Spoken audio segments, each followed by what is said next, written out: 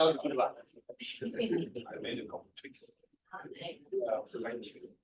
And do you have any video special animation in the presentation? No. No. I actually have two versions. I'll send it today.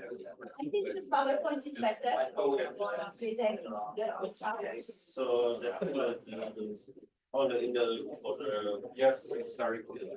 games.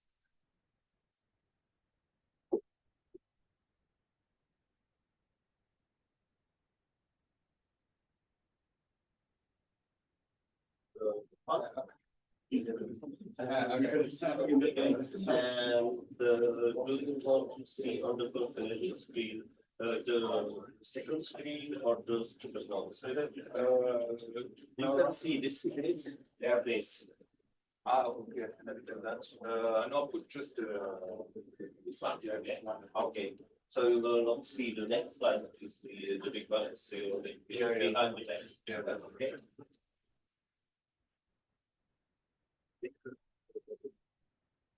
Is there a screen also with the time? Yeah. You have 20 minutes for presentation. Yeah. Afterwards, 5 minutes for the discussion. Yeah. Perfect. Thank you.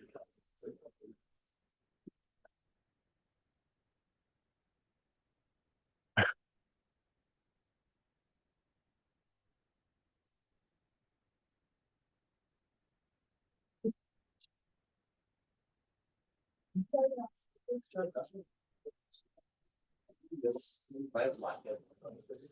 Yeah.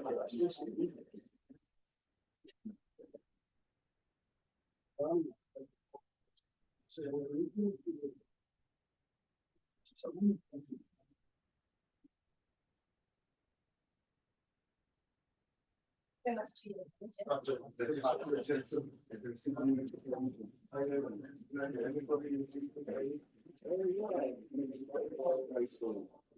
We have some strange speed because we have download speed 2 megabits of the upload we have 38 megabits, so we need more than that. Yeah, you see. We have in that which was prepared, but we opened yesterday was insane, but yesterday I had 5 megabits. Issues and then they're gonna check it.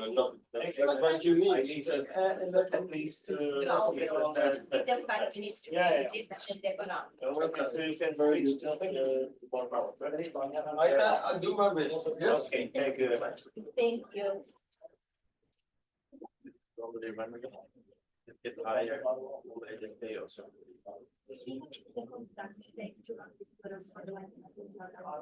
Yes, yes. That's why we are a little bit, you know, surprised that. Thank you so much.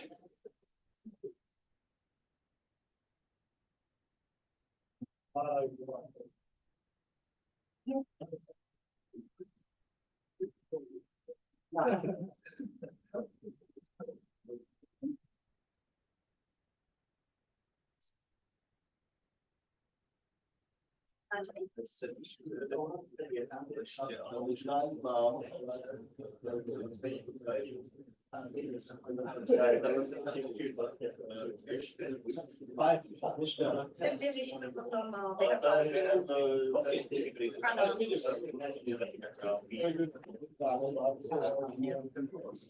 Ja się inspirował, ale był też na Afrykacji.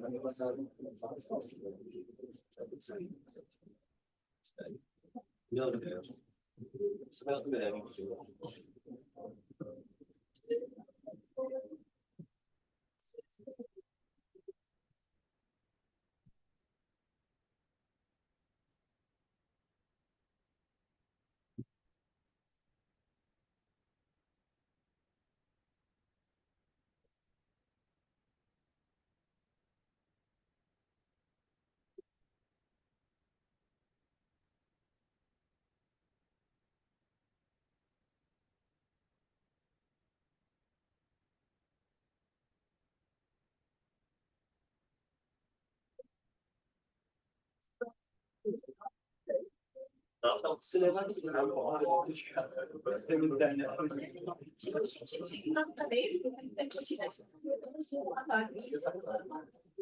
to lepší.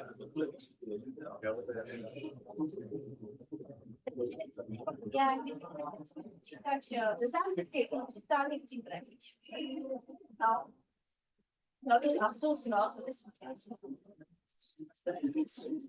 ale já tam prostě nevyužívám, jako tam se nikde jenom nic, takže my se prostě nechce investovat. To právě udělám. Protože chci si koupit ten gel asi za 4 000, ten má být až baterie píšou 180 minut, 240 minut. Proti tomu, když budete z baterie, taky baterku obcházejí, baterka nevymění, co je. Protože 2,5 roku zpátky. Takže to je přesně jakoby dobrý závěr. A říkala jsem si, nebudu si kupovat prodlouženou za litr. Ale to stejně řekli, že na baterku platí jenom půl roku. Jo? No. Nekecej. No tak ještě jsem to stejně nekoupila. Protože na baterku moji neuzávají záruku. Ne, právě to nemá. Právě vím, že vždycky to máš jako se snažit jako klidně i vypít do úplná, nebo prostě pak jako baterku. Co dělám s telefonem? Že nenabím, dokud to není prostě pod 50. Takže já jsem byla a dlouho. A to bylo ale úplně zničené. Mě jsem vydržel třeba 2-3 hodiny, jo? Standardně. Nemusela to postup. Ale najednou jsem byla ve Španělsku, dvakrát si na snídaní. A najednou to celý prostě, najednou prostě padá baterie, padá hodně. Že to byla hodina a najednou to padlo úplně. A chci to. Takže tam prostě nějaký to je kurvítko. Přesně to. Jako, mohla jsem to vědět, že fakt dělají tady kurvítka, ale prostě to nebylo. Že popravdě jako 2 roky. A mě teda ještě odešel touchpad, ale to byla jako moje chyba, že mi ten počítač spadl na autobuse nazad. Takže to se stane, takže musí mít jako externí disk, ale to je jako...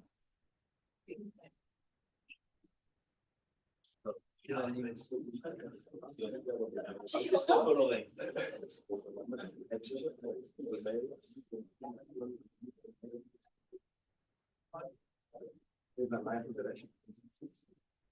Takže mě zase někdo hledá. Ale to se nechá.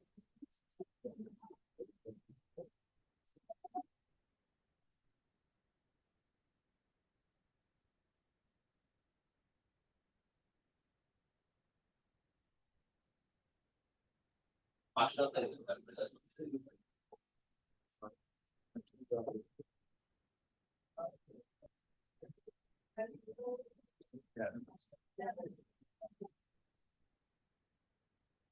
Jestli co? Já jsem řekl, že jsem to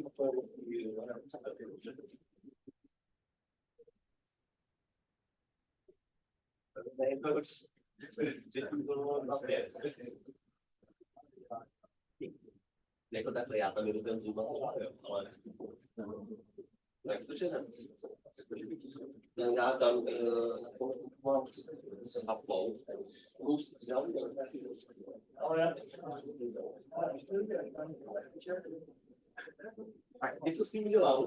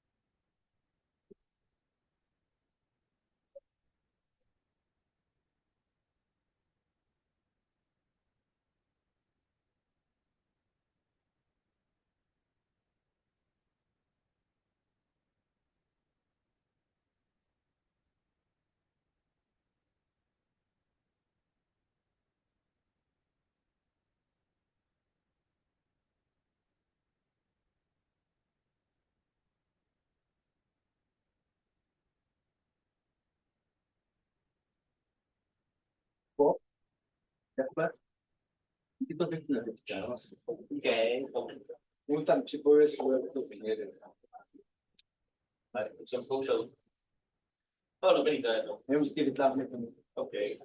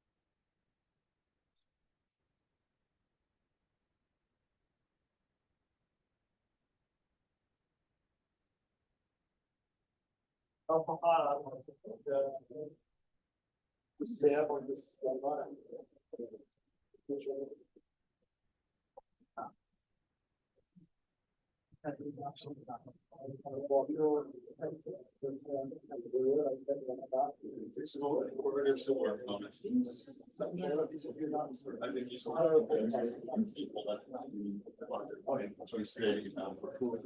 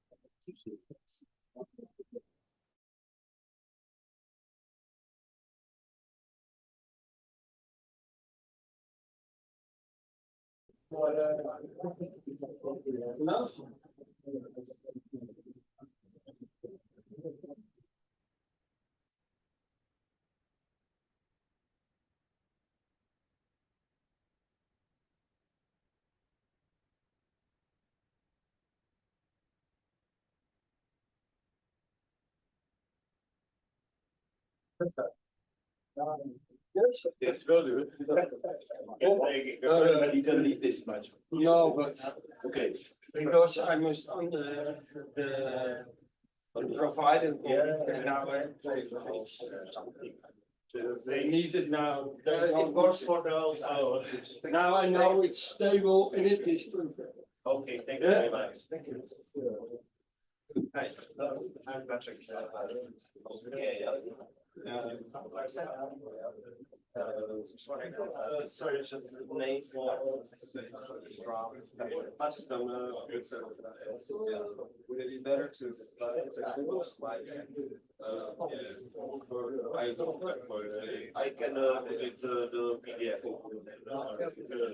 Right now, But I need the PowerPoint or the. I was just checking to see. The PDF is fine. I just make it. And you will see on the screen and on the screen. There is a presentation screen on the down, and you will see the presentation there.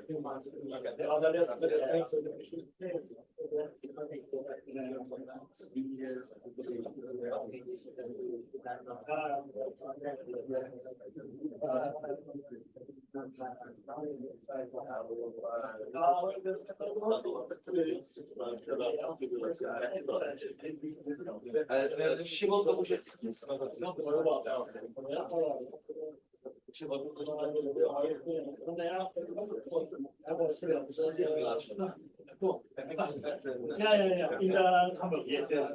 Then let's be happy to see the. Yeah, that's right. So we get. Thank you. Yeah, so today and what the I place yeah, I'm back. You're traveling to. Yeah, coming here, going back there. Yeah.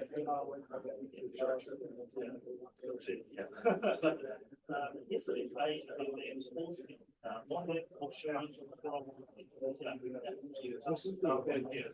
so the second day, as a Sunday, myself,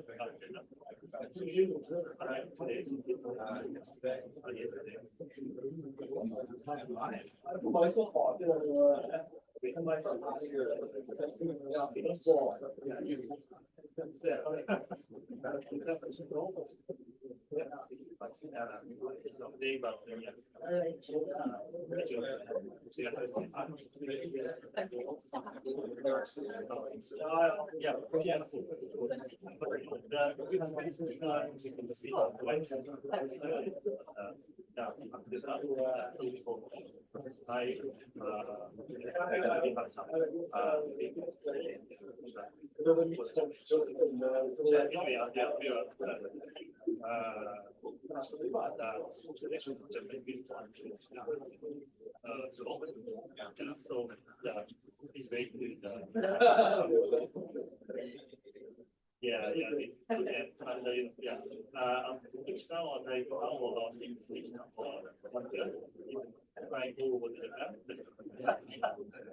to create some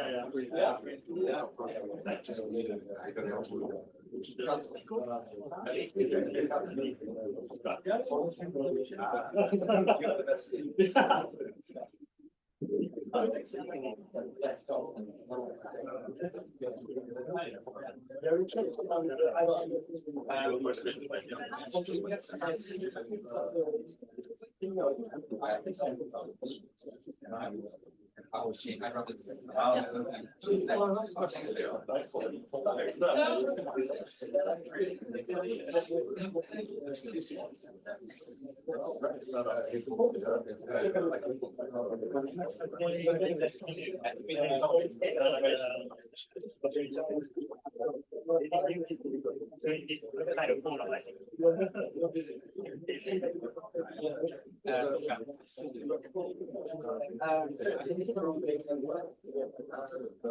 live and now it's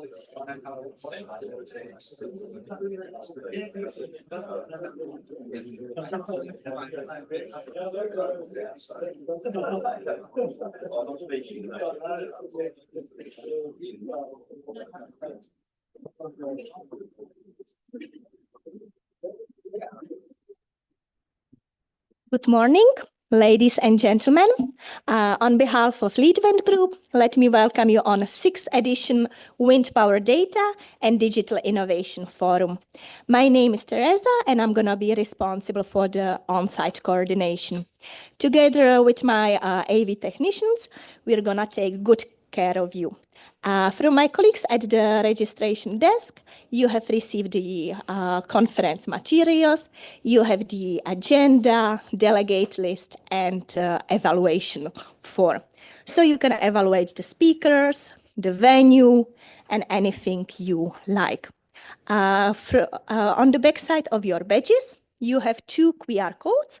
One is for the photos, the orange one, because we will have a photographer here coming and taking pictures of you. And the other one is for the online platform. On the online platform, which you should have already received the login details, you can connect with other delegates, request meetings, and the most important thing, the presentations will be uploaded there. This will happen usually 2 weeks after the conference, once our speakers will make any final touches, updates, and so on. Today, we have gathered here, and also for tomorrow, for 2 intensive days of interesting presentations, case studies, and also panel discussions. For the coffee breaks, we will just go in front of the meeting room, and lunch will be served upstairs. I would like to ask you to turn off your mobile phones, so there will be no disruptions. And also our speakers, I would like to ask them to always speak to the microphone, also our participants for the questions, because our conference is being web streamed via Zoom, so we need to transmit the sound. For all the on-site questions, we will manage it with the microphones, and we will also monitor our online questions. After the conference, you will also receive a recording of both days. So in case you miss any presentation, you can rewatch it afterwards. I think that's everything from my side, from the organizational things. If you have any questions, I will be sitting in the back side, so you can always ask me or send me an email. Lastly but not least, our chairman is David Witcher. David, thank you. The floor is yours. Thank you.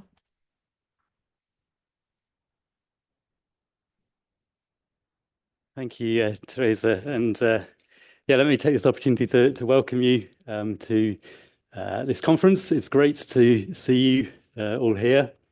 My name is David Witcher. I'm the offshore wind digital lead at Arup. I've been asked to chair this conference today and tomorrow. I've never done that before, so please go easy on me. One of the roles I was asked to do was to make sure we stay on time. We're already 10 minutes late, so we'll do our best to catch that up as we go. But I've been asked just to share just a few thoughts as we start. And as I was reflecting on what to share, I was thinking back really on my own journey in wind energy. So I started in wind energy in 1999. So a little while ago now. Some of you would have been in it far longer than me, but I suspect many of you less time. But at that time, it was called alternative energy. We were seen as pretty much irrelevant to the energy sector. The contribution that wind made to the electricity grid was measured in fractions of percent. We were working on turbines that were 500 kilowatts in size, slightly bigger, slightly smaller than that. And the industry, I think, was made up of people who were in it because we were idealists, because we had a green agenda, and we felt some moral obligation to do it.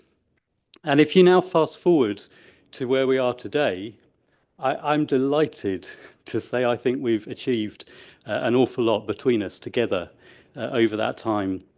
We're now talking about turbines that are up to 20 megawatts and more. We're talking of wind farms which are gigawatts in scale. In many of the electricity grids around Europe and indeed around the world, wind now contributes a significant amount. And one of the most important things for me is that wind energy is now highly competitive. And people are no longer in it because of their moral obligations. They're in it because it simply makes sense financially. And for me, that's a real sign of success. It feels to me like we have, to a large extent, managed to develop the technology that we need to go on this energy transition that we're on. But there is still a long way to go. And for me, data and digitalization is really key in the next part of that journey. And I think we're in a unique time when the possibilities are endless. We've got sensor technology like we've not had before. We've got the advent of AI and machine learning, opening up all sorts of possibilities. We've got computational power and online connectivity that we've never had before. We've got all sorts of possibilities with technologies like digital twins and so on. So I'm excited about what we're going to hear over the next couple of days, and I want to thank you for being here. I want to thank you, the speakers here, for taking the time to share with us and to present to us. And I would like to encourage us to ask questions, to be interactive, to make the most of this time. I'm very much aware that we have gathered together some really leading minds in this area in the industry, and it's such a privilege to be here. So I'd encourage you to interact, ask questions, and really make the most of this time. So without further ado, I would like to invite our first speaker, Nicholas Dietenbeck. Great to have you here, Nicholas. Nicholas is the Performance and Interface Director at Akuo, and he's going to kick off our first session, which is Quo Vadis, Digitalization and the Future of Wind Energy. Thank you, Nicholas.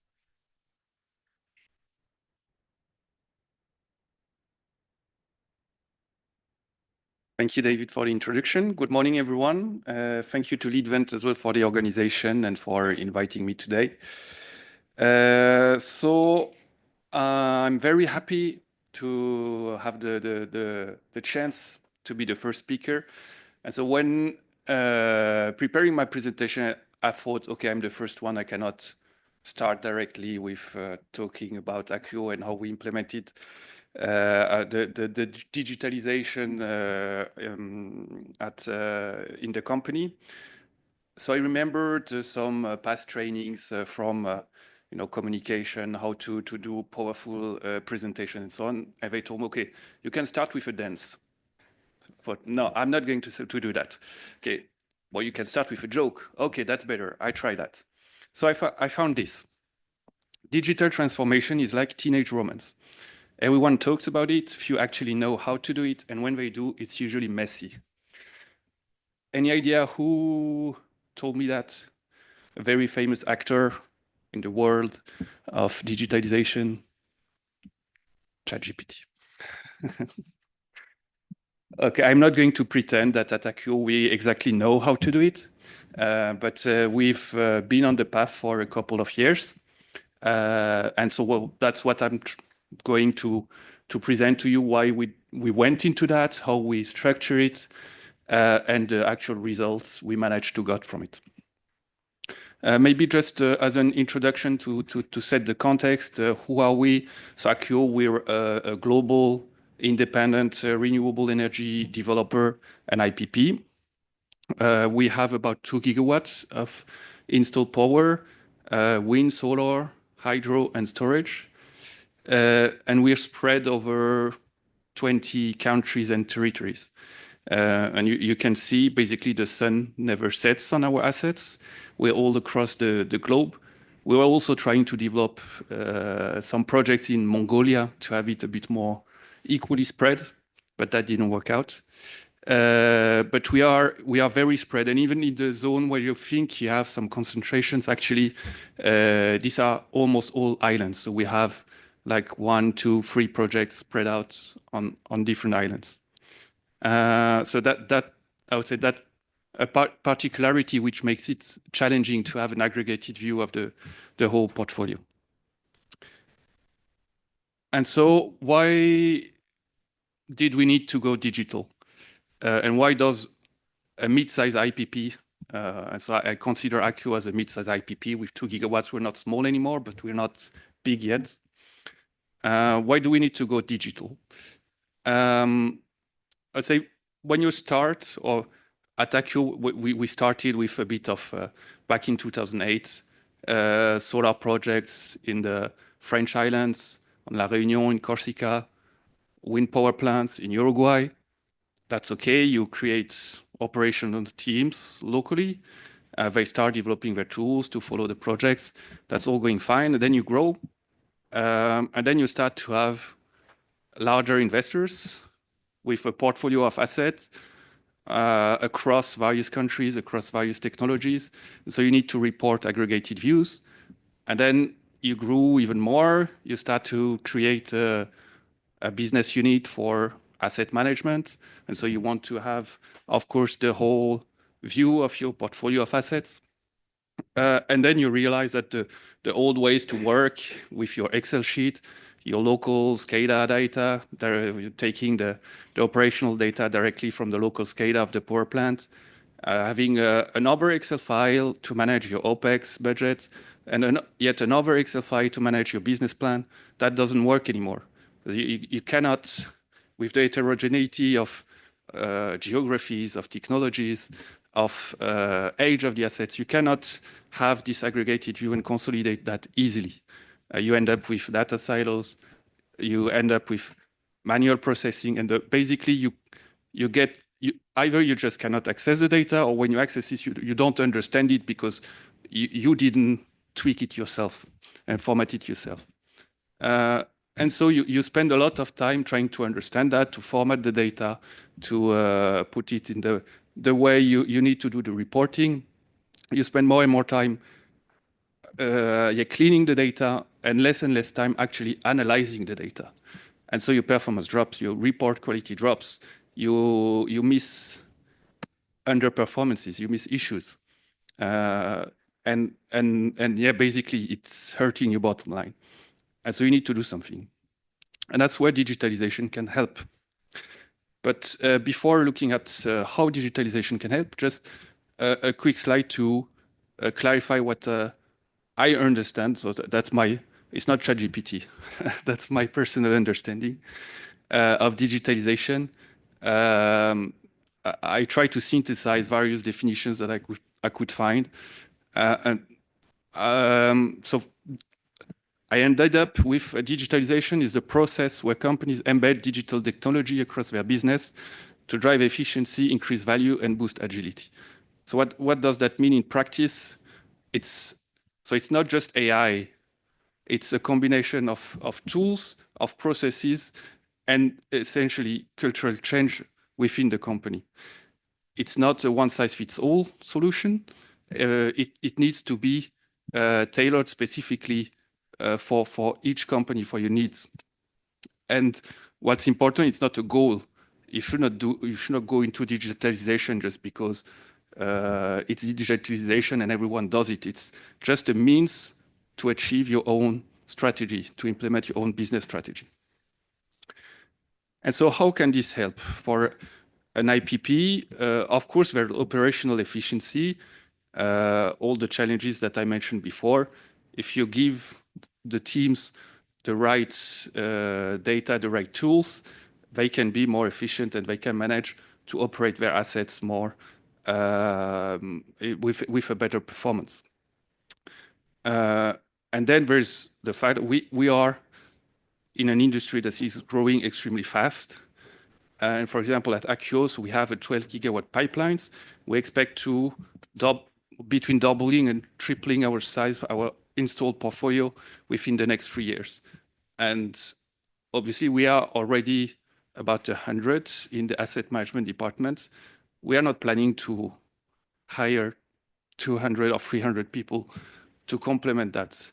It's just not feasible. We wouldn't find them. So obviously, you need to be more efficient also to manage the addition to your own portfolio and make sure you can grow along with the company. And obviously, we are in a very competitive market, and you want to stay at the top. You need to have manage your cost to operate and maintain your assets, and that's clearly a way where digitalization can help, as well as I mean, it's not just lowering cost; it's also about increasing quality of the outputs, because as the industry becomes more mature, we see more and more demanding requests from the investors, from the authorities. You need to have more insights into what you're doing. And so how did we do that? At Accio, I say until 2 years ago, we were more or less trying to do it, say, a bit on the side, with single projects here and there. Okay, we'll try to implement this tool. We have this idea for this geography. Some patches here and there to correct issues. But there was no coordinated approach. And about 2 years ago, when we were building our 3-year roadmap and we saw like the wall of gigawatts that were coming to us on the asset management, say, well, look, we cannot continue like that. We need to have a plan. We need to sit down and decide how we manage, how we organize ourselves to be able to manage that these gigawatts down. And so we decided to build a digitalization roadmap, the global view of what we wanted to achieve. That starts with the objectives that you want to reach. So for us, it was increasing the performance of our existing assets and boost the team productivity to be able to absorb the new assets that were coming. Then we went to the top management. We said, like, that's what we want to do, but we need resources to do that. We cannot continue like we did before, where you take your operation manager and you say, look, you need to improve this tool. Try to do that on the side of your job. Okay, and he has 10%, 15% of his time. Doesn't work because operational people will always be caught by operational urgencies. And so they never have the time to progress transverse long-term digitalization projects. So we want a dedicated resource, and we hired what we call a product owner.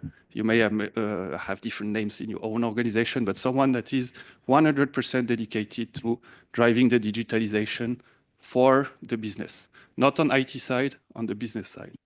Okay, and the IT OT team also was strengthened. That was part of a more global initiative within Accio. And so once you have that, then you can go into the detail of your roadmap.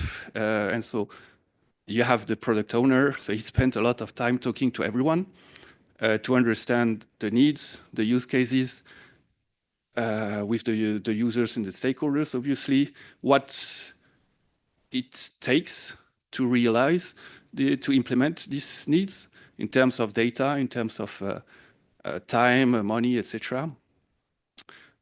And then he sat with the management and we prioritized. Okay, we say, okay, you need, I don't know, a maintenance tool. What's the impact of that? What's the urgency impact in terms of HSE, in terms of revenues, and so on.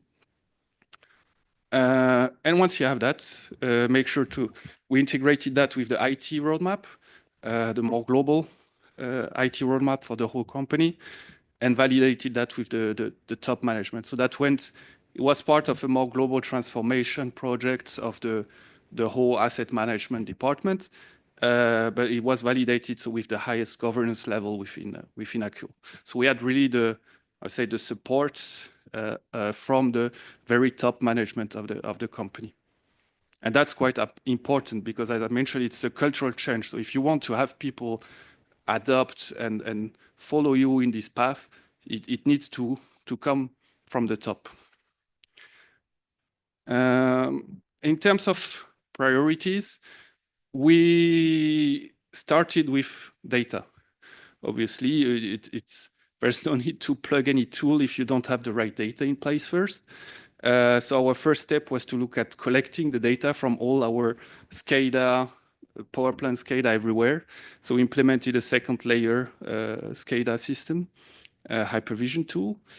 Then once you have, you are able to collect the data, then you need to structure it. So that's the role of what we call the asset register, which is some kind of master. It's not why you have a data warehouse behind it, but it's also kind of a master data management system. And once you have that, then you can start implementing the actual tools, the business priorities. And so for asset management, it was about compliance monitoring. For operations, it was about performance monitoring and so on. And the very last step, we are not there yet, but we are starting it. It's automating the reporting, because once you have all these tools in place, then you get KPIs out of the tool and you can just automate all the reports that you were doing by hand before.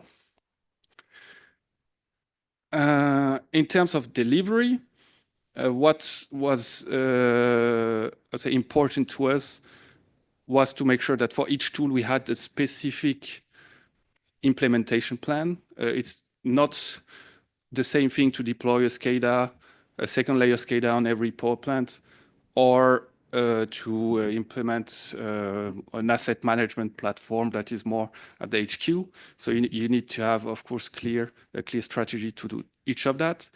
But in terms of adoption and results, I would say what worked quite well was to implement a phased approach. So we try to be quite pragmatic and think that the 80-20 rule is quite helpful here. You can get 80% of your value with just 20% of the data that you generate. And so the difficult part is, of course, identifying which are these 20%. But that's what you should focus on. And the 80-20 rules you can apply also on quite different ways. For example, at Accure, I mentioned we have very diverse geographies. So you have like the islands, you have very old projects on the islands. This may be quite tough to retrofit, because when you want to deploy the second layer SCADA, for example, on old legacy SCADA system, that may take time. You may need to retrofit what you have on the field. So you can say, okay, look, I will not focus on that one first. Maybe I start with the easiest one, and I have 80% of my fleet already monitored, and the rest of 20% I keep for a bit later. And I would say that allows you to have some quick wins. You have some tangible results that you can show to your top management, because obviously they expect results for tomorrow. And with results, usually they intend, AI, market-driven forecasting.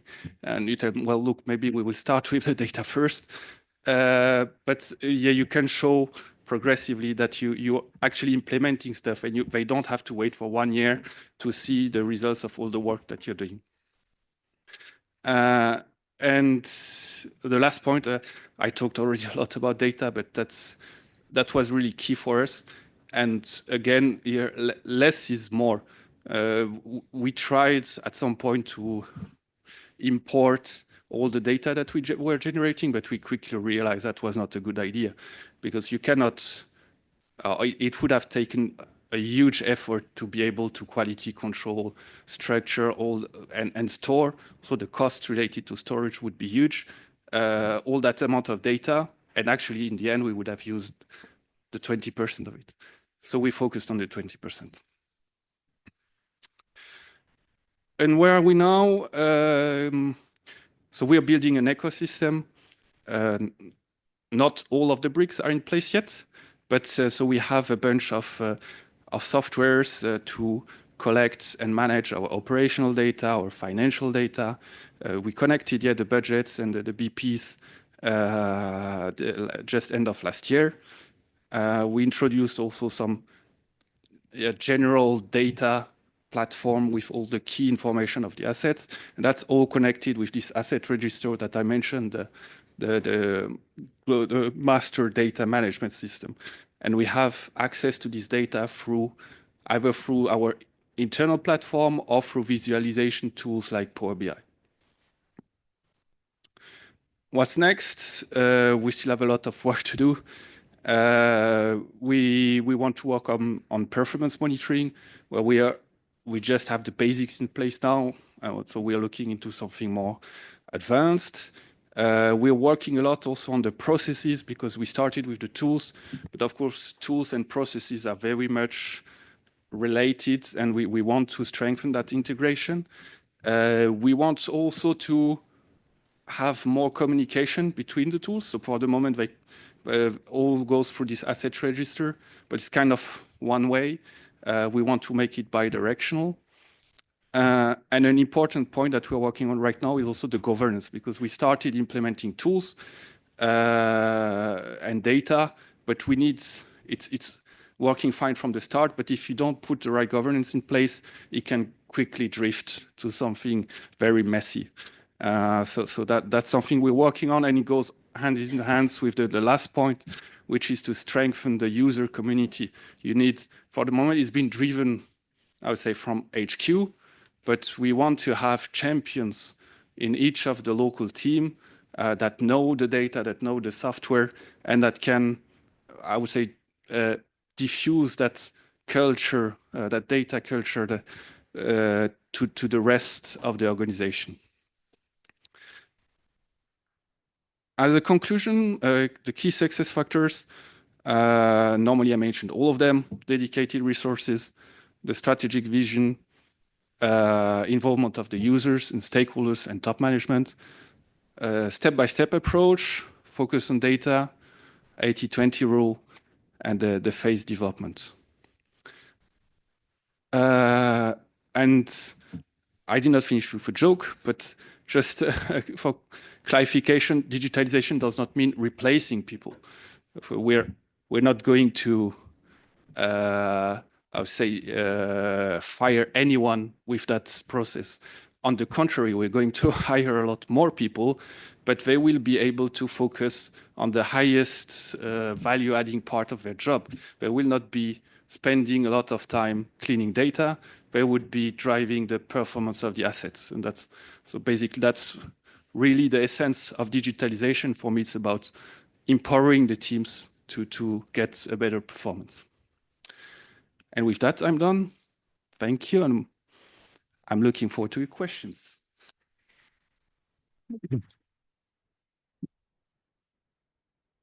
Thank you, Nicholas. Yeah, that's great. Very interesting to hear the real lived experience that you've been through on that journey. Are there any questions for Nicholas? I'm sure there must be. Yes, hello, Jo Somber from Pigwin. It's maybe it's to you, maybe it's a sort of general question to all of us. It's about this 80-20 rule or 20-80 rule. I'm sort of very much into it myself. I just have another take, because the way we take it like this is that if we just take 20% of the data, we get 80% of the value. But I see it's like an iceberg. We are only looking at the top. The rest of the 80%, it shows the additional potential. We just don't have the time and resources to look into it now.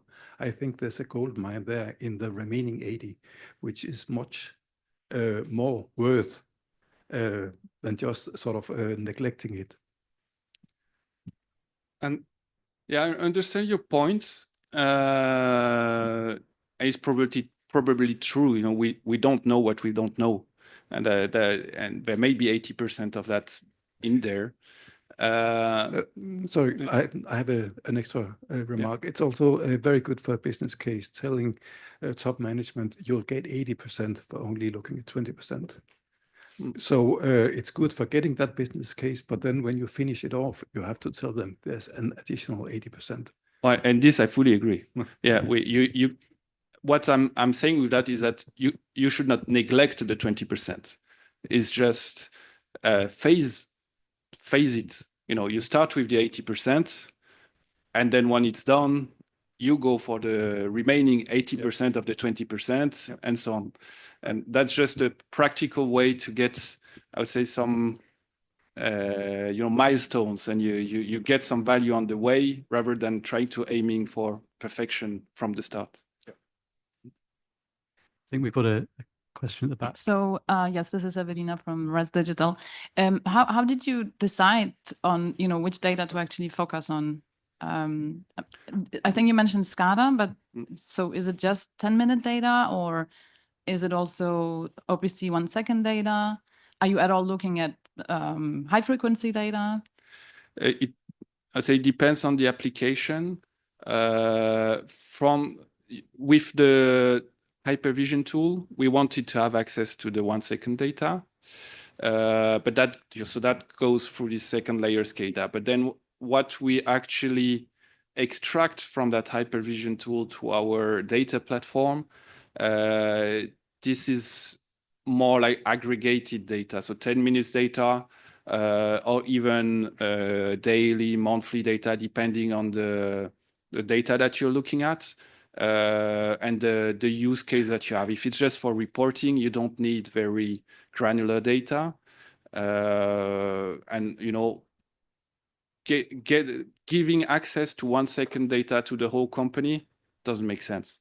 1 second data is for data analysts. So you have just at Accio, we have two, mid-size IPP. You will not have a huge data analyst team. So you can keep that, I would say, on the software where you collect them. You don't need to structure them and have them on your data platforms. That's how we try to. So just maybe a remark, maybe a further question. So mainly the digitization is for reporting purposes and not really for like operational actions. No, I would say if you do it just for reporting, you're not really creating value. Right, but I mean, for maybe more business focused it's reporting. It's both. It depends. If I go back to my, I can't. Well, this diagram with all the tools connected to the asset register. So basically, the performance data, you will look into the specific software dedicated to performance data, but it will not go to the central data platform that you can access through Power BI. Because if you try to visualize 1 second data with Power BI, you will just crash your entire system. So that is just making sure that the data is available to those who need it, but not more, because otherwise you're just complicating life for everyone. And then I would definitely agree with the gentleman who asked the previous question that there's definitely much more hidden under the water. Yeah, and that's I would say part of the future of the roadmap. Definitely, always need to go look further. Great. I think we have to move on in the interest of time, but certainly pick up in the break and continue the discussion. So thank you, Nicholas. Thank you.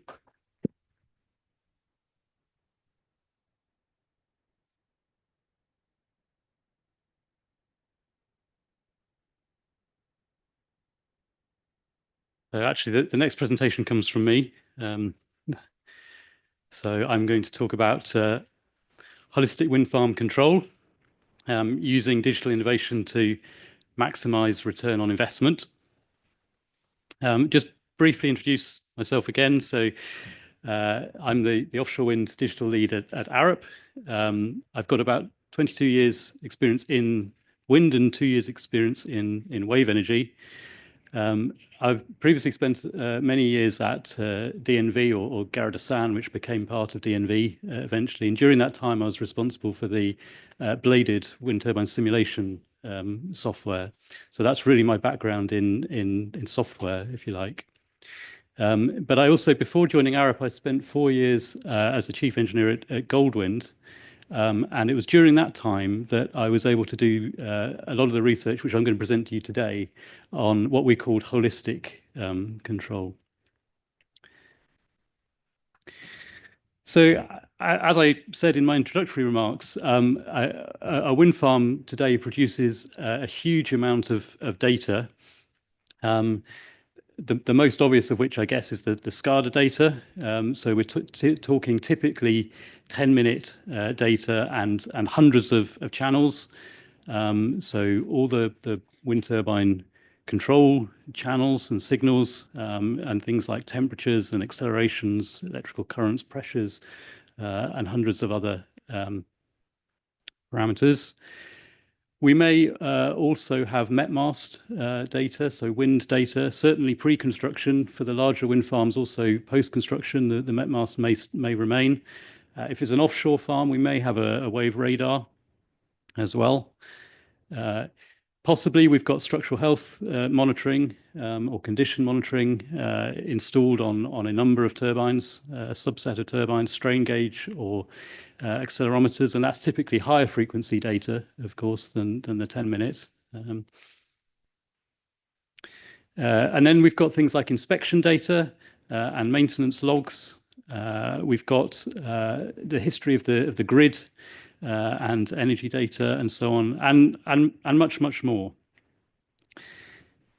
And so the question is, what can we do with that data? And can we improve the performance of our wind farm using that data? And I think we're all here because we know the answer to that question is yes. And there's many things that we can do with that data. I'm really going to talk about two things, which are operational strategy optimization and life extension, very closely linked topics there. So wind farm operational optimization. If we consider a wind farm, we've got a highly dynamic situation. We've got variable environmental conditions, so wind speed, direction, turbulence, temperature, air density, and a number of other environmental parameters that can change. We've got variable grid requirements, so we may have curtailment enforced upon our wind farms. We may be offering ancillary services such as spinning reserve or other ancillary services.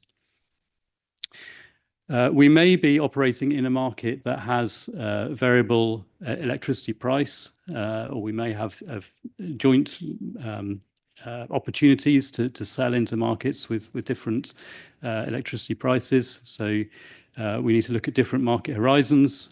We may have penalties for underperformance or overperformance, which we need to take into account. We've also got to consider things like availability and maintenance schedules of our wind farm. So what spare parts do we have? Where are they? How accessible are they? If we're offshore, we need to consider things like vessel availability, weather windows, and so on. And then finally, of course, our wind farms are owned by people who want to make money, and they may have different objectives. So they may want to maximize cash flow, they may want to maximize profit, they may want to look at life extension, maximize life of the wind farm. And those objectives may change over time throughout the lifetime of the wind farm. So the idea really is, how can we consider all of these different aspects together to optimize the way that our wind farm operates? And of course, one of the real benefits of wind energy is that the fuel, the wind, is free. But of course, we all know wind energy isn't free because the thing you've paid for is the fatigue life in your structure, in the blades, the hub, the mainframe, the tower, the foundations, and so on. That's what's cost you the money in the first place. And so really you can consider that fatigue life as your fuel, and the goal is to spend that fatigue life in the most beneficial way possible throughout the lifetime of your wind farm. And the way that we did it at Goldwind was we developed these surrogate models of wind turbines and entire wind farms. Initially, we would develop surrogate pre-construction, which is a representation of the fatigue damage as a function of different external environmental conditions. And then we would use that model to come up with some wind farm control policy. So we say if the wind is blowing from this direction at this speed and the electricity price is this much, and whatever else, then we want to operate in this way, and a different way if something else is going. And then of course, for an operational farm, we can build a post-construction surrogate in much the same way, but with slightly different independent variables. So the surrogate model generation, really, we tried many different methods, but actually we found a method which seemed to work pretty well, which was simply to use a neural network to give us a transfer function between the different inputs, independent variables that we were looking at, and the various outputs that we're looking at. Typically, the outputs were fatigue damage on different components on the wind farm. But also things like performance and other outputs. Now, one quite interesting feature that came out of this work, which some of you will be very familiar with, maybe others of you won't. When we do our design load calculations for a wind turbine, the standards tell us that we need to run different turbulence seeds. And they tell us that we need to run 6 different turbulence seeds per wind condition. And so you could do 6 different realizations, get 6 different answers, and then you would take a mean through those. But the thing is, if you do that again, and you take another 6 realizations, you end up with a different mean. And you can keep doing that. And you actually end up with this distribution of means. So when we're trying to evaluate how good our surrogate model is, it's important to understand that actually the methodology that the standards give us could be improved. And there is a certain amount of uncertainty in that. Here we've got the P10 and the P90 marked on that. And what we found is actually that uncertainty, as you'd expect, decreases with the number of seeds that you use. So I've marked on there the 6 seed point, and we're looking at the P10, P90 values. And if you move up to more seeds, that uncertainty reduces. But there is always uncertainty because it's a stochastic process. So what we did was we actually developed a second output on our surrogate model. So we weren't only predicting the P50, the mean, but we were also predicting the uncertainty around that mean. And we found quite interestingly that uncertainty changed in different operating conditions. Again, as you might expect, if you think about what's happening. Of course, if you're using simulations, it's very easy to get hold of the loads. If you're using data from real turbines, it's not so easy. So we developed these, what we called load estimators, which was to use a few instrumented turbines to, again, come up with a transfer function between the things that we can measure on every turbine and the things that we can't, typically the loads on different components. And there's 2 ways of doing this, either using high-frequency data, time history data, from high-frequency measurements, or directly from the 10-minute SCADA data. The high-frequency data tends to give you better results, but the 10-minute data also gives you pretty good results.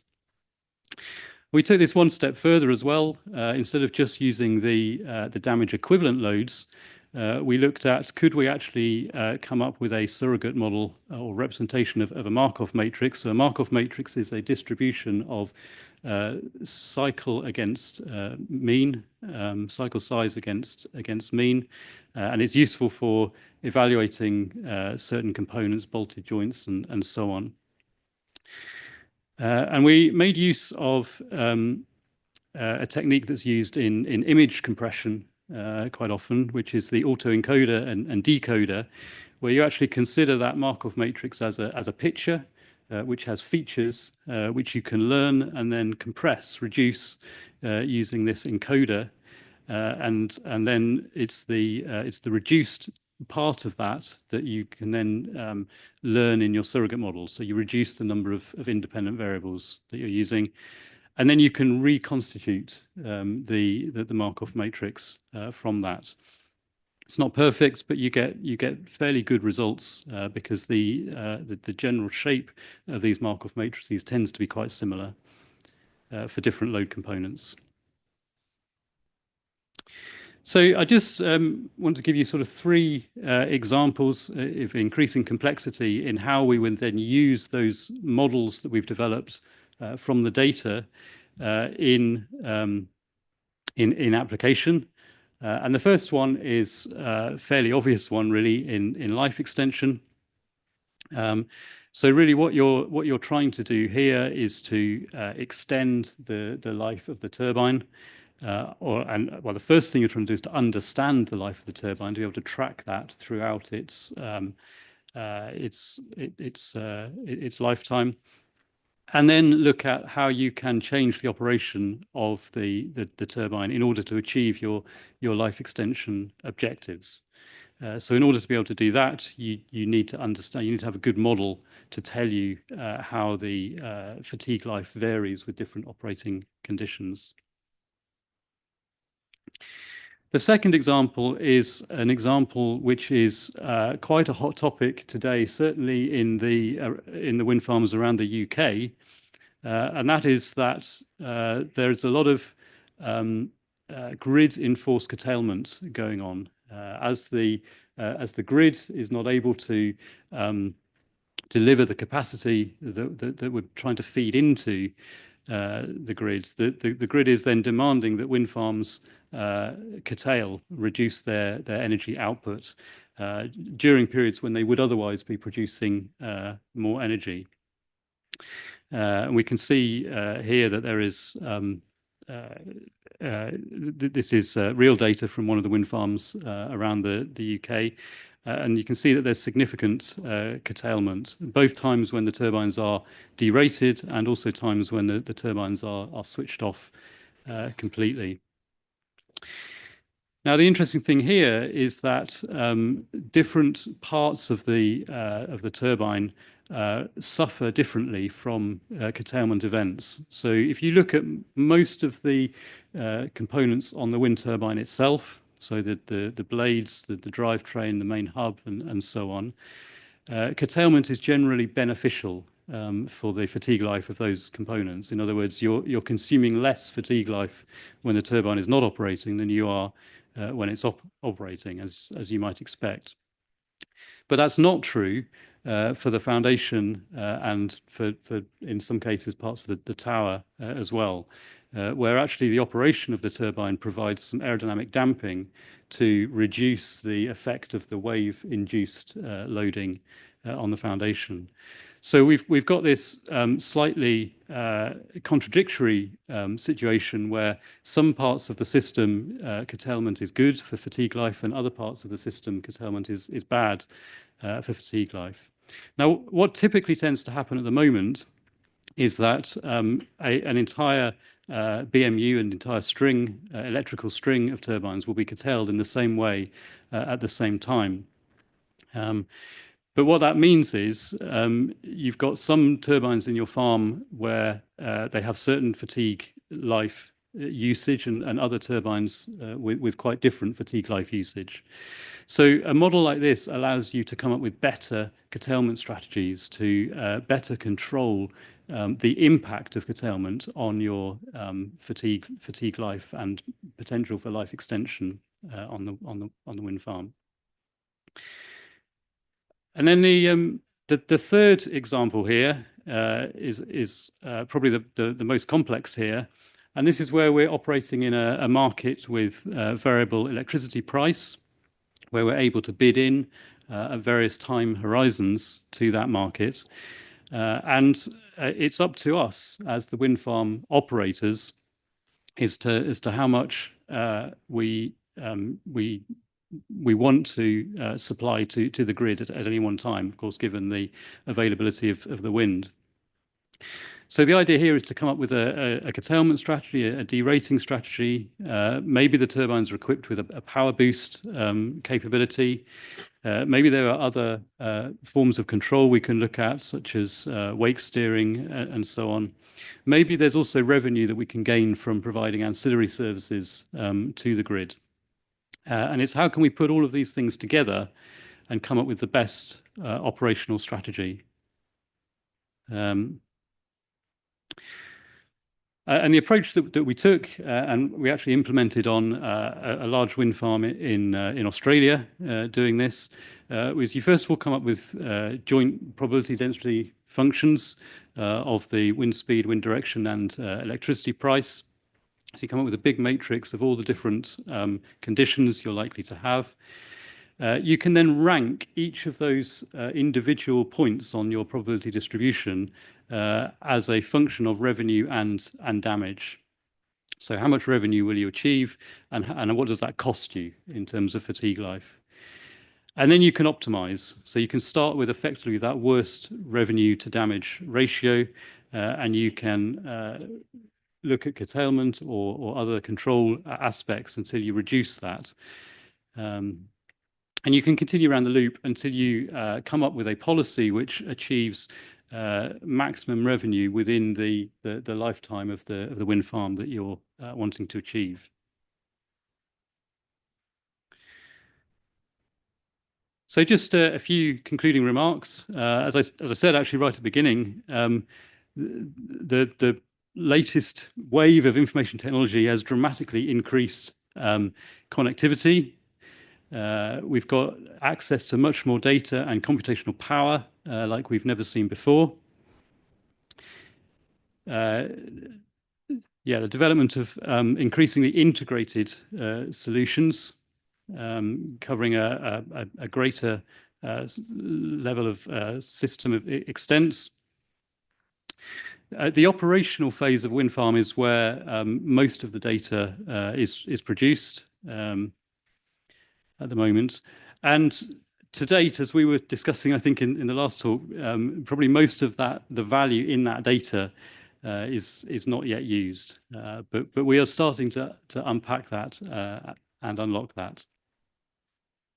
And that's only going to get more and more interesting as we unlock the potential of these more advanced data analytic processes such as AI and ML. So I'll finish there, and I will invite any questions if there are any.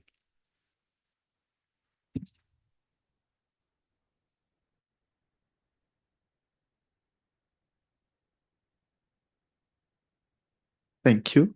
Also, thank you for the nice presentation. Martin Gruber from Verbund.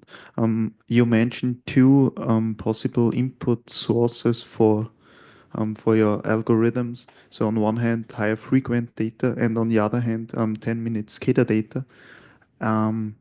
What is the difference in the outcome? So what would you expect?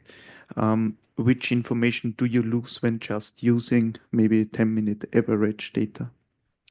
Yeah, thank you for the question. So when I referred to the two differences there, I was referring specifically to the load estimator algorithm. So this is where we're trying to estimate the loading on different components in the wind turbine based on things that we can measure, normally do measure. If we had access to the high frequency data, such as accelerometer data and high frequency pitch and speed and torque and so on, we tended to find that the error in the load estimations of loads on different components was lower than if we were simply using the 10-minute averaged SCADA data. As I think you would expect, you get better quality estimation if you have the higher frequency data.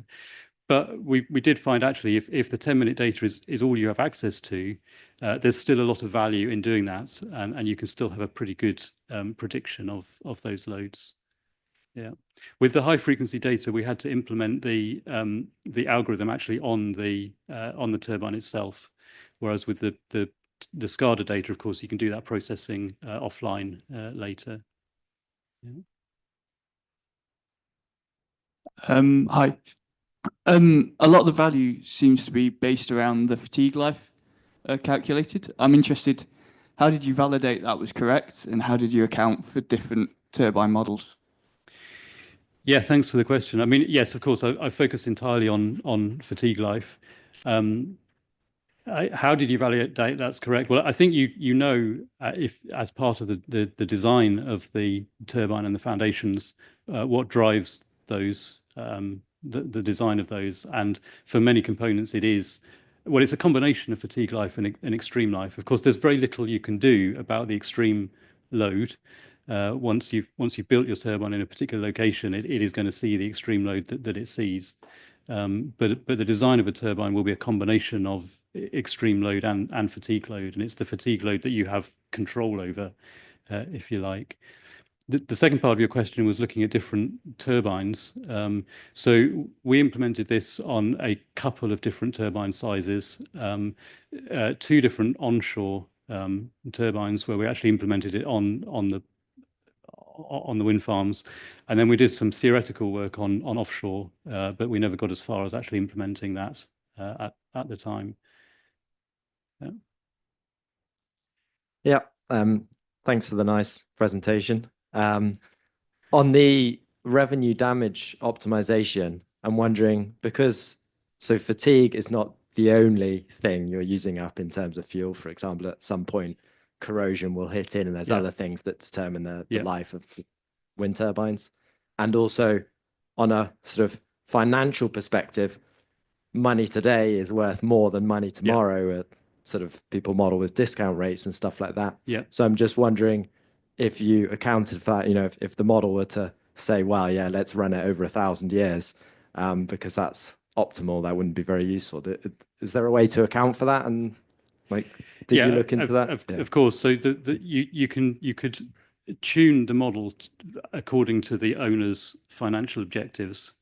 So if the owner said, okay, I know I only want to run this wind farm for 20 years, but I want to get the maximum value over that time, then you could do that, and then you'd end up operating in sort of more expensive conditions than you would otherwise do. If the owner said, actually, this project was designed for 25 years, but I want to operate it for 30 years, but I want to do that in the most profitable way possible, then yeah.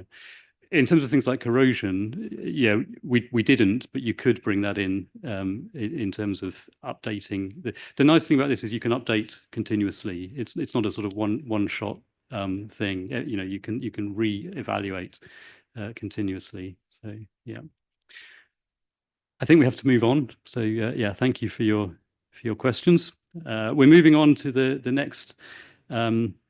The next topic, which is transforming data into future insights. And the first speaker in this section is Dr. James Morris, who is here. Great, excellent. So James is a professor of applied mathematics at TUE. So yeah, welcome, James. Thank you very much. Thanks, everybody.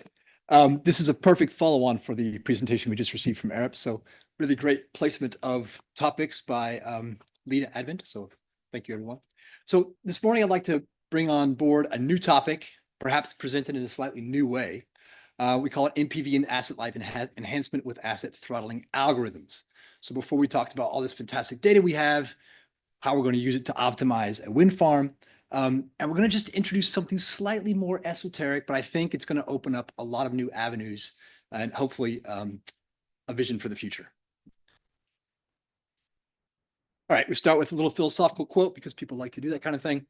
A few hundred or a couple thousand years ago, a chap named Epictetus said, make the best use of what is in your power and take the rest as it happens. We're just going to modify that just a little bit, make the best use of what is in our power and consider it as is expected with the rest as it is expected to happen. Why do we say it that way? Because we're introducing this idea of forecasting. Because we know a little bit something about the future because the past tells us quite a bit about the future. And so we're going to use that as a guiding principle for what follows. I'll start off with a sort of demonstration of what I consider the gathering tide in AI, to demonstrate that something very important is happening. We'll talk a bit more about the looming reality of the economics of Windpower. Most of you will be aware of this, but it won't hurt to reinforce that. A little bit about the cannibalization effect, and I'll also indicate some results which we have achieved at TUE on a very basic simulation of what could be possible in terms of the economics of wind farms. Okay, so what about this gathering tide? In 1997, Deep Blue beat Kasparov. First time we'd ever seen anything like that. It was extraordinary. Here's a human being who was at the top of his game, spent his entire life to get extremely good at chess, was unbeatable. Deep Blue didn't quite come out of nowhere, but certainly came as a surprise in 1997 and defeated Kasparov, okay, in a grueling set of rounds of chess. Everybody kind of shrugged that off. Chess players shrugged it off, said, okay, we can get better at our game. We are humans after all. We invented this game. We take pride in what we do. But it turned out that was going to happen again and again and again. And so this phenomenon of machines beating humans at extremely strategic games was here to stay. About 11 years later, a more complicated game called Shogi. They made a computer program for that as well called Tanasi Shogi, defeated the then best Shogi champion, Yukio Kato. This was an extraordinary event. It happened 11 years after Deep Blue. Much more complicated game, much more depth, much more strategy. And yet Kato was defeated. And then a mere 7 years later, AlphaGo defeats Fan Hui at the most complicated strategy game that exists, Go. Okay, so what are we seeing? We're seeing not only the complexity of the game is increasing as we move down in time, but the gap in time between each victory and the subsequent victory is decreasing.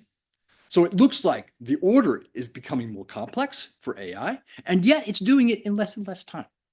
So I've got on the bottom there, you can see an indication of what the complexity of each game is, starting with checkers at 10 to the 20 possible games, all the way through to Go at 10 to the 360 possible games.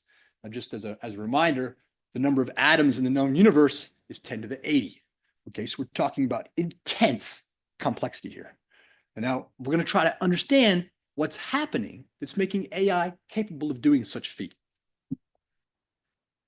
Okay, we call it ghosts in the machine because we don't actually understand what's really going on, but it always has to do with these two core elements, the element of a self-trained simulated outcome. So AlphaGo plays itself over and over and over again. And as it plays, it learns. Okay, it's this idea of self-trained simulated outcomes. And there's a little bit of what we call reinforcement learning algorithms that go along the way, effectively a cost function that tells AI how to do something when it's doing the right thing, when it's doing the wrong thing, so it can actually move in a progressive pathway towards some kind of optimization. Now, if you sit back and you watch what this looks like, if you're a grandmaster and you're watching games being played, you say it looks like something from an advanced alien civilization. Insane attacking chess that no human would ever dare to do. And when you look and try to stylize what's actually happening on the board, you see things that are unexpected, like these material sacrifices. Like when your dad teaches you to play chess, he says, be careful, don't trade your knight for a pawn. That's not a clever trade. You know, you should think about the value of each piece, and material advantage is quite important if you want to win the game. Well, AlphaGo doesn't play like that. AlphaGo is very happy to sacrifice pieces. In fact, the heuristics which we as humans take on board to help us to deal with complexity are oftentimes found to be the very things that get in the way of our optimizing our overall situation. We also see that dynamics and flexibility prevail. Attacking confers higher payoffs than defense, and there are more openings available than we ever possibly imagined. Okay, so all this stuff is basically turning chess, and this is just chess, I'm not even talking about Shogi or Go, completely on its head. And so what I want to find in this is a metaphor for how we might deal with a wind farm, which for us, for most of us who have had careers in wind, we kind of think it as a relatively vanilla style asset. It's not as exotic or fancy as a gas-fired turbine, but there's all this questions about dispatch and strategy and pricing and marginal costs and supply chain. We typically want to maximize the availability of the asset. And if we do that, we're pretty happy. We want to challenge that. We want to challenge that with this new metaphor. All right, so everyone knows this, right? This is the stuff that Arep just told us about quite eloquently. I've got wind speeds, I've got power prices, both of which are stochastic.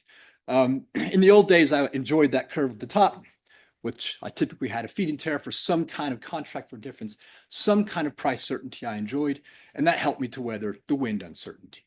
But we're seeing less and less of that now, and so we're kind of moving down to this distribution beneath that, which just means a lot more uncertainty. Okay, I'm going to have a higher probability, perhaps, of seeing some upside, but I've got to weather that downside. And for very largely highly levered assets, that can be very problematic. Okay, this maximum early life availability was a traditional so-called dominant strategy. It was what guaranteed you the maximum IRR for your asset. Cash early was more important than cash later on. This is becoming less assured as fixed price regimes typically dry up. And as we're starting to see something even more potentially dangerous, and that is this anti-correlation between wind speeds and power prices, the so-called cannibalization effect, which we'll come on to. In a nutshell, the cannibalization effect says, if I have high wind speeds, I'm going to shove the entire merit stack to your right. Shoving that merit stack to the right will drive my prices down. So here you can see in the figure, it's got coal as being in merit. If wind, which is the green one, grows, it pushes the entire curve to the right. And in so doing, it forces a new discovery price or new equilibrium price, P2, which is lower than P1. So that's really scary.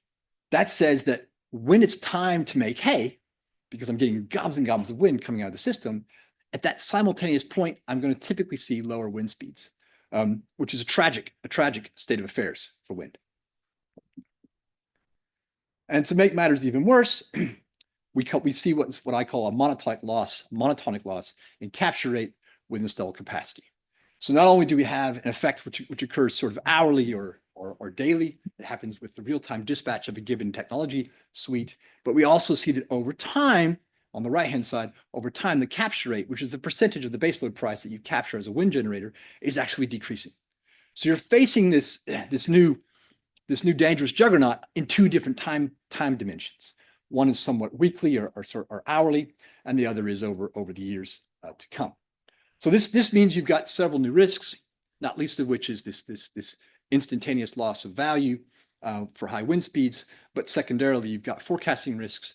And as you know, if you're ever financing wind farms, forecasting risks mean I have to be compensated for those risks, which means I have to have a higher IRR or a higher hurdle rate for my asset investments. So quite a serious state of affairs. We don't have to like that. We don't have to sit back and accept that. My argument here is that there are new forces coming into the foreground, such as AI, which we can avail ourselves of to be able to strike back against these things.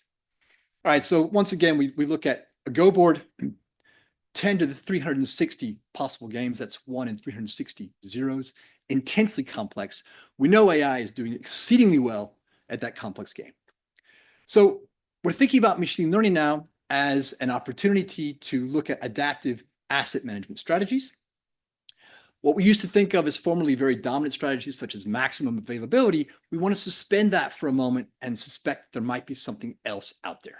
That maximum availability, like we see in vanilla chess, material imbalance, might be getting in the way of our thinking about much more creative strategies.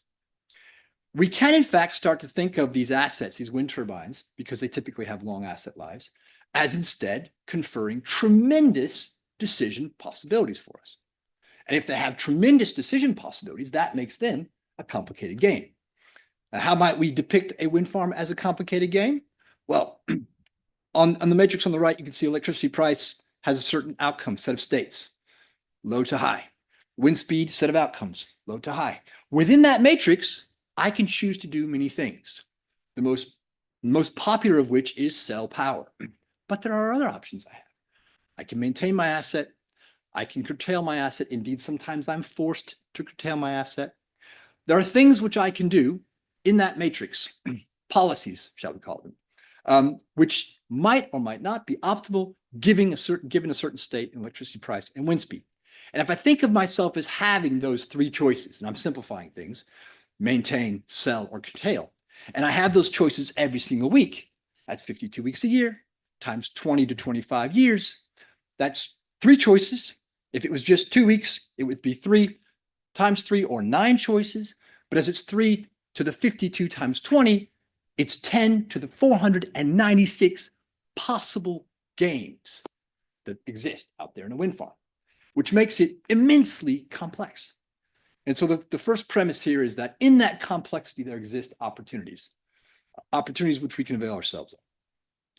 Now, how might we do it? I think our demonstrated very, very nicely in the previous demonstration or previous presentation that we want to look at the asset as a thing which has a memory. It remembers the fatigue that we expose it to.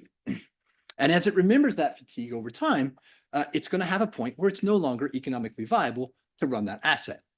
Now, in my day, financing renewables was always about a 20-year asset life, and a very simple assumption, because it is 20 years away, by the way, decommissioning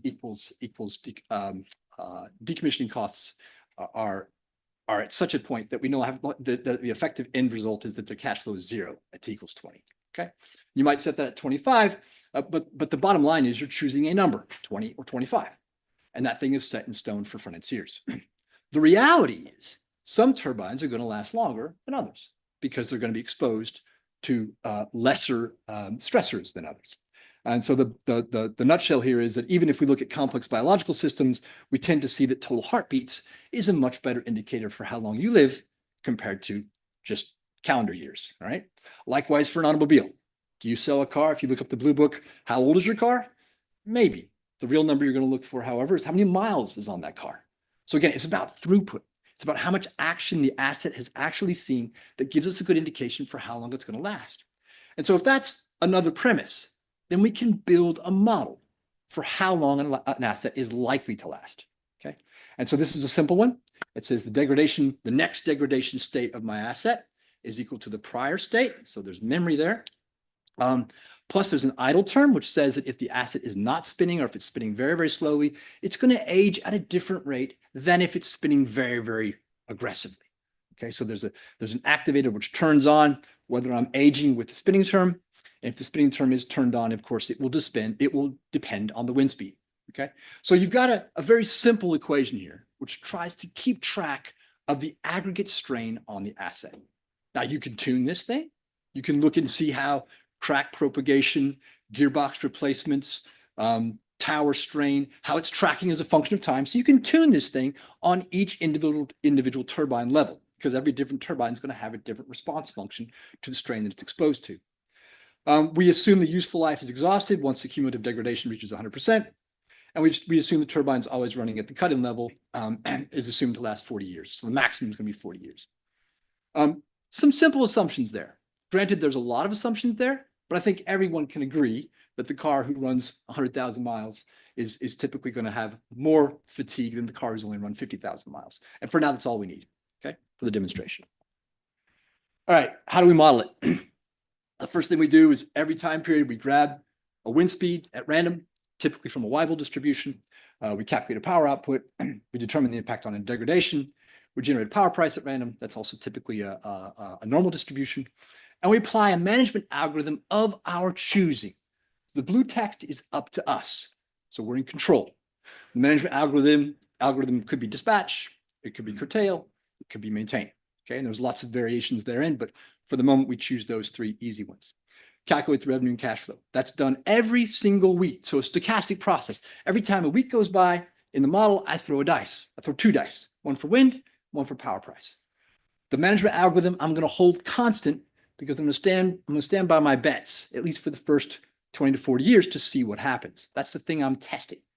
So I run that thing 52 weeks a year out to 20 or 40 years, just determine the useful asset life based on the calculations, and I can get incremental NPV, net present value, which of course is the thing which drives shareholder value for a wind farm. We do that once for a week and then over the asset life. And then for each simulation, we do that thousands and thousands of times. Okay, we can generate good statistics, expectation values, variance to find out how much risk there is, and we can build a histogram. Okay, very similar to what the work Arup has done.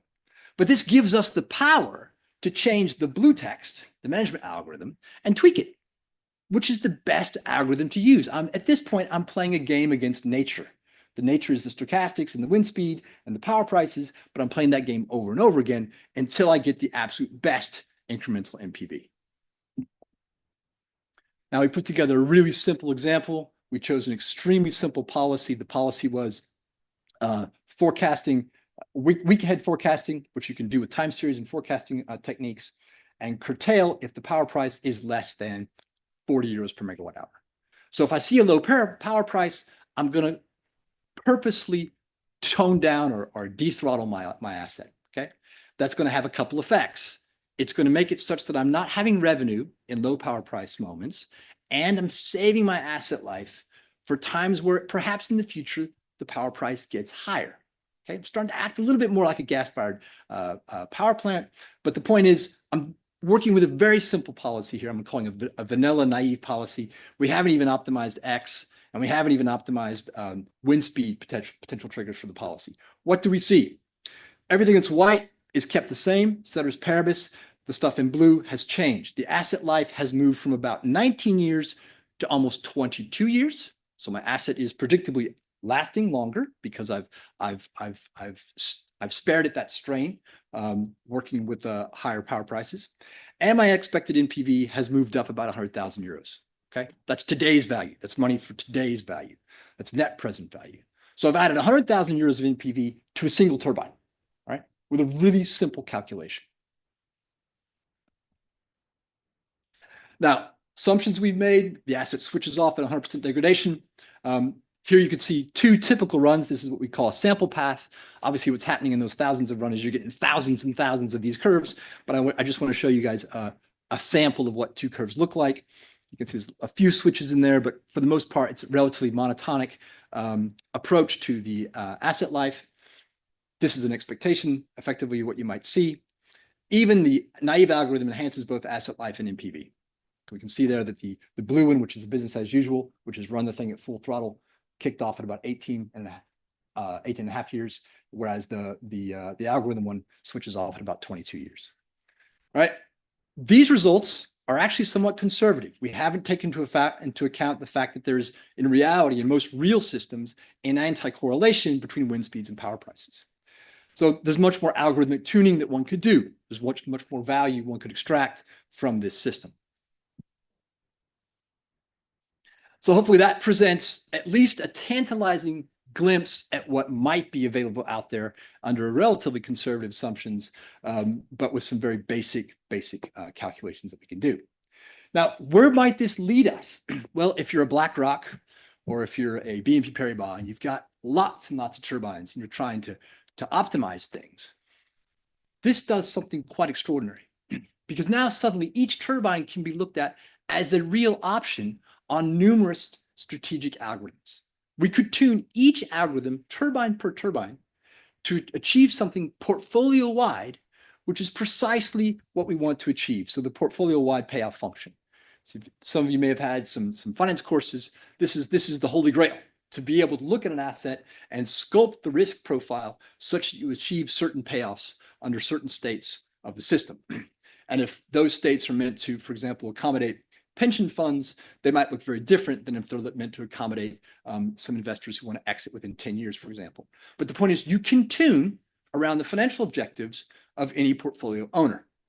So you can tune at the asset level, you can tune at the portfolio level. And the stochastic simulations are effectively this AI mimicry that we've chosen to embellish or to use from the machine learning juggernaut, which is happening to the world. We're borrowing from that concept to be able to play these games against nature, self-reinforced algorithms. So we discover these optimal strategies by progressive training with risk diversification and payoff sculpting. And once again, the complexity is the opportunity here. And this, of course, decreases the burden on financial engineering, decreases the burden on high leverages, decreases the burden on otherwise very difficult economic circumstances. I believe that takes us to the end. Any questions you have? Great. Yeah, thank you, James. I'm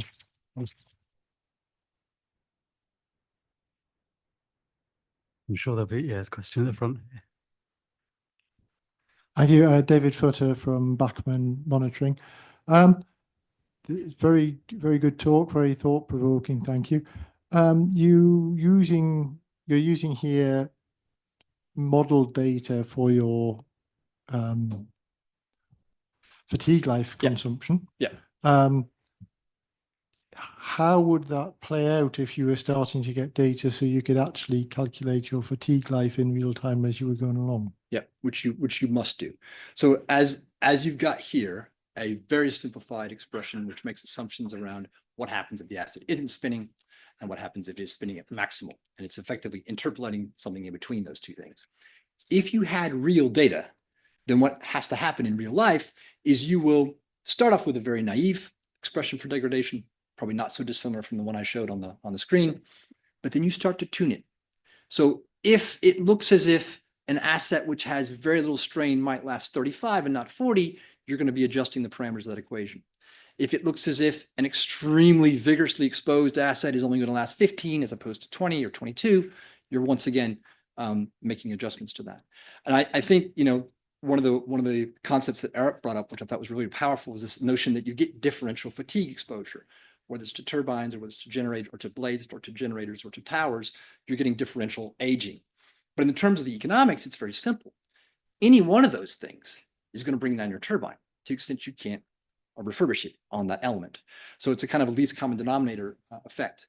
But I think you've raised a really powerful point, which is effectively that you have to do this thing in real time, and your results will perforce get better as time goes on, because you're going to know more and more about each turbine with the advancement of time. Okay, thank you. Yeah, I mean, it reinforces the experience we have from our measurements in the field, yeah, which show that the stress on a tower rockets up when you put it into idle mode. Yeah. So actually, your algorithm goes the other way around. That's right. The ones in idle mode are the ones that are using up a lot of tower life. That's right. Yep. I've got a question myself, if that's all right. Absolutely. James. Yeah. It's maybe slightly unfair, so feel free to dodge it. But that's why we're here. One of the issues of kind of reinforcement learning and AI and so on is the whole issue of interpretability of the algorithm, yeah, and the acceptance of wind farm owners to allow you to run their assets according to some algorithm that they don't really understand. Have you got any thoughts on that? Yeah. So I think it's an extraordinary topic. Obviously, it's one where we who are trying to imagine games against nature or stochastics, and you mentioned the neural network, et cetera. I think it is a perennial challenge to be able to articulate how assets which are managed in a more complex fashion will beat assets which are managed using heuristics or very basic vanilla strategies. At the end of the day, the proof will be in the pudding. It has already happened in finance. It's already happened, as you probably know, in share prices. We are getting more and more comfortable looking at neural networks and looking at advanced time series and forecasting techniques. And if they give us an answer which generates results, we start to trust it. In this case, the one I've presented is actually pretty straightforward. So you will be manually, physically tuning that degradation equation. That degradation equation will need to be monotonic in time.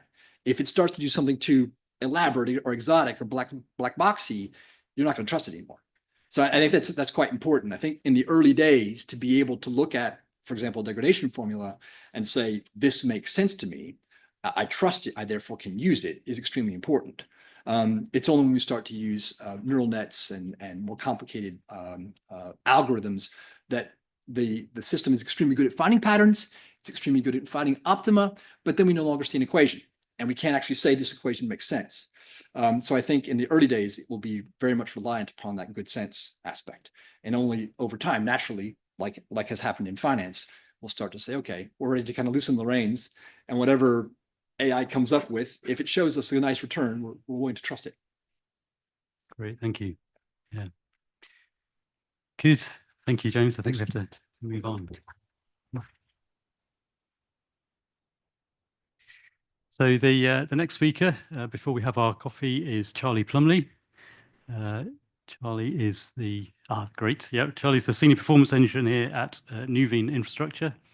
I have to say, Charlie, I often read and enjoy your LinkedIn posts, so it's great to see you in person. I look forward to hearing what you have to say.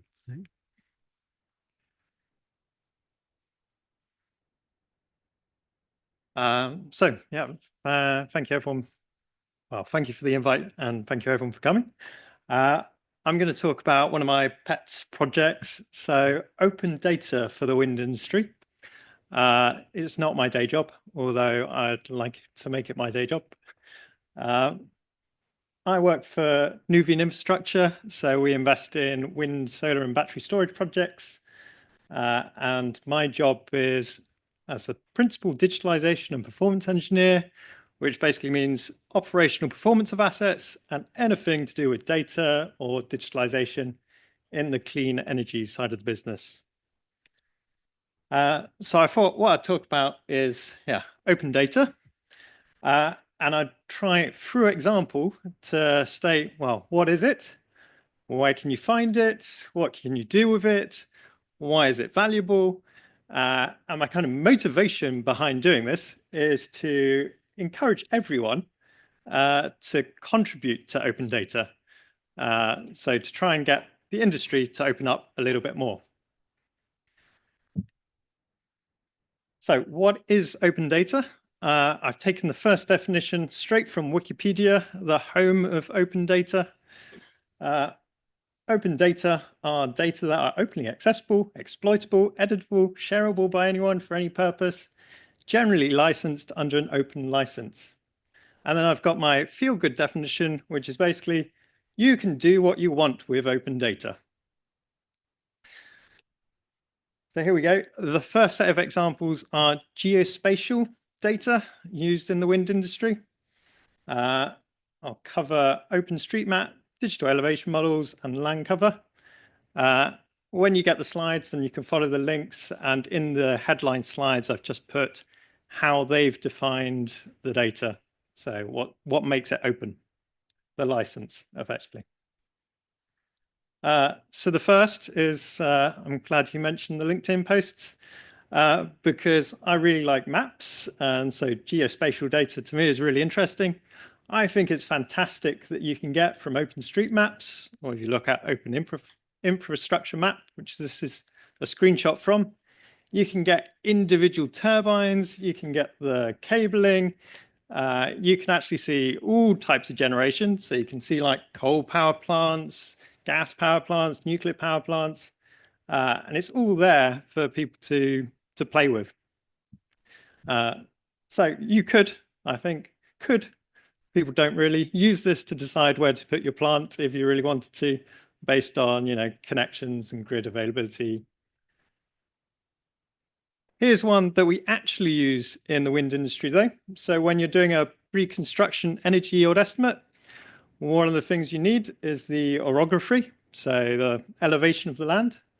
I was going to take a snapshot from Amsterdam, and then I realized it was completely flat and uninteresting. So this is actually in Scotland, Ben Nevis. That's the white peak there. And this data is openly available, and we use it in the wind industry. Here's another input into pre-construction energy yield estimates. So what is the land cover? Again, a nice open data set. This one, again, not Amsterdam. This one's Paris in the red. So you need this to know the roughness of the land, the terrain, because that affects your wind flow. Again, openly available. But if you actually want to run a pre-construction energy yield analysis, there's one big thing missing here alongside your turbine models, but that's the wind data. So there's actually I'd say wind data is probably the key open data set that the wind industry uses, maybe unsurprisingly. So I've got 3 examples here. The new European Wind Atlas, and this one is focused on Amsterdam. So yellow, higher wind speeds, blue, dark blues, lower wind speeds. And you can extract this data to get information for anywhere in Europe and have a very good estimate of the wind speeds in that area. I say very good. You'd still want to do a MetMaster campaign if you're constructing anything. But this covers all of Europe. There's another global wind atlas that, as it might suggest, covers the entire globe. So effectively, if you want to do a preliminary energy yield analysis for anywhere in the world for a wind farm, you can do it using open data. You don't need to necessarily pay for any data. However, I did say you'd probably want to do a MetMask campaign if you actually want to construct a wind farm. Well, we always run MetMask campaigns for kind of 18 months or so. 18 months isn't a long-term estimate of what the wind speed is going to be. So you correlate your short-term period to a long-term reference data set. In this case, MERA-2, provided by NASA. Again, it's US government agency, so the data is without copyright, so you can do what you want with it. And we use it for determining long-term, I say forecasts, but hindcasts. So you take the last 20 years, correlate your most recent period where you got your Mars data, and then you've got a 20-year operational period. So yeah, that's like hindcast, and we use this not only for pre-construction estimates, but also for operational analysis too. And again, when I'm doing operational analysis in-house, I'm using MERA-2 or ERA-5 to run the analysis to get me a good estimate of what my wind farm is going to produce long term. Those were hindcasts though. Perhaps an exciting area that I've still got to get into really is in the forecasts. So the European Centre for Medium-Term Wind Forecasts provides open data for, well, for Europe, but also the world. And you can get different forecasts. They can be kind of medium-term, 2-week type forecasts, monthly forecasts, or seasonal forecasts. So you can go out kind of 6 months into the future. And as mentioned, prices are more volatile nowadays. And we're more interested in what our plants are going to capture on the market side of things. If we've got a seasonal forecast, then we could do some hedging with our assets so that we are less exposed to the market. So yeah, now we can look even towards the future using open data and our operational assets. So I just mentioned there market data. Well, if I'm doing this long-term forecast, or I've got an asset that's operational, or even planning to build an asset, I want to know not only what does it generate, like megawatt hours, but what's its revenue going to be? And a good way of working out what the revenue is going to be is to look at the price on the market for energy. So around the world, you have different data sets for this. But in Europe, we've got ENSO-E that publishes the energy prices. So this is a snapshot of Finland for the day ahead. I created this one on Sunday, so that's Monday's prices, yesterday's prices. And this means we can then work out the revenue from an asset, and we can determine what capture rates might be on average. So we know from various providers what the long-term price forecasts are. We want to know, well, what does a wind farm capture from these average prices for the market? We can use historical data to do that, and also forecasts for the future. But it's not all about money, even though I work for an investor. There is some like ESG reporting to be done. And one of the things that has to get reported or does get reported is avoided emissions. So by producing renewable energy, what am I avoiding from producing from another asset class? Our World in Data provides a lot of open data about the world. It's really nice and useful. This one's carbon intensity of electricity generation. So if I was being a pure eco investor, I'd be like, okay, I'm going to invest in Afghanistan or South Africa, these kind of places. Or let's say I'm focused on Europe. Well, what country do I want to invest in? Probably Poland. It seems a fairly dirty country. what I like about this is that the data is openly available, and then you can use it, and it's clear how you've calculated avoided emissions. Because personally, I'm not a huge fan of avoided emissions. I prefer people to report the actual emissions. It's a lot cleaner. But if we are to report avoided emissions using open data is a clear advantage, especially if everyone uses the same information. So yeah, that's on ESG data. And then it would be remiss of me not to mention operational data, given this audience. So I'm going to highlight 3 options here. So the first is from the US. Again, in different jurisdictions, you can get hold of similar data to this. This is for a single asset in the US on a monthly basis, what it generated. I think this kind of data is fantastic because from this data, I can work out what the market revenues could have been from this asset. I can work out long-term using my Mera2 or Aero5 data, what the asset will produce long-term. In fact, this one's solar, not wind. But you can actually see even there a degradation over time, which you'd expect for a solar asset. Maybe it's a bit steeper than it should be, but it's interesting to see. And this is great because from this data, this is the data lots of companies want to keep secure because this is the type of data that goes into their financial models. So you're like, well, tough luck if you're trying to keep your P50 production hidden. I've got it for a lot of assets.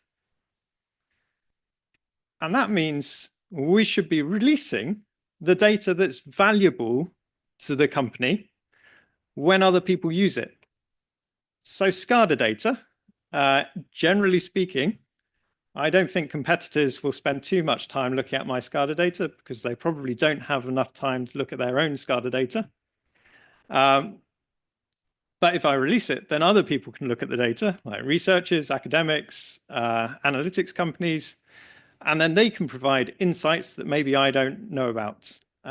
So this is an example from my previous company at Cubico, where we released data from Kelmarsh and Penmanshire wind farms, 10-minute SCADA data, 100+ signals, the turbine event logs, 6 years of data, all openly available. If you want to access it, just ask me. So far, 27,000 downloads in total. Admittedly, I think lots of those repeat downloads, a fair few from myself. In part as well, because it's integrated into OpenOA, which is an open analysis software set up by NREL. So when people run that, they can run analysis on these 2 wind farms. My hope is that as the industry evolves and recognizes that this data is really not that important to keep confidential, then more will be released. And if we're going to do big machine learning AI models, then we need this data rather than relying on our in-house data. Like the big advantages the big AI models have is that they've got access to tons of information. So what we want to do is supply that information. That's SCADA data, though. Very limited access to high frequency data. There is some out there. This is an example of that. In this case, we've got 100 hertz data, 69 signals. The turbine's a bit unique though. It's 45 kilowatt, 75 RPM. It's got a wooden tower, which is quite exciting. But even this, there's lots of people that want access to this data from my point of view. It's had 2,000 downloads. Gives an idea that, you know, releasing this data is useful to people. And recently it was used in a We Do Wind challenge. So We Do Wind is an open collaborative space for people. So yeah, I'd like to see high frequency data released as well. to be honest, even myself as an owner, sometimes I struggle to get access to this data, but I'd say the industry is getting better, like manufacturers of turbines are getting better at providing this data. So that's good. So those were all my examples. Got a very quick conclusion. With releasing data, if you want to help, first of all, you can do it. If you've got access to data, you don't actually need to own the assets. You can also just be supporting owners with this, analyzing the data, for instance. All you need to do is create a short business proposal, get project sponsorship from someone that can sign off on releasing the data, and then seek support and advice from others that have done it, like myself, and I'm sure we can push it through. You can join, if you don't want to do it yourself, you can join industry collaborations like we do Wind, and lobby for open data. Just by utilizing, publicizing, raising awareness, that helps. And I'd be happy to continue the conversation, even if you're a kind of naysayer, even better, because I like a good discussion. So yeah, thank you.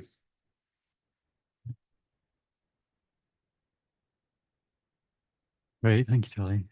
Question back. Hi, Charlie.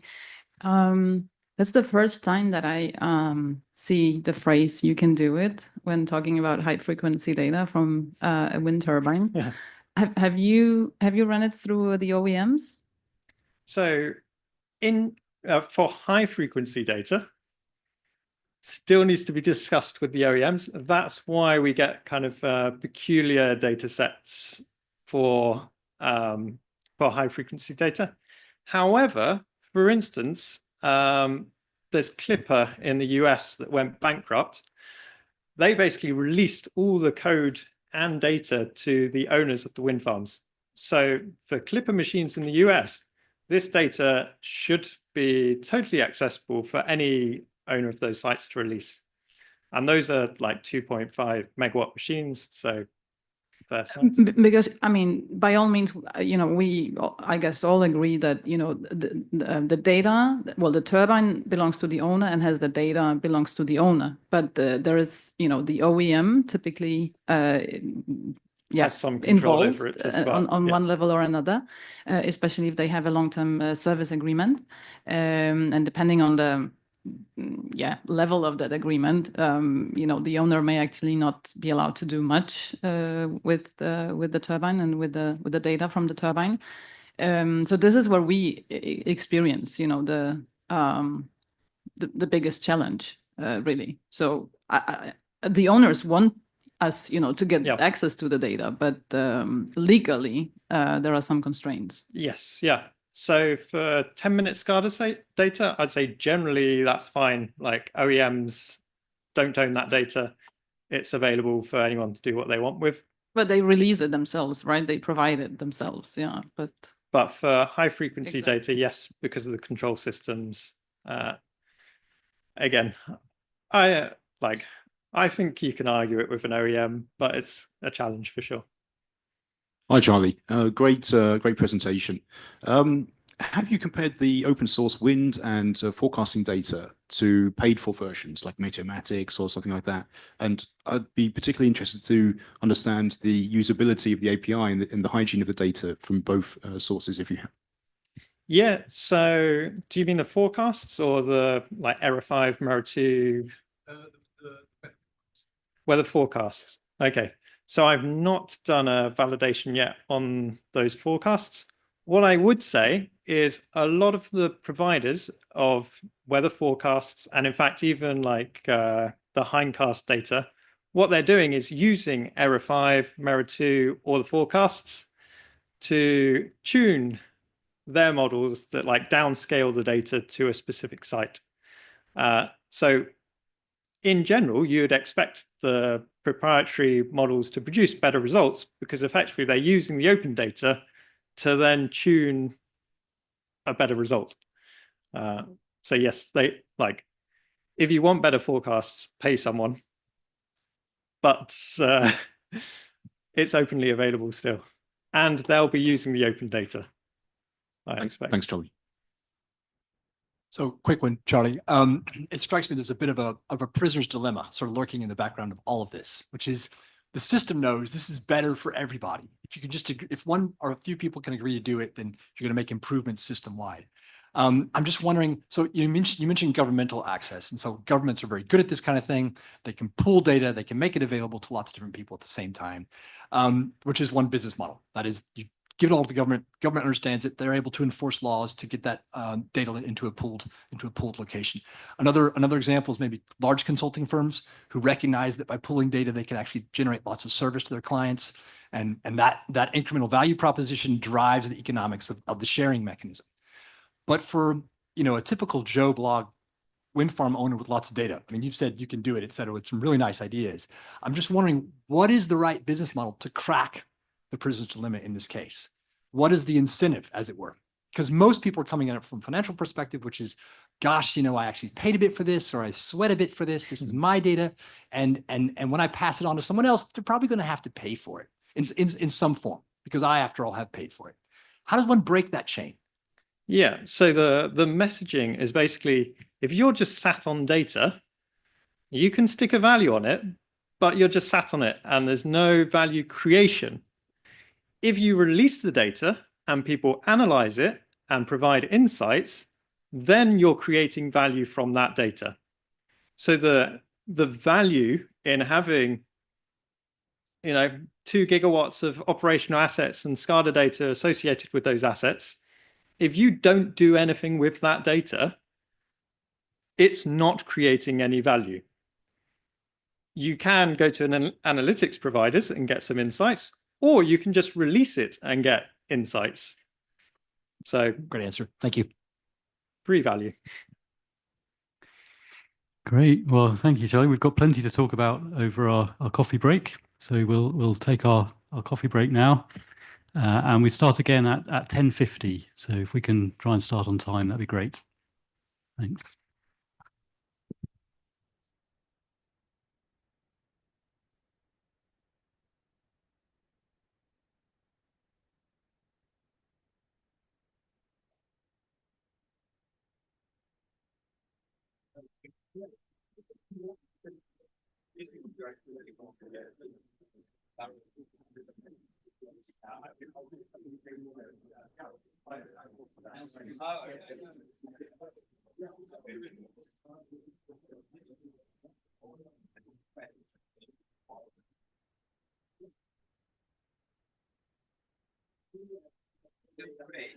Like as a really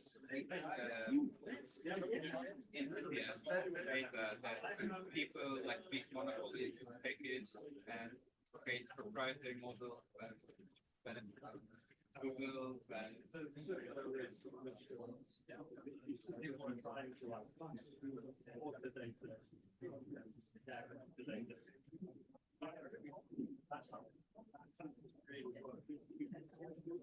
yeah, that's definitely something I think about sometimes, but I actually I will tomorrow I will have this presentation. I already this is the environment that just video and collaborate.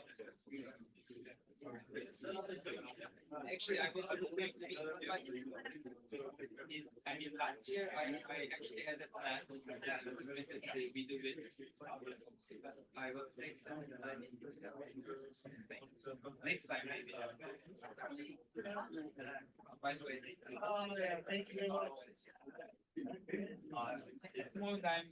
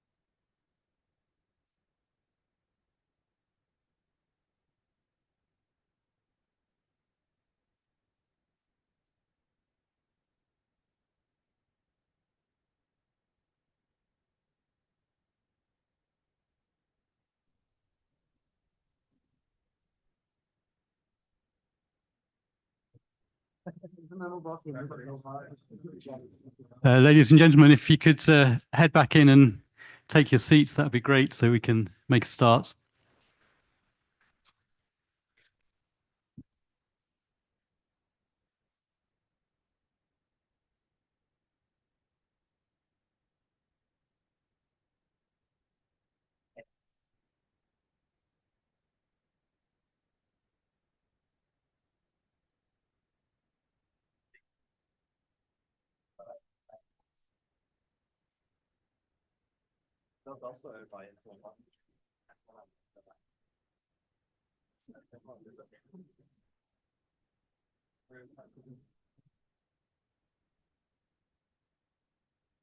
So we're continuing our transforming data into future insights topic, and I'd like to welcome Martin Gruber.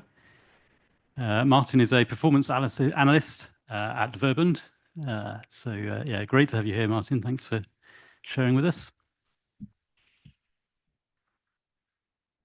Thank you, David, for giving me the floor. Good morning, everyone. I hope you had a nice coffee break and nice chats during the networking session. My name is Martin Gruber. I'm from Verbund. I'm from Austria, and I'm performance analyst, and therefore I'm responsible for all kind of operational data analysis of our wind assets, and also for integrating all our new assets which we operate into our internal ecosystem, because we have our internal database information system where we aim to centrally collect all our data in a standardized way and then analyze them and provide all our data according to the different needs of our stakeholders. Before jumping into the topics, I would like to briefly introduce Verbund as a company. So basically, we as Verbund have around 3,800 employees operating in 12 countries, and our annual generation is around 33 terawatt hours of electricity. And one subsidiary of Verbund is Verbund Green Power, and this is the subsidiary I'm working for. And here we have 170 employees in 6 countries, and we currently produce around 2 terawatt hours of electricity. However, we are planning to significantly improve this amount, since we are planning to focus more on wind and PV assets, and we have ambitious growth plans. So therefore, Verbund Green Power, who is responsible for operating these assets, will also grow in the future a lot. To get in more details, Verbund does not only generate electricity, but also operates in Austria a natural gas grid, and also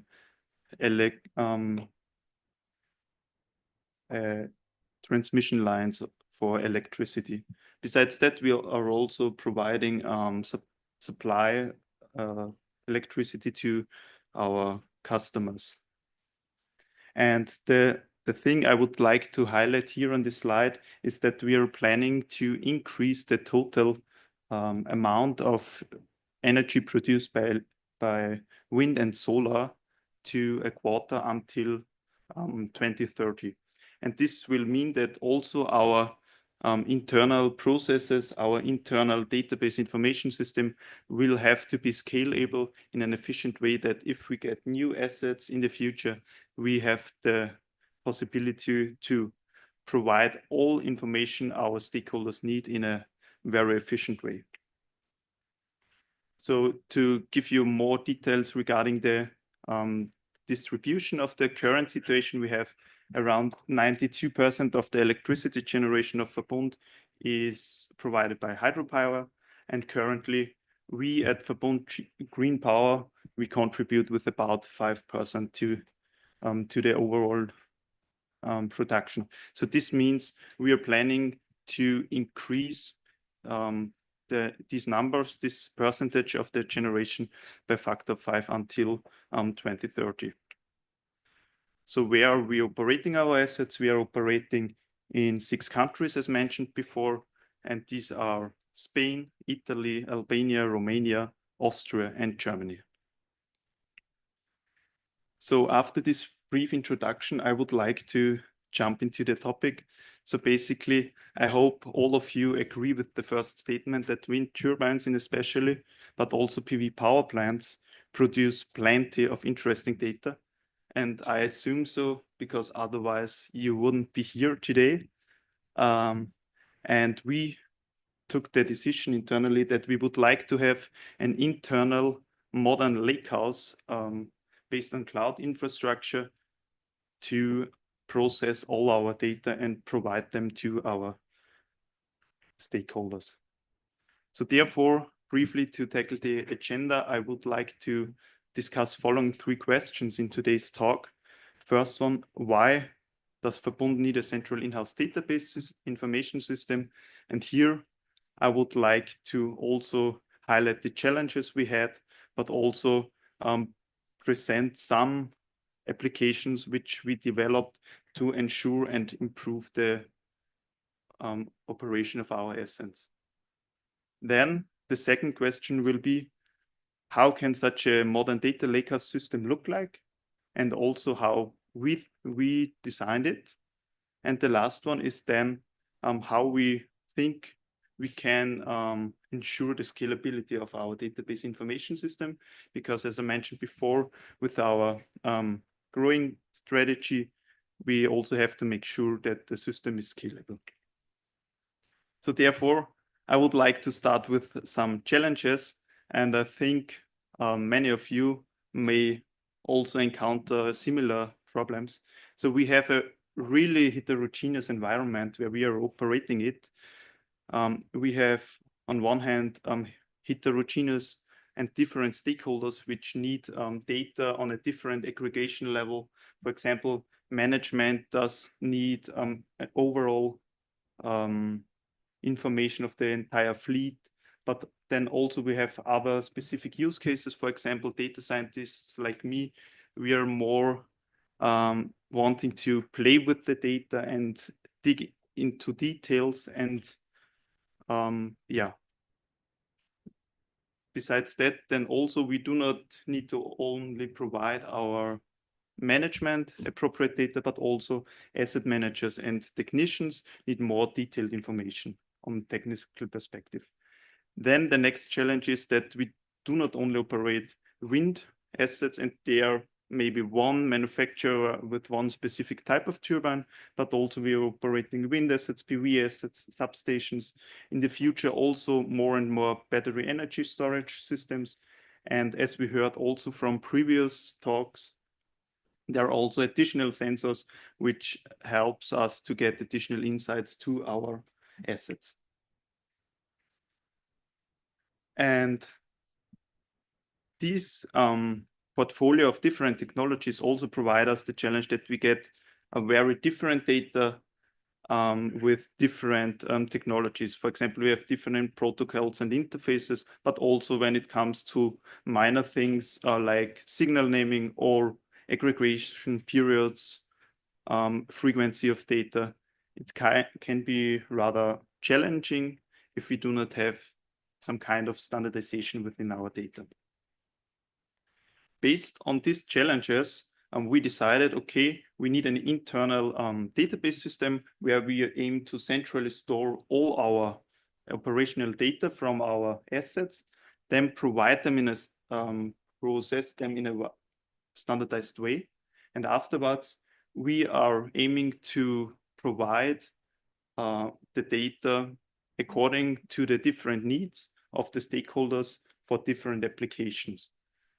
And for that, we have already also implemented some applications based on the use cases of our stakeholders. So I would like to mention just 6 here. On the first one is a more or less application which I think most of you also have in place. It's some kind of business intelligence where we automatically create periodical reports on different layers, one for management, but also in more detail for our asset managers. And here we are also using Power BI to periodically send out the most important KPIs on a regular basis. The second one, and this is more or less the most important application, which also shapes the design of our internal database system, is the control center, which we developed internally with a second company. And here we are aiming to have a real-time monitoring system for all our assets. And for that, we have the use cases to provide real-time streaming data on a reliable basis. Strongly related to this control center, we also have in place an automatic notification system where we send out alerts and notifications in case there are some problems within our assets. And then we also have some kind of special thing in Austria because due to regulation, we have to turn on warning lights in case of icing occurs at turbines. And for that, our database information system needs also to be capable of sending signals to these ice warning lights in case of the occurrence of icing events. Then the next thing is some kind of a playground also for me, because we also aim to have a data science environment where we have also a space to analyze data, to get in more detail, but also have the flexibility to try something new out, to have also the possibility of onboard some students for master thesis or something like that. So basically, this is a really flexible system which we would like to have for deeper analysis of our data. And the results of this analysis will be then provided in the dashboard where we are using Grafana to provide on different aggregation levels again all the data and insights we get from our analysis. So basically, if you talk to technicians or to management, I think some of you may have encountered the problem. So we have on one hand our assets, wind turbines, PV power plants, and then no one cares what happens in between, but most of the colleagues or stakeholders just want to see nice pictures and see the assets in the monitoring system. So therefore, I would say it's quite easy. We just need to install some nice data lakehouse and say, okay, well, now everything is resolved. We provide all the data. If we get anything new, no problem. We have our data lakehouse and everything else will work as expected. So, and if life would be that easy, I think this would be the end of my talk. But fortunately, I have still some minutes, and so therefore I can go into more details, because there is always a however. And for that, I would like to elaborate a bit more on how we have designed our data lakehouse. First of all, the first question of designing a data lakehouse, well, which technology to use and also which architecture would we like to implement. And here we made the decision to use Databricks on one hand for the analysis part, and we would like to have everything on the cloud. And therefore, we said, okay, what is the most important use case we have and we see? Well, as mentioned before, it's the provision of real-time streaming data for our real-time monitoring system. And for that, we saw limitations in our old system, because in our old system, we were more focusing on batch processing, but not on streaming. And therefore, we needed to change to a streaming procedure. And here we found a quite nice solution, which is offered by Databricks. And these are the Delta Live tables, which is a really new technology, which was introduced the very first time in 2022, which helps us to adapt and streaming tables and also to further process streaming data from one layer to another layer. And having layer mentioned, coming to the next point.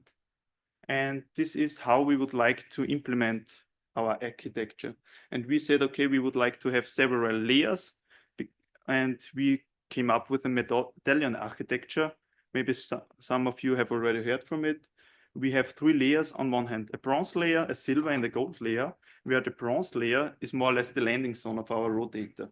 So basically, we get from our assets the data, and therefore we are just saving all the data we get in a standardized way to our data bronze layer.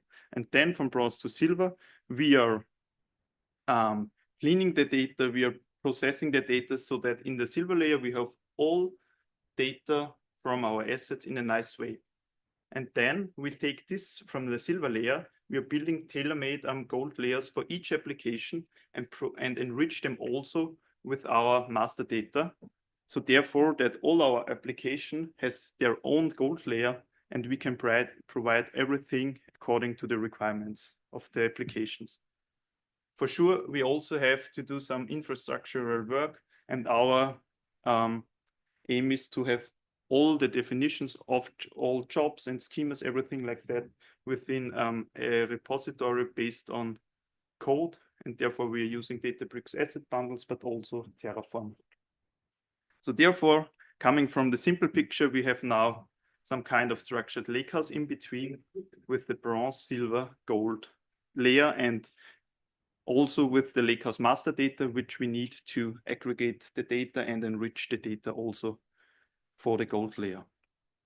However, I did not talk about how we get the data to our lakehouse.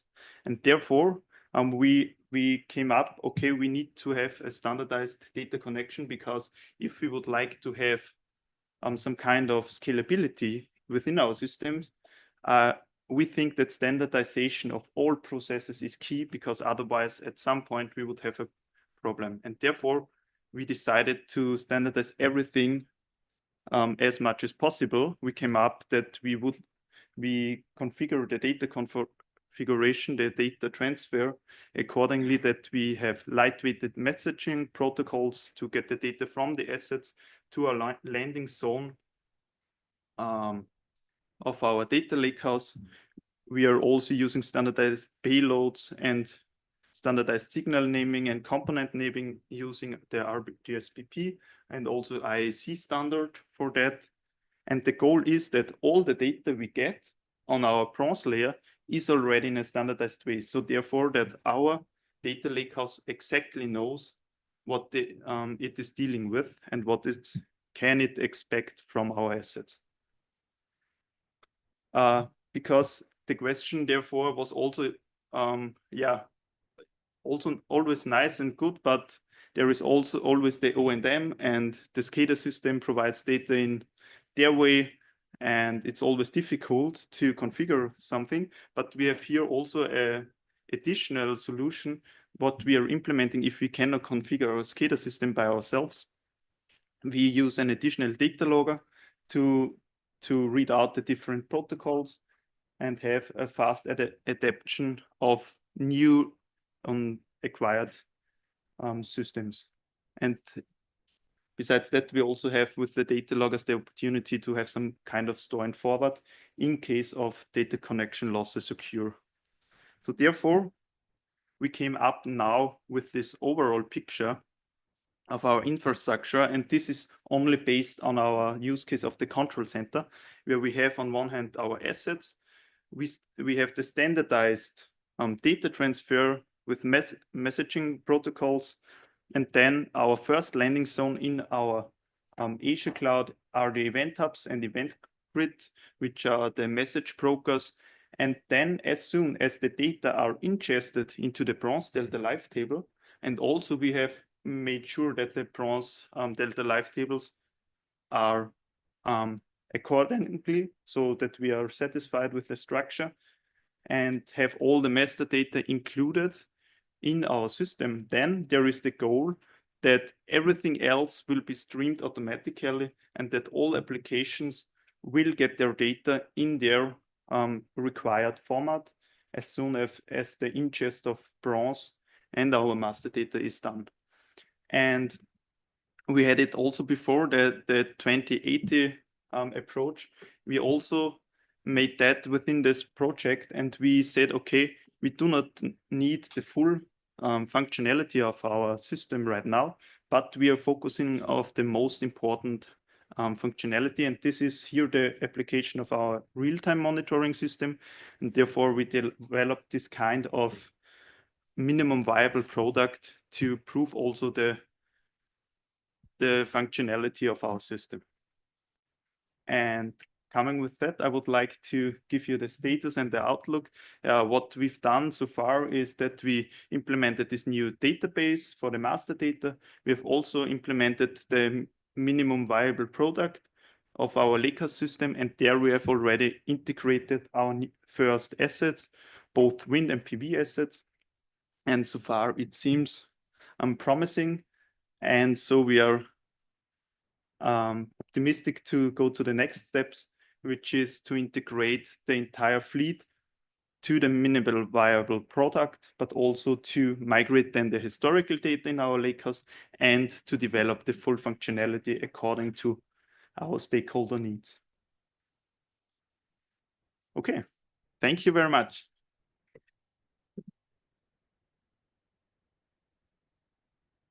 Thank you, Martin. Any questions? Martin. Yeah, Charlie. Thank you. So you're setting it up for a control center. Does that mean there's two-way communication, so you can shut down plants or similar? So basically, the stage we are currently using it is a control center, more a monitoring center. So currently our technicians and asset managers have the opportunity to see all our assets within this system. But in the future, yes, we are also aiming to have here some standardized possibility to control at least a bit some aspects. Very cool. And what's your favorite use case so far with the database? What's the outcome that you're most excited by? Well, so basically what's really interesting is that, and here we focused the most time on it, was the real-time monitoring system.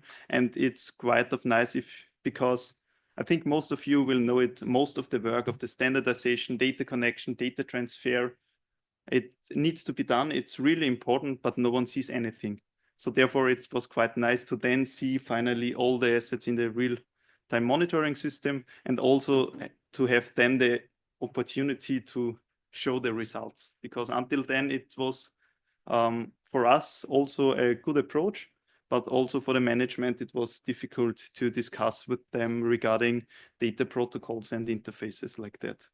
It's the 80-20 catch where all the work is done behind the scenes. Yeah, thanks. Yep, thanks. Just a random question, actually. What are the tools that you found the most important in this process to use for the monitoring system, like to transfer the data, to get the data from the SCADA systems and actually see them in real life? What were the tools that you found were the best for this specific case? Mm-hmm. So basically what there are, I think, two important tools.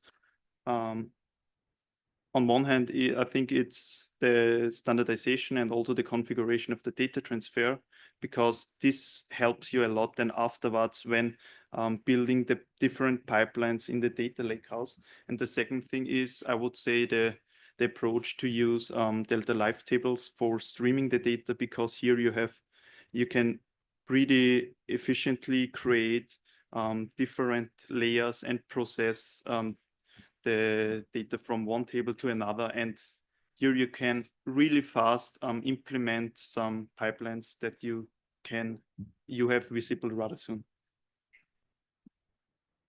Thank you.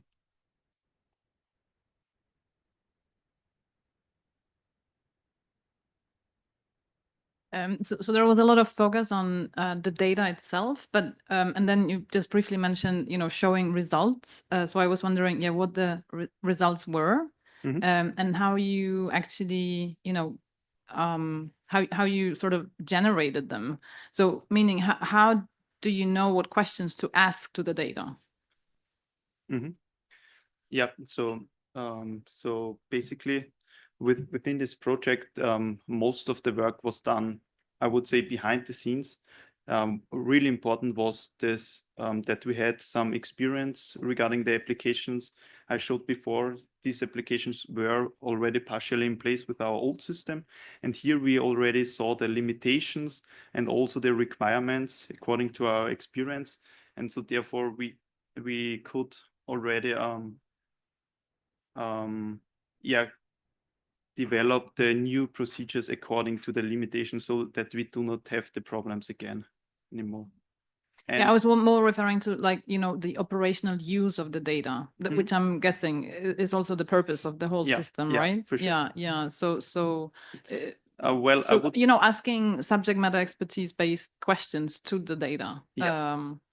So basically, currently the main focus is to, what we have in place is to do some reporting for management, to have standardized KPIs, and also to provide our technicians the KPIs that they need, because we do not only have operate our assets, but we also have technicians in Austria which go directly to the assets and do the repair and the monitoring there.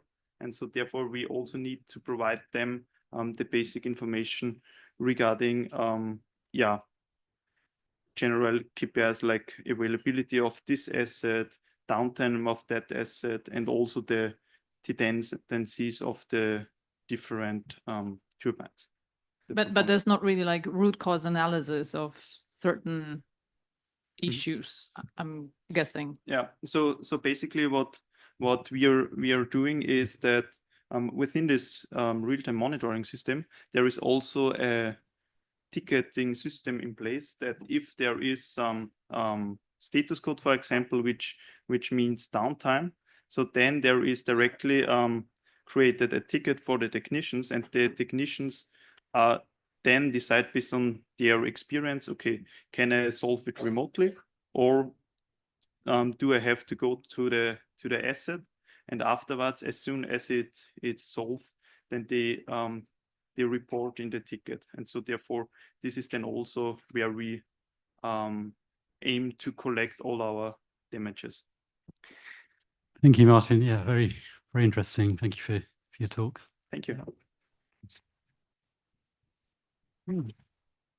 So I'd like to invite our next two speakers to come up. So Anders Fjære and Øystein Holt, both from Equinor. Is it just... Okay, okay. Speaking on something I think we'd all like to see, so accelerated digital transformation in offshore wind. So, yeah. Thank you. And welcome to this presentation about our take on accelerated digital transformation in offshore wind. So we are from Equinor. We are an integrated energy company, around 23,000 employees, over 25 countries. So we have a portfolio of energy within oil and gas, renewables, and also low carbon solutions. We have offshore wind farms in operations or in development in UK, Scotland, Baltic, Norway, US. So in this presentation, we will take you through some industry challenges, how we address these through digital transformation, and some use cases. So, as we know, the offshore wind industry is in a critical phase where measures to reduce cost and improve profitability are crucial. And all phases of offshore wind need to be addressed, from early phase development through planning and execution and operations. In this presentation, we'll focus on the early phase development and looking into some challenges related to wind farm design. So, designing a wind farm involves multiple disciplines, and the wind engineer would like to place the wind turbines over a large area to maximize the energy production, while the operations planner would like to have a short travel to do maintenance, and the electrical engineer would like to minimize the cable length and losses. and the structural engineer would like to build on shallow waters. So, and as we know, the economist will never spend any money. So this is clearly a multidiscipline problem, and the optimal solution is a compromise between all these disciplines. But how do we efficiently optimize the design and business case across disciplines and systems together with our vendors and partners? And as you know, the 4 industrial revolutions refer to the major shifts in manufacturing production processes over time. And we believe that many of the solutions to our problems is in Industry 4.0, describing the current era of digital transformation as we are speaking around today. So people, systems, things will seamlessly talk together using open and standardized digital languages, improving productivity and reducing cost. So the technology is around, but why does the uptake in our industry take so long time?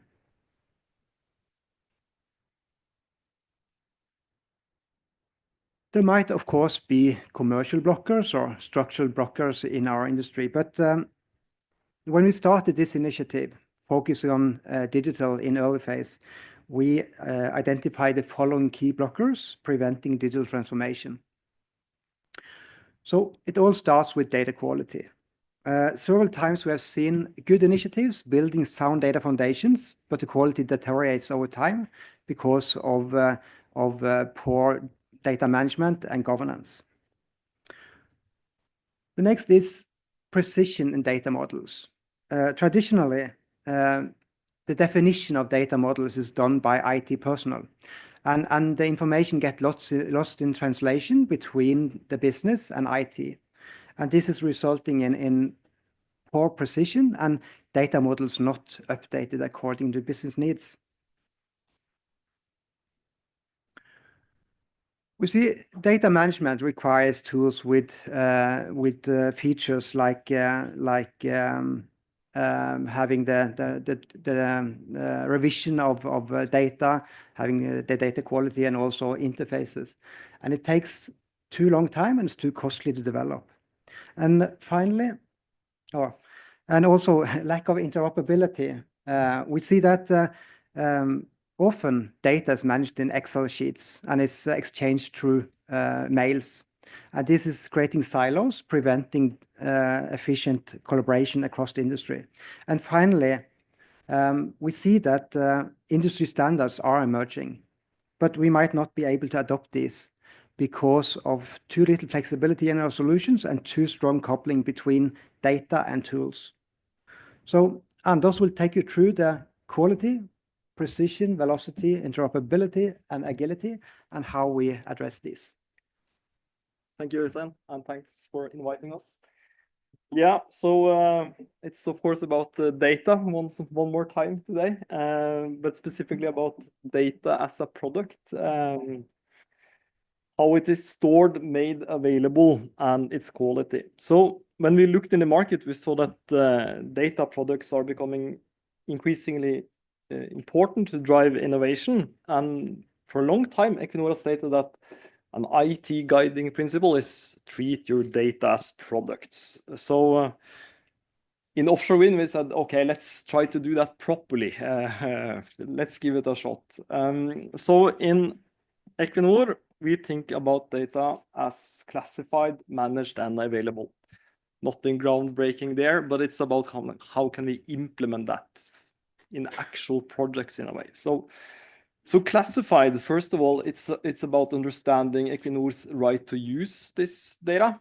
We heard also today that it's not always the case that we have the right to use all of the data we collect. So we need to understand that, give it a sensitivity classification or sensitivity and classify it. It's about having a data owner to manage it. So we really need to point at someone. So if this data is important, well, then it needs to be managed and you need to put some hours into it. It's unfortunate, but that's how it is. You can't have proper quality without caring about it. And it's about availability in the sense that we as human beings should be able to browse it, and software and systems should be able to connect to it in a pretty straightway fashion. So if we get able to do that, this kind of data management, like as also alluded to, like more people working with offshore wind are working on the same type of data. So surely this should be a efficiency marker if we can go there and say that we spend the thinking on data management and we harvest it in early phase and in project development. So that's kind of the value proposition around this, that we truly work with the same kind of data when we make decisions. So I would also like to show you a little bit how that looks like in a way. We decided to build a system here, and we called it Oasis. And in some months we got it up and running because it's quite lightweight. This is not groundbreaking stuff, and it stands on the shoulders of typical Microsoft technology, but we kind of implemented it ourselves. So in a short while, we got to the most important data products for planning a wind farm, like a turbine information, for instance. So this is our 6 megawatt turbine that is installed at Hywind, Scotland, and in Dudgeon, and it contains kind of the physical properties of this turbine, not collecting the real-time data. This is not about SCADA, it's not about collecting real-time data, it's about collecting the physical properties, the economical properties of these things that we need to have to build a wind farm. It also goes one level deeper in the sense that many of the engineering type of parameters is included here as well. So the power curves is readily available. So everyone is using the same power curve. And if we change kind of how we believe in the power curve, and then the calculations change accordingly. So you can kind of take away this very iterative process when we get some insight into the iteration of power curve, because we get wiser when we use these turbines. And what's the real power curve? Well, we input that when we do the calculations for the yield for our upcoming parks in a way. So that's again try to highlight a little bit of the point of kind of spending time of getting data correct. But the accelerated part of this presentation is can we do this smarter in a way? Is it so that we need to sit down and take all the kind of classify everything ourselves? Or is it possible to kind of democratize this a little bit? So I can show you, this is just a 1 minute clip, and it just shows a very simple user interface, but it's something we give to our users in project and early phase. So instead of them sitting around and waiting for a data product to come, we say to them, well, you can make it yourself. Like if you have a need for data, nothing should stop you from actually making a data product. So it's without any kind of IT background, you're able to kind of define maybe your new cable or your flanges or whatever you might need in your project. Just go ahead and define it. You can set some default parameters. Again, very simple data management stuff, nothing too fancy, but it's all about not getting stuck in having it super correct, but more about getting it done in a first iteration and see where that takes you. And a little bit of the magic here is that when the users are doing that in real time, it's making a kind of a JSON formatted file. So that's really what's happening, right? So when the users say, okay, let's test it out. I have a use case. I would like to start using this data. They notify us, and we kind of invoke then like an algorithm that takes that user data model and converts it into a full-fledged data product, basically. So in this manner, we already that's the accelerated part. So we invite people in our organization to do data modeling, and we wrap it up in enough security and revisionable things, like things like this. So 300,000 lines of code already been made, and now it's really taking off. So it's getting quicker. So that's it's not the way, but just a way to experiment a little bit differently. Like instead of just being the IT people doing this and interviewing the organization, you probably need to do this together. And the fun thing is that it also then generates the APIs. So the REST APIs is both input and output, but also coming at the same time. So then we can start to talk about interoperability.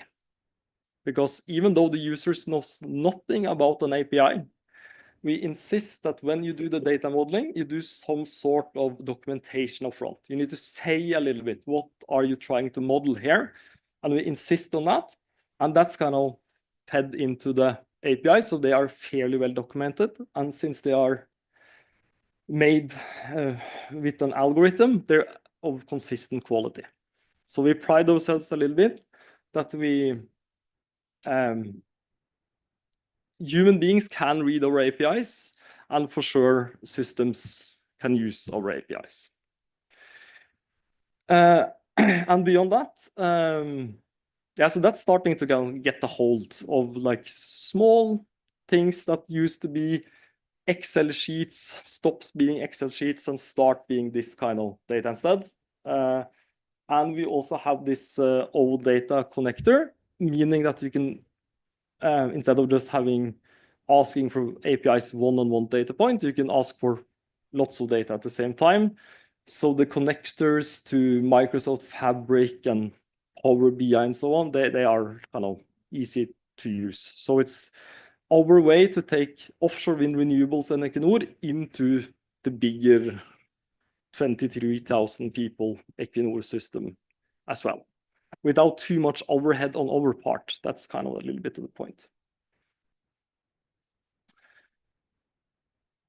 And then note on standards. That's almost the same as open available data. It's not exactly the same, but it's also important, right? So open data is cool, but if it could be easier to make sense of this data, easier with lower threshold, I think that's what standards are about. And they are absolutely emerging, but not so much for the planning phase. Like we don't see yet that how do you really describe a layout, offshore or onshore. Like it's no very good standard of that yet. It's not hard to do, but they're emerging. So our approach is twofold. Since it's not that hard to redo our data modeling anyways, if there is a nice standard coming along, we're happy to do that. We think that we're not too deep into the current way of model it. It's agile enough that we can change this and adapt to standards. And secondly, and from our point of view, of course, if we can donate some of this to standards, it's good for us because then we don't have to change and everyone else has to change. And that's a little bit of motivation here for a standard also, obviously. So we do some of that as well. So the power curves I showed you earlier, they are donated to the IEC, for instance. So it's not that everyone is doing it that way, but it's a way of doing it that is open and available and documented. Yes. Maybe we should do some use cases, Øystein. Thank you, Anders. So I think the main takeaways for this, maybe it's too much information, but I think one thing, we have moved this definition from IT into the business. Instead of making code, we automatically generating code, and we define all our data so we can align this with standards. So, but of course, it's in the use cases we can prove business value. And our energy team has undergone a significant digital transformation, making our yield assessment data-driven. Earlier, they had challenges related to data collection. It was all over. Around modeling and optimization, it was not standardized, and also systematic learning, how to learn from what we have done. So by utilizing standardized data products, we have automated best practice for scenario modeling, including layout optimization, energy yield assessment, and uncertainties analysis. But more interesting is also we have improved the collaboration between the disciplines. So the energy team is developing this, delivering it to, for instance, the AC team, electrical team, where they use the layouts and results to calculate inter-array cable design and losses. And the impact has been remarkable. Data collection and simulation work has gone from weeks to hours. And portfolio benchmarking has reduced uncertainties and captured learnings. So we are currently now integrating the other disciplines as well. So this has been an exciting journey with a lot of learning. We see that the digital transformation is about people as much as technology. We have started to see results now, but we think we have only scratched the surface and there's a lot more to get. Going forward, we will integrate across Equinor value chains, scaling up our data foundation, building more master and reference data products. We will drive and adopt to industry standards and engage with our partners to find more efficient way to collaborate and exchange data. And we will also explore AI and continue building a digital culture to capture more value from our growing and scalable data foundation. So for us, this is radical because of the magnitude shift in pace and how our users can drive digital transformation. Thank you. Question?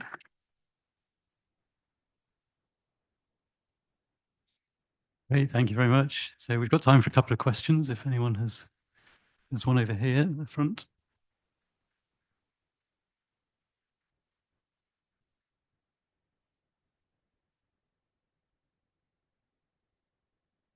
Thank you. It's great the way you have given the data free, but I wonder what kind of governance do you have when you sort of have a lot of measures of the same? Do you have somebody owning that area, deciding this is the official one, use reporting, and then we can have some different challenges? So we have like a RAN digital or RAN data office that is governing this. And so, of course, we have a process where we do legal risk assessment and identify and classify data and also define this like a catalog of data products. And then we have stricter on the master data than other types of data. But what Anders was talking about, we also have quite a short way to test out. So the business, if they need some data, they can get something in our development or dev environment.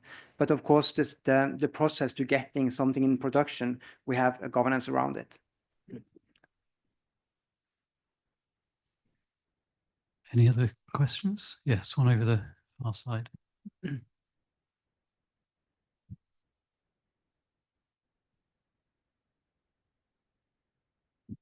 Hi, Scott Luff from Velocico Energy. Thanks for the presentation. That was excellent.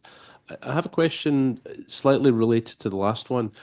Given Equinor, you're in a very unique position. You have a large number of developments. You also have a number of JV partnerships. I'm just curious at how, I think it's brilliant that you share within teams because you can learn. You don't have to reinvent the wheel. You don't have data sitting in spreadsheets. You can share that and learn very quickly. From past experience, and it can be frustrating that you might not have that shared across a JV partner or within other organizations. So is that a challenge you've seen, and how do you deal with that? Thanks. So I think where we are now in time is the right time to start to talk to you because I think that we have something that we can start to discuss around. Can we like donate data models? Can we share the data models? Can we learn from each other? So I think that's the future of how we can go forward. And then we, of course, something we would like to keep for ourselves. But I think in general, we would like to share more and get the industry more profitable for everyone. Yeah, I think I agree 100%. Thank you. Great. Well, thank you very much, Anders and Øystein. Yeah.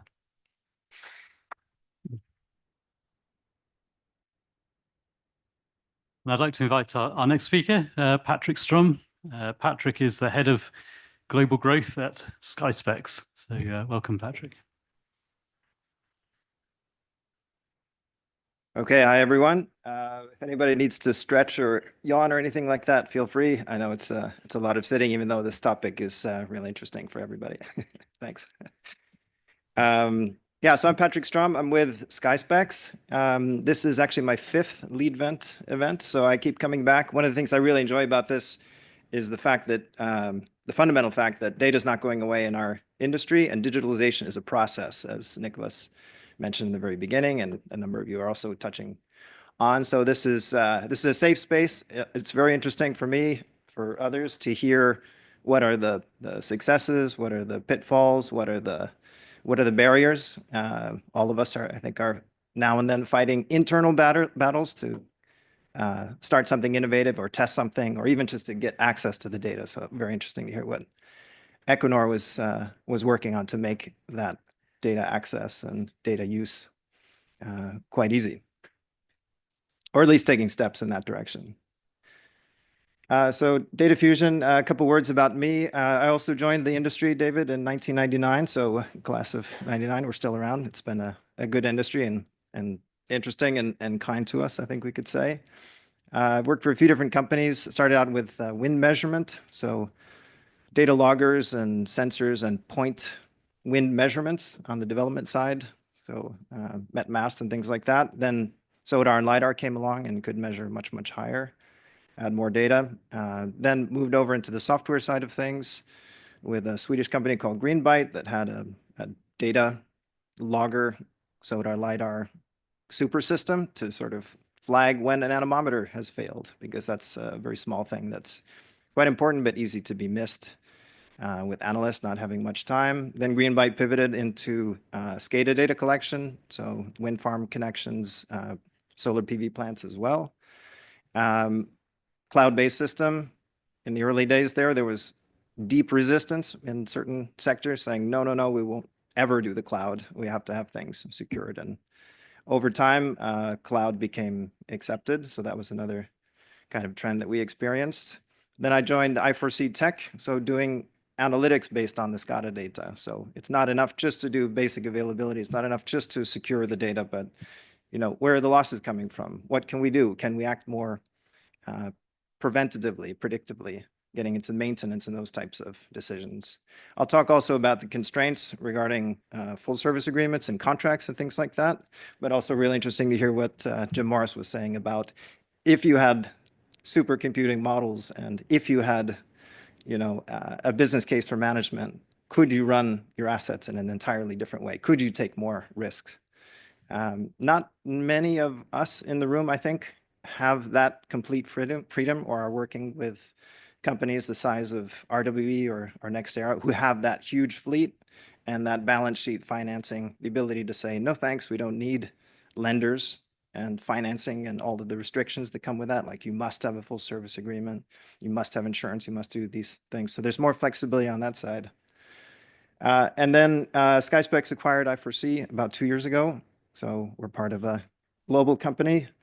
So you probably don't care much about who SkySpecs is, but more about what it is we do. So it's in these 3 main areas: performance analytics, that's my team, I4C Tech. So working with SCADA data primarily and adding in some other sources of data where that's important for accuracy or enrichment.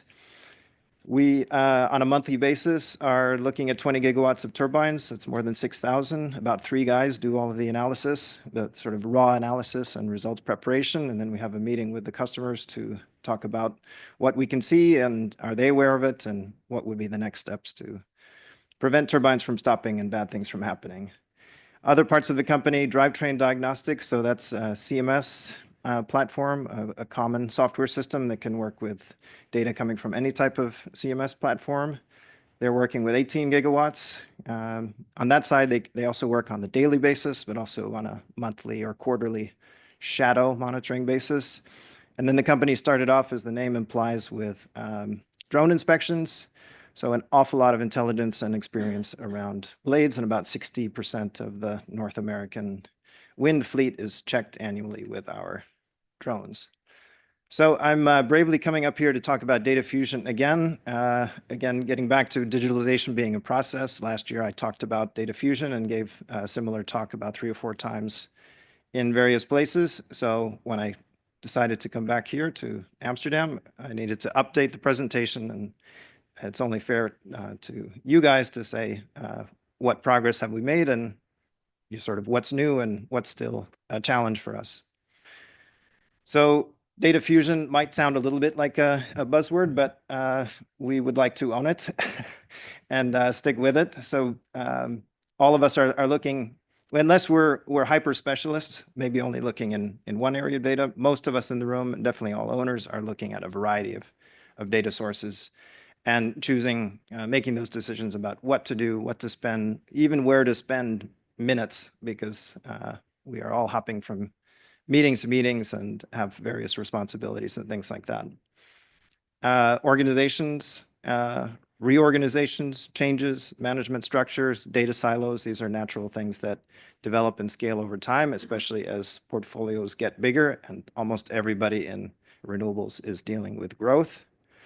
And then, as mentioned earlier, just shooting for basic metrics like maximum availability doesn't really handle the challenges of today. I'll touch a little bit on AI, but mostly I want to put this attempt at humor on the screen here. So here we are in 2025. What will the future look like in 2035? I don't think all of us will be replaced by robots or super smart algorithms, but we will have more on our plates and more challenges to deal with. Since a few years, we've been talking about the potential of AI more in terms of augmented intelligence. So this is the combination of using domain expertise, building models based on known or understood failure modes and working back. So what signals, what things could predict that? And then also choosing which data sources matter. Now, I wanted to put the different data sources into sort of a temporal spectrum here. So you have things on the left side. These are the really fast changing things, the vibration, SCADA data, things like that, structural health sensors. You can get real-time information. And then you have things on the right side, which basically don't change. So land topography, meta information, things like that. And then you have this kind of middle area here. And what I would encourage us to think about is if there are ways to kind of shift things and to align things in a better way. So if you can, say, speed up blade inspections and tie that closer to regular SCADA analytics, that's helpful. Combining SCADA and CMS, which I'll talk about in a moment. And then even things like grease samples and borescope inspections. Many times the analytics, the detection is spot on, very helpful, detecting things in advance. But if it takes the OEM forever to get a crew up there to take a grease sample or to do the borescope inspections and to produce the results, you have a disconnect there. And then bad things happen when you have that disconnect. All right, so I'd like to sort of in that operational context, talk about 3 specific areas. So first will be SCADA and CMS and the different data sources and things that we're looking at. For larger companies, you have this problem of departmental silos happening. So you have the guy on the left who's a vibration expert. So he can see or she can see what's going on with the vibration. But the sort of blind spot of many of those systems, it doesn't tell you the state of the turbine. Was the turbine operating in a curtailed state? Do other people in the company know about that? And the people who do know about that, for example, on the SCADA side, it could be very easy to see that in a platform or they would just know that. So they know there's a curtailment, but what are the CMS guys doing about it? When's the replacement happening? Why is there a delay in this kind of replacement? And then for everybody's trying to operate in a very lean fashion here, small or very lean companies may have as few as one person who's sort of responsible for everything when it comes to operation. And of course, they're relying on third parties and consultants and external talent. But a lot of times we hear, well, we don't have time to look at the CMS, barely have time to look at SCADA. And Charlie, you mentioned, why not make SCADA data and other data more available because your competitor might not even have time to look at it, which is sort of a sad, or there's a grain of truth to that. All right, so on the CMS side, there's a system that SkySpecs has called Horizon CMS that unifies, takes data from any vibration system and centralizes it and can do analysis and reports and those kinds of things. There is a good trend, I would say, in the industry that vibration data is slowly becoming more accessible, even though OEMs are starting to make APIs and things like that. So they are starting to share that. And this is similar to the sort of battle that was fought and won to make SCADA data available. Arguably, you could say that higher frequency or 1 second SCADA data is still not as easy to get as it should be, but that's kind of a case-by-case basis. So then it's analyzed by experts, and then recommendations can be given through, we're fans of not just, here's a software, go use it, but through a monthly meeting or quarterly meeting or an ad hoc meeting to say, this is why we think this is important. This is an estimate for remaining useful life, or this is how long we think you have before something bad happens with a particular asset. And SCADA plays a real role in this too. So monthly reports, we're looking at some CMS reports here, the monthly meetings, as I mentioned, and then there's ways to inject these into other systems.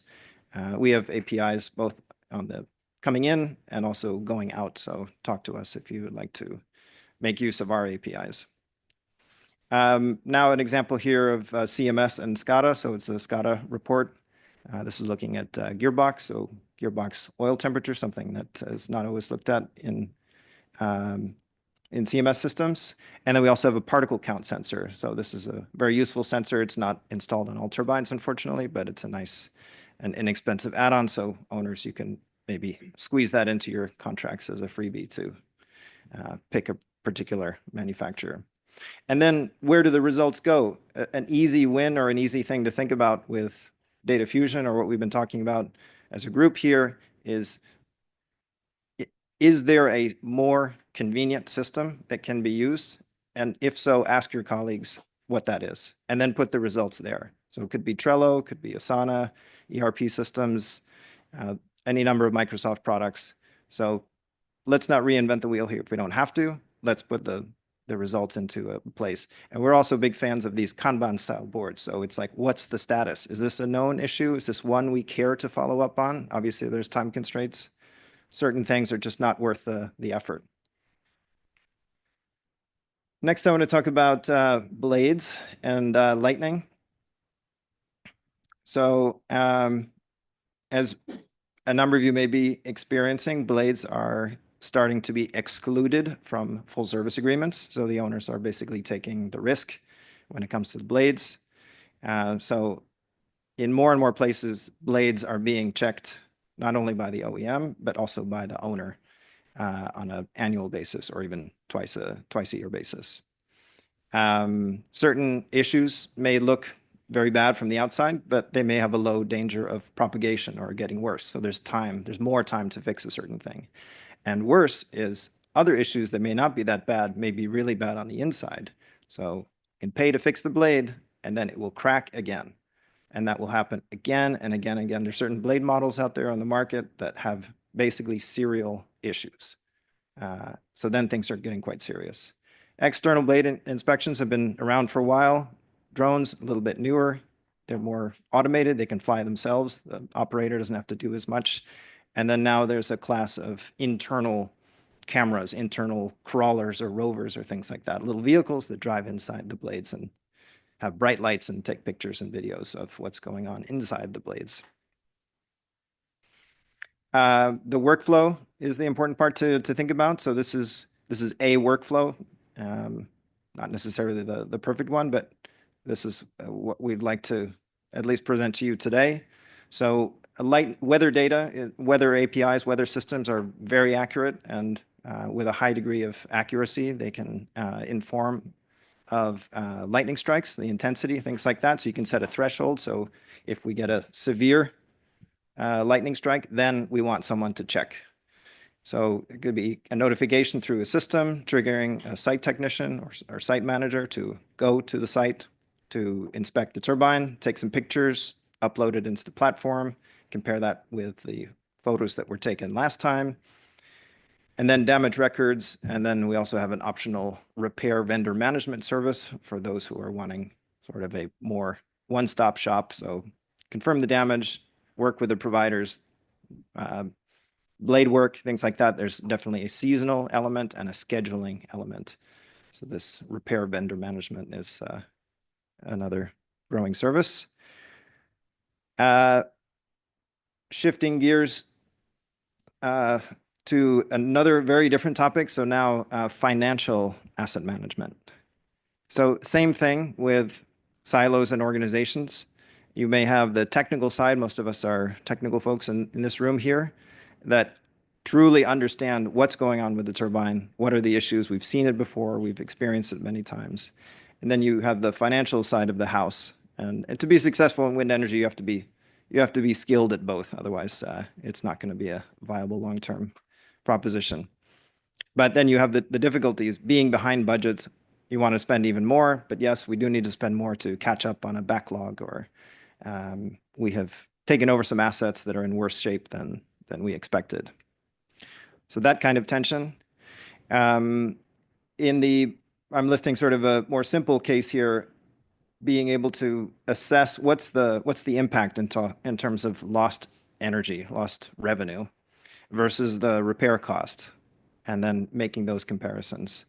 The asterisk here is if you have a long-term service agreement or full service agreement with the owners or with the OEMs, usually, you may not feel that effect, but you can be sure that they will know and experience that repair cost, and that will make them make judgments on their side about when and how certain repairs get done. So just keep that in mind. Like I mentioned before, pay attention to the processes, and if you can start to automate things or at least bring them closer together so that things are more aligned, that will be very helpful.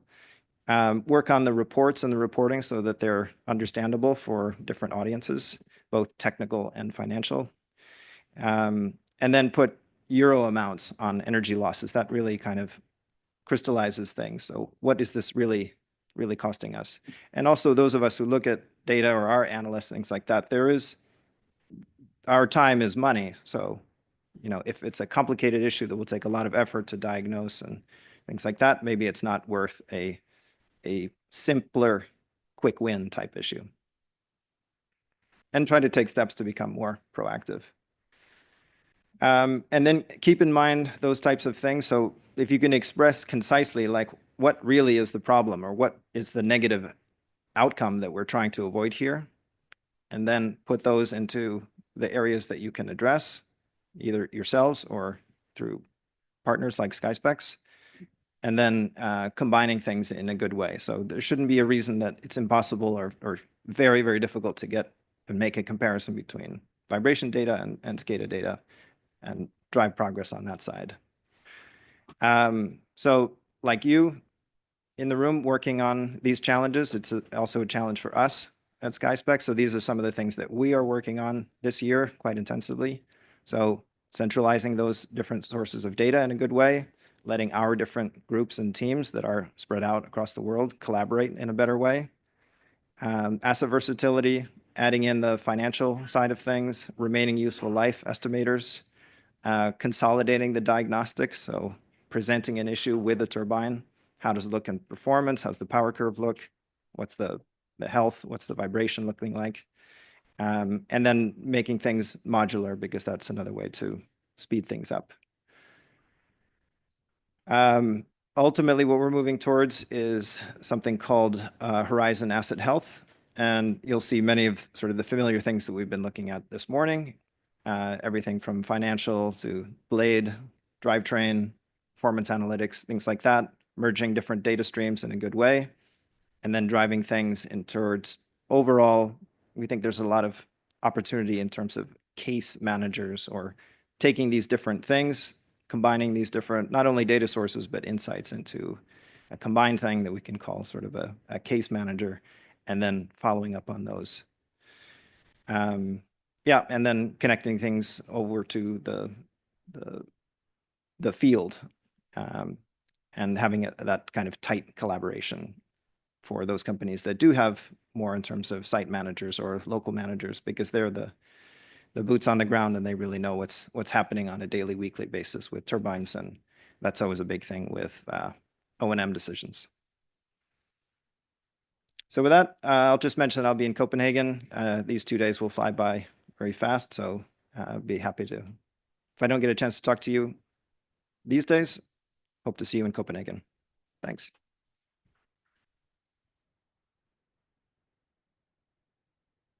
Thank you, Patrick. Very interesting.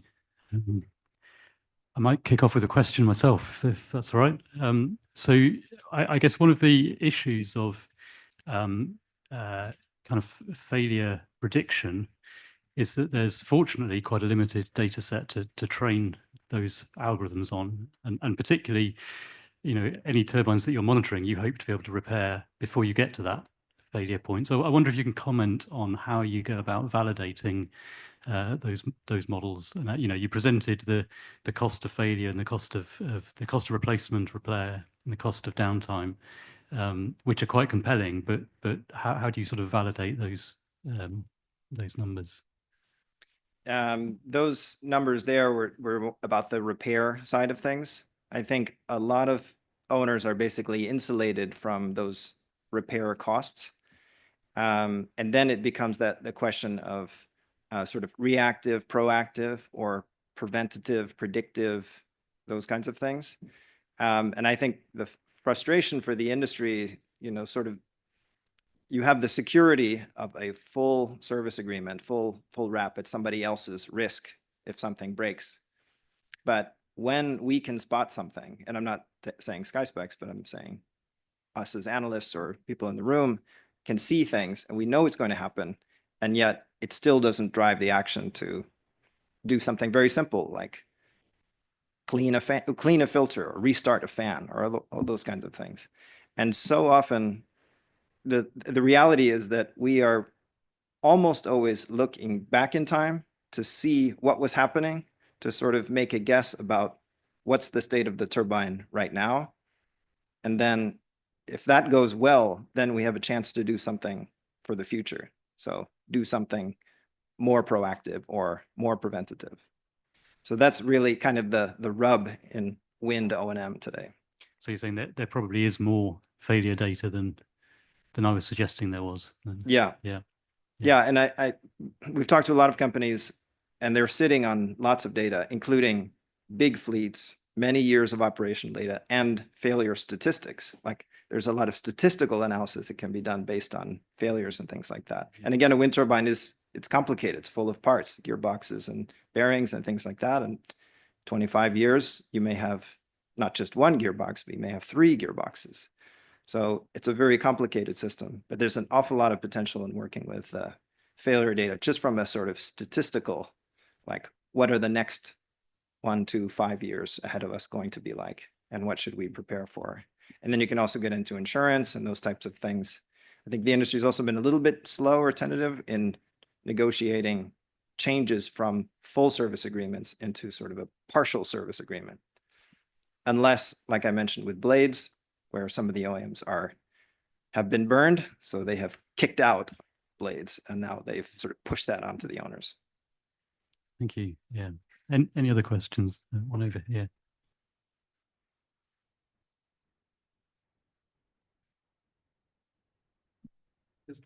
How do you secure that you get the correct classification of each error? You get all these amounts of SCADA data, sometimes a lot of SCADA data at the very same second. But choosing the wrong one might give a completely different result. Do you have any manual processes included securing that it is the right classification of each error? Or? Yeah, so I'll go back a couple of years when we started I4C and started building these SCADA-based algorithms.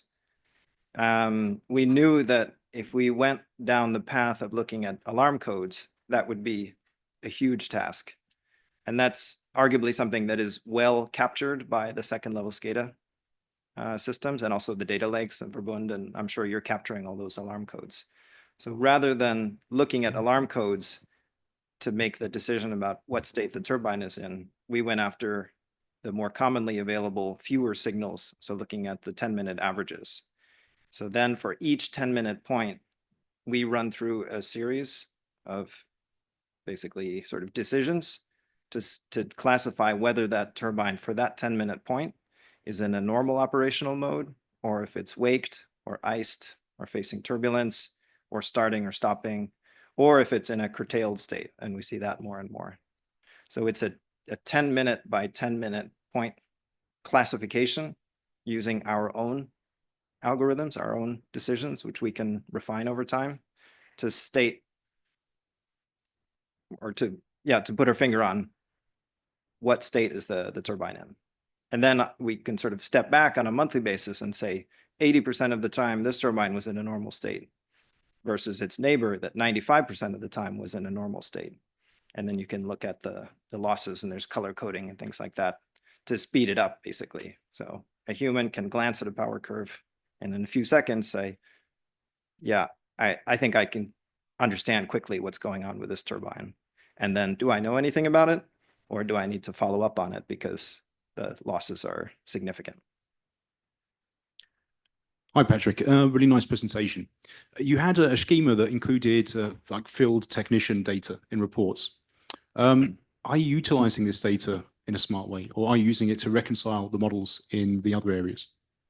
The field technician part is primarily on the blades, and I can't speak to that too much, but there is an app basically, which I think is ultimately the solution. If you're going to ask a technician to do anything helpful on the O&M side, you have to make it as easy as possible for them. So that's why I haven't used the app myself, but I think it's pretty basic and simple, and I think it's intentional because here, guys, take the picture, add a couple of notes. You don't have to spell it correctly. We'll deal with it after it's in the platform and somebody else can massage it and validate it, basically.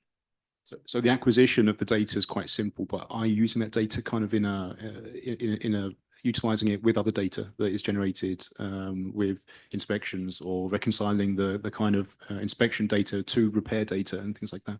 Yeah, so there's a Horizon Blade system. So that's a repository, first and foremost, for all of those blade damage pictures. And then you have the automatic classification state of, I think the industry is sort of standardized on a 1 through 5 scale of how severe a blade damage is. And then you have notes and reports and dashboards analysis and things like that. And of course, a lot of commentary by, again, the bigger companies employ blade engineers that's what they do. They're involved there. And then the repair side of things, the repair quality control, the repair tracking, propagation, those types of things. So it pretty quickly becomes a big job to stay on top of these types of things and to show that you're learning and to show that you're making progress. Like we are getting on top of these blade issues rather than they just keep coming and we don't know why. Thanks, Patrick. One more very quick question at the back. Patrick, you mentioned this tension between statistics and finance, and you had this example where there was a cost, and it looked almost like there's a cost. It's a revealed cost. You know it's there. It's a running cost, and therefore it's easy to justify. The intervention is suddenly palpable, right? Because it's an instantaneous loss that you're bearing. That I can imagine the value proposition for intervention is very high. There's not much of an argument there. Is there a realm where you're talking about probabilities, things which haven't happened yet, and lots of things which you can maybe stay? You mentioned like maybe with portfolios, you've got lots of stats. You can say, look, this is a very compelling statistical proposition, and yet it's not landing with asset managers because they're not quite ready to accept that probability language, or perhaps they're too busy dealing with the burning fires, which are indeed costs which are now accruing in real time. Is there a chasm between those two styles of intervention, or is it kind of evolving? I think good point. I think there is kind of a chasm right now. The sort of smelling salt is when you've been burned by certain things. So we have a serial issue on main bearings. Like That's a wake-up call. And then blade issues returning. So every year, some companies are putting away millions for detection, repair, and then they repeat the process again. So it's just a matter of like, we repair as much as we can until the money's gone. So they're in that kind of loop. And some of that I think is normal with bigger turbines, longer blades with less of a margin for error. And some of that is the industry is not where it needs to be. So these blade issues are coming back again and again. Thank you. There's going to be a panel later so we can explore this further. Yeah, thank you, All Patrick. right, thank you. Yeah, very interesting. Right. So I'd like to invite our next speaker, Bore Tokay, co-founder and CEO of Kavaken. Great.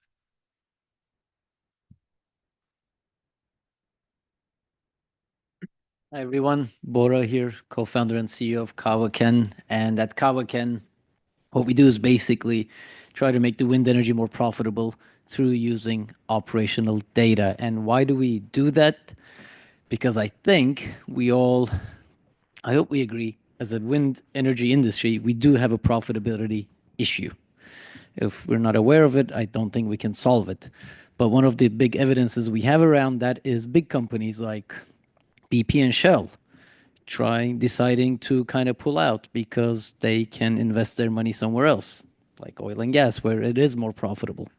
So I think that's a major problem. And obviously, the asset owners are a huge player in this, and they've been our clients since the beginning. So we've been around for 5 years or so, serving more than 3 gigawatts now.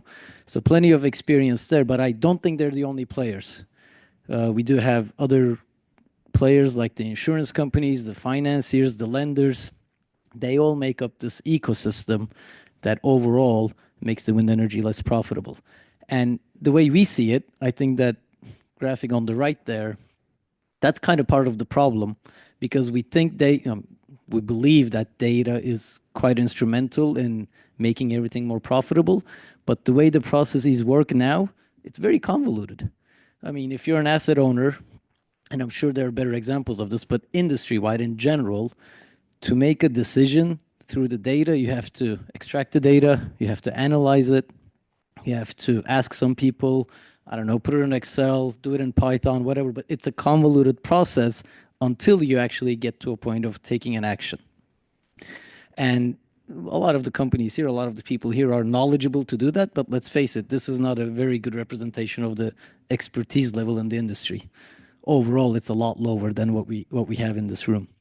So we're trying to always make that line more straightforward, going from data to action. And when you think about the insurance companies, it's even worse, because they know even less about the assets and how these things work. So when you have a failure, they send a loss adjuster. I don't know how it is with you guys, but a lot of my clients say they end up doing the work on behalf of the loss adjuster to calculate how much energy was lost. Seems pretty simple to us, but for them, it's really complicated. And then you get into an argument on negotiation and so forth.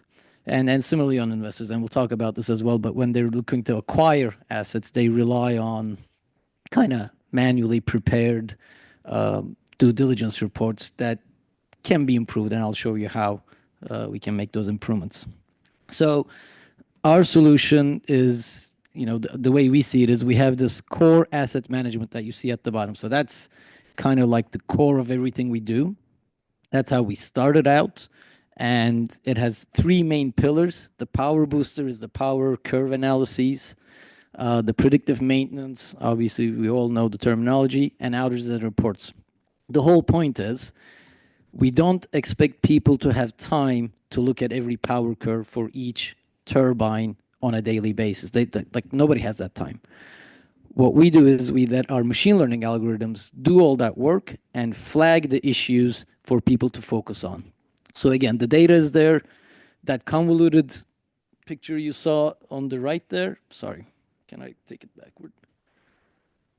We let our machines do that convoluted piece. So at the end, you just go straight to the action.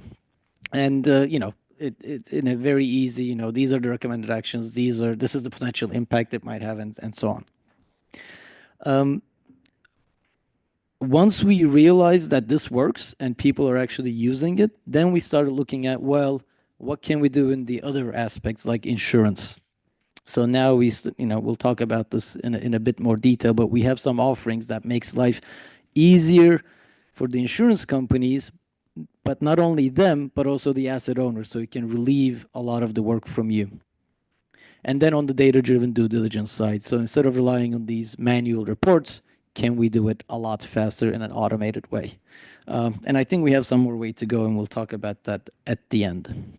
But so a couple of case studies from these asset management. So I mentioned the power booster, I mentioned the predictive maintenance, but one of the things that we found new light on is these outages. And Patrick, you were just talking about the alarm codes and stuff. It's a pain in the ass. It really is. Trying to make sense of all that alarm data. So we're trying to use some clever algorithms to figure out when an alarm is going off, but it actually shouldn't be. So this is kind of saying my SCADA system is telling me something that may be potentially incorrect. And this is a good example. Now, when I talk about the example, it's going to become obvious because, you can kind of tell, but figuring this out was the difficult part, and that's where machine learning came really handy. So we all know when the wind speed goes above a certain limit, it's usually around 22, 25 meters per second, the turbine actually shuts itself, right, to protect itself from extreme wind. And that gets registered as, I don't know if it's a Nordex turbine, it's a storm disconnect alarm. If it's a Vestas, it's called high wind speed, whatever, something to that effect. And when people see this, nobody really cares, right? Because it's normal, because it should stop itself, right? The problem is, and the OEM doesn't care because it's an environmental categorization, so it doesn't get deducted from their availability guarantees, right? The problem is, it doesn't always go off at the right time. And we've seen multiple cases, and here's just two of them actually in one farm, where we were getting their alarm, but the wind speed was nowhere close to that threshold. It was around 12 to 16 meters per second. Beautiful wind. You would be producing at rated power. Great. But no, instead, the turbine decides to shut itself. So this is one of the more interesting things where, as we dive more and more into the data, we're able to see and catch things like that. And now that we know this, you can hard code this if you want, right? This is a very simple if-else statement if you wanted to. But without knowing this, it's kind of hard. So that's where machine learning really helps to identify these anomalies, if you will, and catch them and then go to the root cause of it. So that's one example I wanted to share about asset management. But you can kind of tell what we're really excited about is this insurance part. So we have 4 offerings there. I'm not going to go into the detail there, but automated business interruption, we'll talk about that in more detail. Preventive risk control. This is, how can we let the insurance companies benefit from the predictive analytics that we have? And then in turn, obviously, can that result in a lower price for the policy, lower deductibles, because they can see things and they don't have to pay for the full replacement of the equipment or the business interruption losses, but actually do something predictive in advance to prevent that from happening. And the data-driven risk survey. The parametric insurance is important, and it's getting more and more attention. So we're talking to a lot of insurance companies about this, and the reinsurers. If there's a low wind, they can insure you against that. But the way they do it now is, let's say they would rely on a third-party data, like the Metcast or Metmass at or the weather stations around Schiphol Airport, for example. Not necessarily rely on the data that the asset owner gives to them from their site. Now, what they're saying with us is, oh, you guys can actually act as a third party to show that, yeah, the wind was really low at that site, and then that makes everybody happy because the asset owner says, well, it's actually my site, not the Schiphol Airport, and they're convinced, the insurance company is convinced that it's neutral data. So these are the type of offerings. We're enabling operational data to become usable in the insurance sector as well. This is what I was mentioning to you about the business interruption. Again, convoluted process turned into something quite simple. I know the graphic looks fancy, but the whole point is actually that number there. So in the system that we have, You basically select which turbine had the fault, which periods during which it had an outage. And if you want to select some neighbors to get the wind speeds for different periods of time, you can use that as well. But it spits out the number, which is like, you see there 2,400 megawatt hours. This takes only a few seconds, as opposed to extracting the data, sending it to the loss adjuster, them coming back and so forth. But what you see in the graphic down here, and the projection error after 3 months, we actually, to make sure the results are actually valid or accurate, we compare what the model would predict and what it actually was the 3 months prior to the outage, so where we have actual data. So the error of the percentage error is like 1.2%, so it's pretty accurate.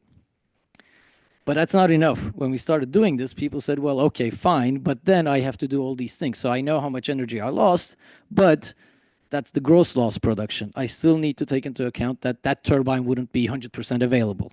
So instead of making an assumption saying 97%, why don't I use the availability of that turbine in the past? So that gets plugged in right there. Internal losses due to the cabling all the way to the meter, that needs to get deducted as well. Then you get to a net loss production. Then you need to do the financials.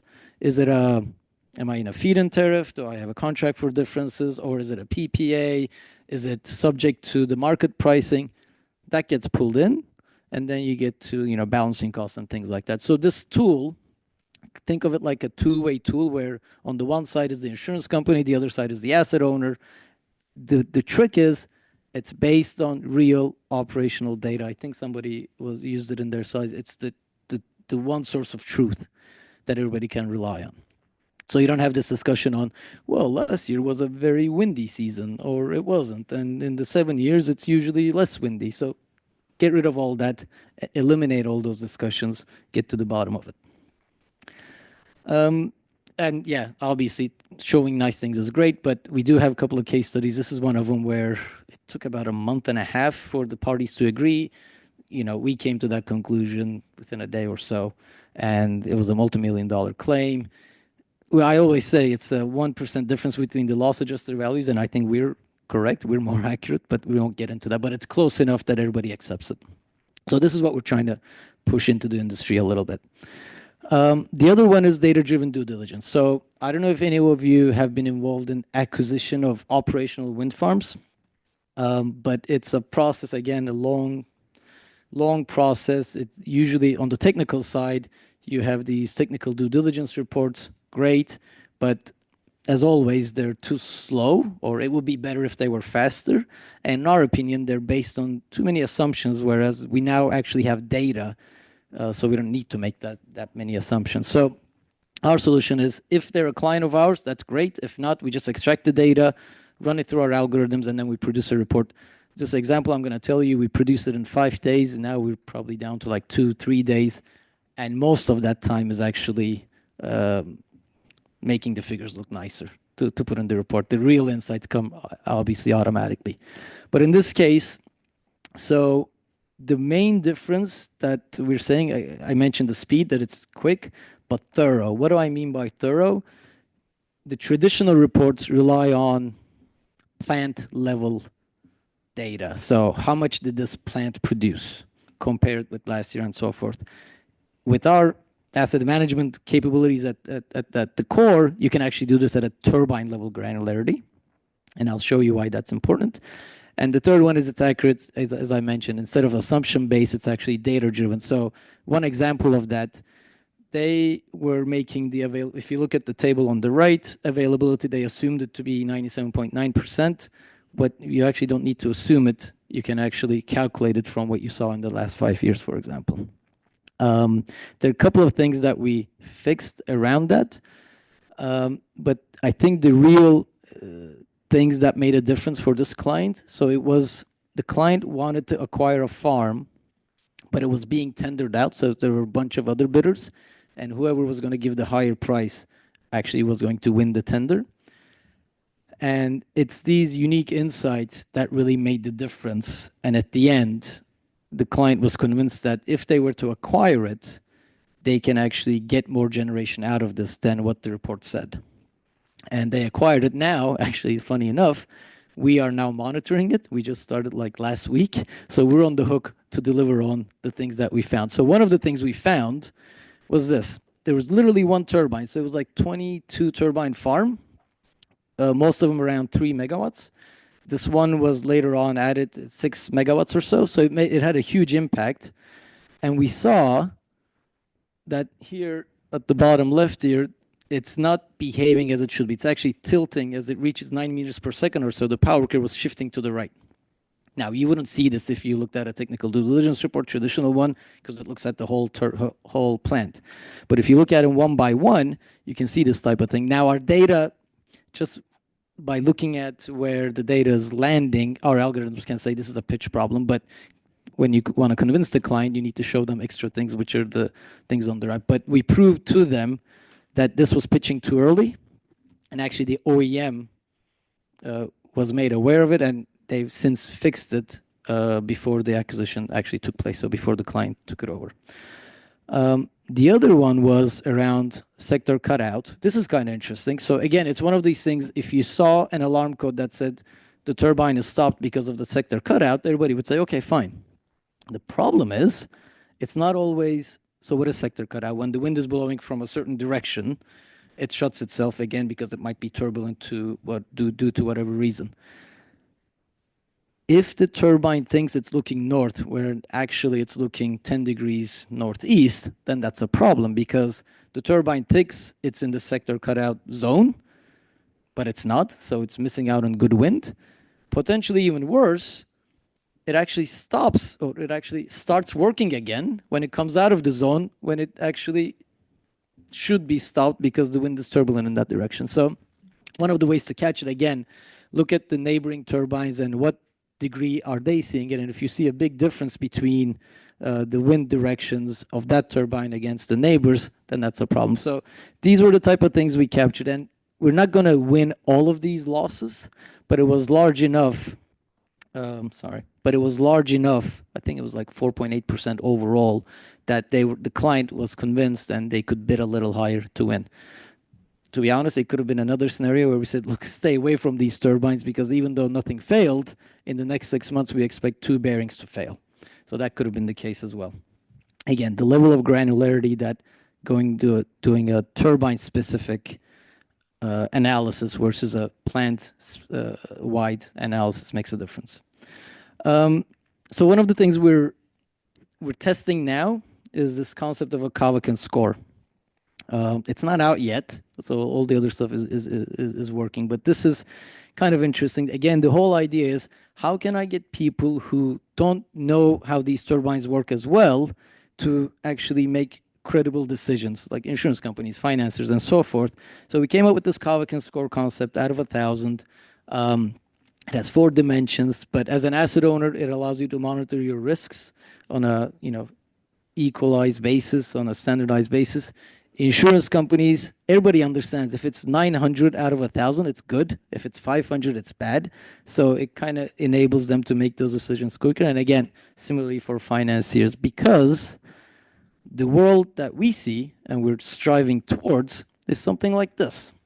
So why can't banks make financing decisions for wind power plants in a way that's similar to how they make decisions on personal loans?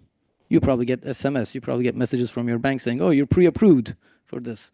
Why can't we do something like that for plants? I know there are a lot of reasons, but really, is it really that impossible? I disagree. Work in progress.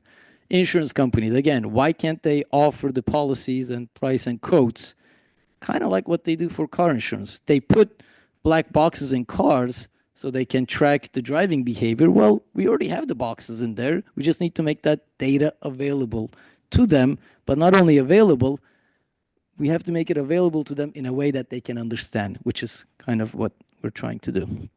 And, all the energy companies, if everybody started making more money off of this, I think we would see those BPs and Shells coming back into the industry again, which is something we all need because of obviously the climate crisis that we're all going through. So that's all I wanted to say. We're going to be at Wind Europe as well. We're actually going to be holding a side event, and it's going to be talking about better insurance with operational data and AI. So if you're going to be in town, if you're going to be in Copenhagen, we would be really happy if you stop by and hear both sides of the story, both the asset owners and the insurance companies talking about what can be done to improve things. Thank you.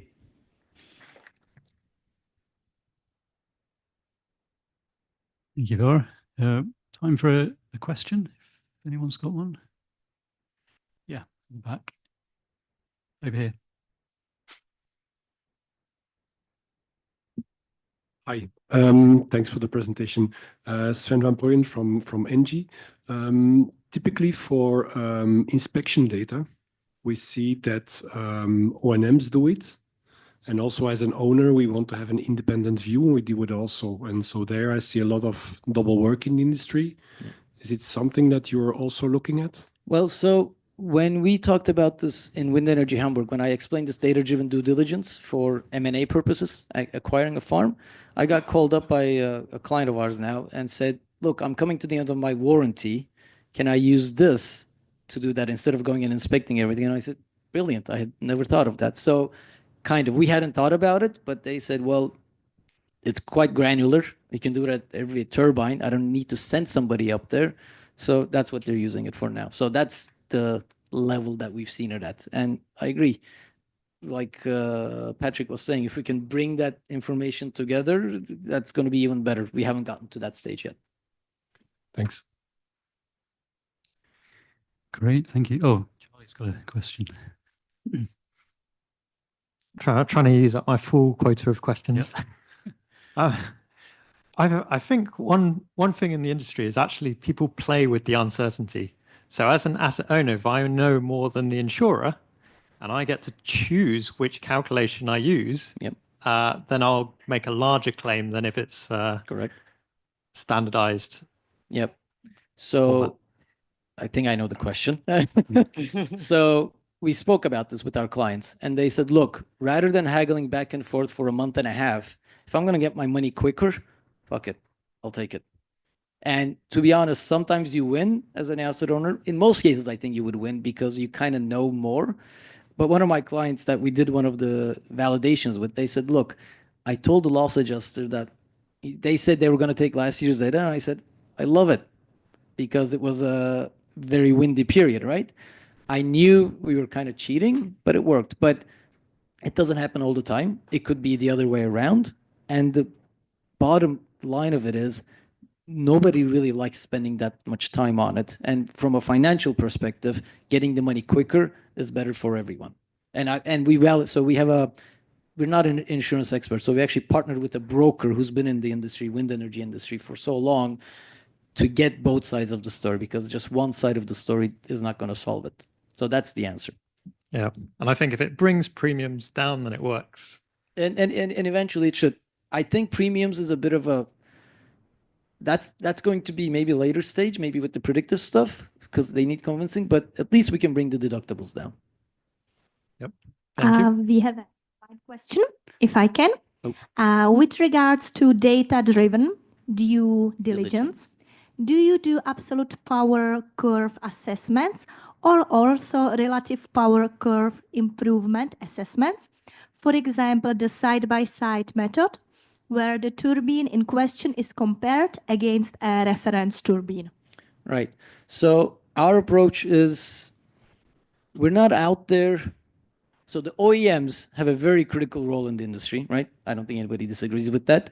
We're not out there to beat on the OEM and say, oh, we're going to do a power curve verification and we're going to fail you and we're going to apply liquidated damages. We don't think that's the approach that works. It's very costly. What we do is, for each turbine, we learn its normal behavior. So under which wind speeds, under which conditions, how much does it produce? And we start showing deviations from it as soon as it happens. So when you go to the OEM and say, look, this is the turbine, this is the power curve it had. In the last month, it seems to be deviating from it. Then they can't really argue back because it's the same turbine, you haven't moved it, nothing really has changed. There's an anemometer problem, there's a pitch problem, whatever.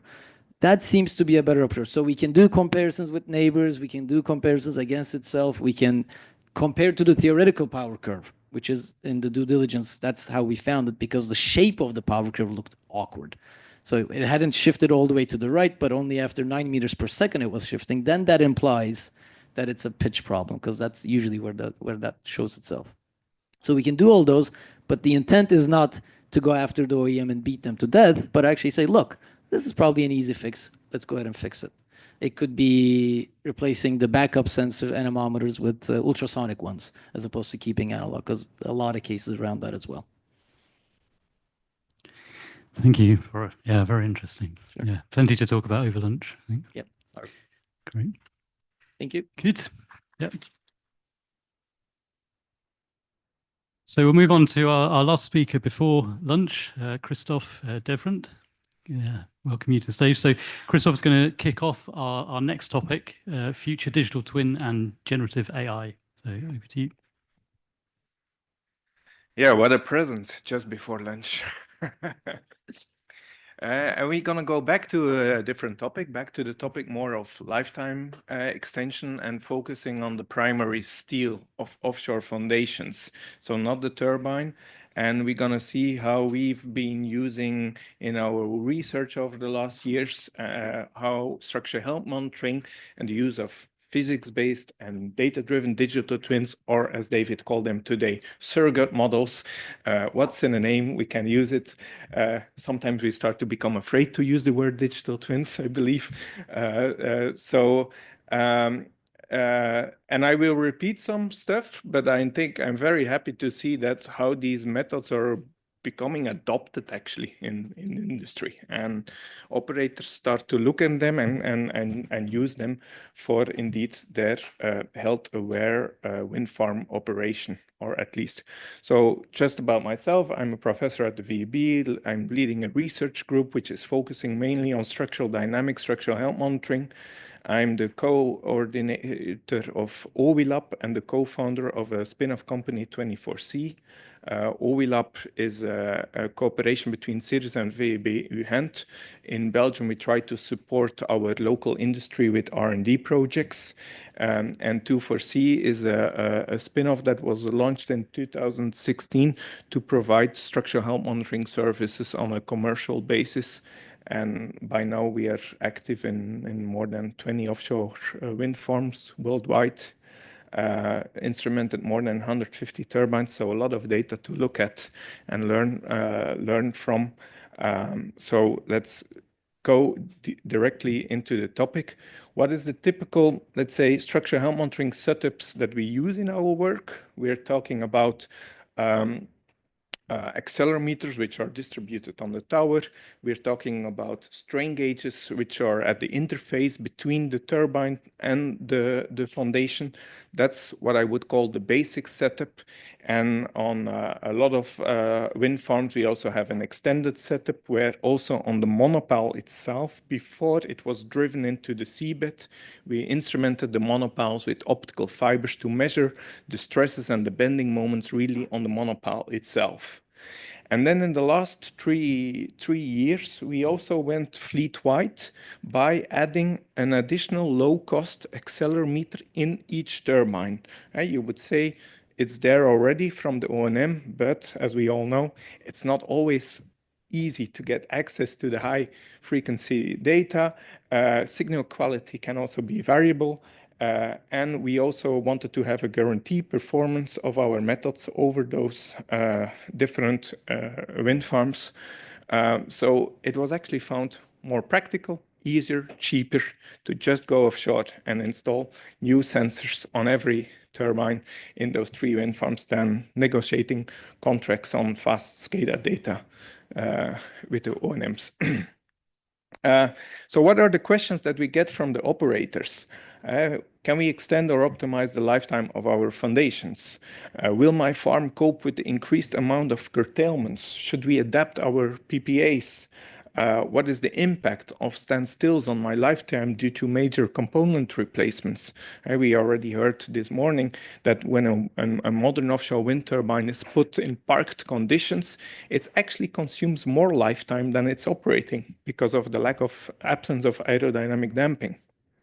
So yeah, what is the fact of monopile? The fact is that there are certain welds which have a critical welds which have a certain limited lifetime linked to the lifetime of the, let's say, the concession or our wind farm. Another aspect is that I think we really need to look differently to, let's say, the old generation of wind farms, the 3 megawatt turbines which were constructed and designed 10 years ago, and then the modern 9 mega, 12 megawatt monopiles who were designed and constructed in the last years.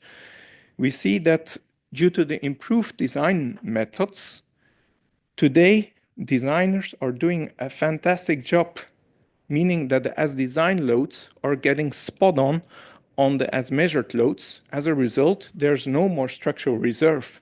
Whereas in the older wind farms, we do have a lot of structural reserve. But what does it mean, no more structural reserve? Okay, we could say good job, but it also means that we should be more careful now, should be more aware, because what's happening is that wind farms are being operated differently from the original design assumptions. There might be issues like as corrosion, there might be changing seabed conditions, new wind turbine control strategies, but as we heard also today, changes in the market, more and more curtailments. So these things means that at one hand, you don't have any more structural reserve, and you're going to operate it differently than it was assumed into design. So this making the need to continuously keep an eye on the lifetime progression and the loads more and more necessary, let's say. So we had put in our research as an objective, predict the lifetime consumption of every weld on every turbine. Are we using the limited data that we have available? Because indeed the challenge is that we typically only have a limited number of wind turbines which are instrumented. Critical welds like on the monopile below the mudline are not easy accessible for installation of sensors, or at least also not maintainable. And another thing was, as I mentioned already, SCADA data is not always available in high frequency, high quality data. So we need to do it with those limited number of instrumented turbines, maybe with this farm-wide IoT accelerometers, which we also deployed. And how we're going to solve this? Well, by using the two enabling technologies in our research. At one hand, what we could call the physics-based digital twins, which are nothing more than the finite element models and aeroelastic models that you also use in design. And at the other hand, the data-driven digital twins, which are our machine learning models, our AI models. So let's look now into those two examples, what we've been doing with them over the last years. We use the physics-based models mainly for the use case of virtual sensing. What does it mean? We want to predict the lifetime on every weld on the monopile without having their sensors. Although you saw that for validation on several monopiles, we did put optical fibers to do the validation of these methods. But of course, it's very clear for everyone, even not understanding the real methods, the predictions will only be as good as the model is. So virtual sensing is only as good as the model. And here comes the first issue. When we are using the original design models, virtual sensing was giving bollocks, the results were very bad. Why? Because we know already that the original designs, the real turbines, they are much stiffer, the older wind turbines, than originally designed. And the reason was there, for those old generation of wind farms, we were using standards from the oil and gas to make estimates of this soil stiffness. And we could also see this not only from the frequencies, but also from the measured bending moments on the monopile. And you can really see that the red dashed line was the original API design method. And if we would have used that one to do virtual sensing, we would really overpredict the loads. But we then now use the more state-of-the-art source structure interaction models, and we see we were already getting closer, but not completely closing the gap, because we saw that in reality also the impact, for example, of the scour protection on the stiffness could not be underestimated. So we had to include this also in the model to indeed close again the gap between the measurements and the model. And now that we have this, we can think about how we're going to use it for virtual sensing. And indeed, we also validated over the entire wind farm for 150 turbines that these updated models were really giving a smaller error on the frequencies. So we were confident that our new, let's say, physics-based digital twins are now representative for every turbine in the wind farm. And now we went to use them for virtual sensing. I will skip this. And indeed, by moving from these old API models to the new models, the predictions between as measured and as predicted really improved a lot. So now we are confident that these virtual sensing methods are good to predict the stresses at every weld. I added also the previous slide to say that what was for us a big enabler to create these digital twins farm-wide was the whole digitization of all design documentation. From the Rumbles and the COWIs, we digitized all those PDFs we now have from all the 399 turbines in Belgium. We have all the monopile designs, all the CPT data, and this indeed enabled us to create a workflow to make farm-wide digital twins to indeed deploy these models. So the conclusion on this physics-based, let's say, methods, that we are now confident to say, yes, they allow to predict strains at inaccessible locations, but you really need to use this state-of-the-art soil structure interaction models. You also need to take into account the latest seabed and scour conditions. And indeed, a big enabler is also the whole digitization of these design documentations. So that's on the topic of physics-based. And then the other topic is on the use case of farm-wide load monitoring, as we heard already also this morning from David. Here, what is the ambition of this research is yet how can we quantify the fatigue progression on every structure, knowing that we only have this high-end structural health monitoring systems on a limited number of structures, yet we have access to all the SCADA data and maybe a fleet-wide accelerometer. So indeed, we also employed machine learning methods where we train on those, let's say, highly instrumented turbines. We train those models, we cross-validate it also on the other models, and then we can indeed go and roll it out to the entire wind farm. Here I wanted to add this slide was that we first had a look, how good is it if we would only use SCADA data, this kind of models. SCADA is actually only good in capturing wind loads and operational loads, but what does it miss for an offshore wind turbine? It's the wave load contributions. So then we went to add data from the wave radar nearby. We improved again our prediction of the loads. But what was really an enabler was indeed having access to also this good accelerometer data, because it's obvious that this accelerometer data directly captures these wave load contributions and the dynamics of an offshore turbine. We also showed that instead of training the model on using a model of one turbine to predict another model, it was good to train the model on a population of those of those fleet leaders. So by taking all the data together of those highly instrumented turbines, we saw that we had better predictions than using one turbine for this to make predictions to another, because the initial idea was we will use for each design cluster one fleet leader, and this one will be representative for its cluster. Yet we saw in practice that combining the data of the different fleet leaders was resulted in better results. So the machine learning methods overcome this concept of looking to a cluster. We heard it already this morning as well. We are sometimes a little bit suspicious about machine learning, we as well, because we actually come more from a physics-based group, but we are now exploring machine learning. So you always want to know how confident are we in our results.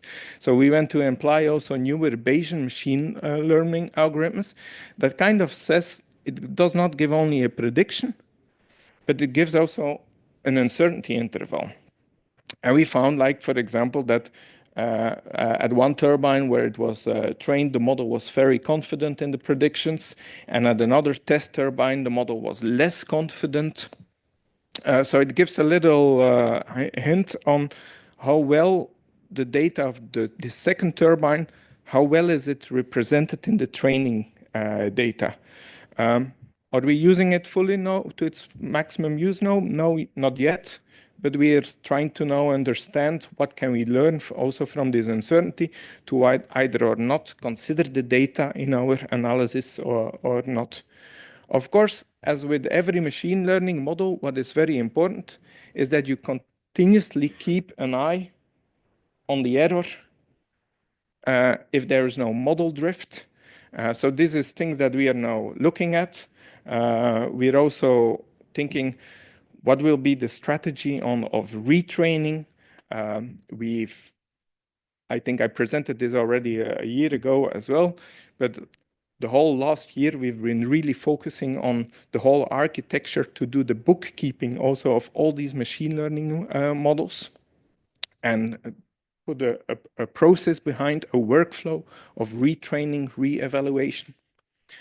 But the end outcome, and I think that's the most interesting for an operator, is this kind of results that you see of every turbine in your wind farm, how, let's say, the lifetime is progressing, and it gives an insights in the lifetime progression and the potential root causes of higher fatigue rates. For example, the one that you see on the top, KO2, in that wind farm is already running for more than years with a heavy rotor imbalance, which is not taken care of.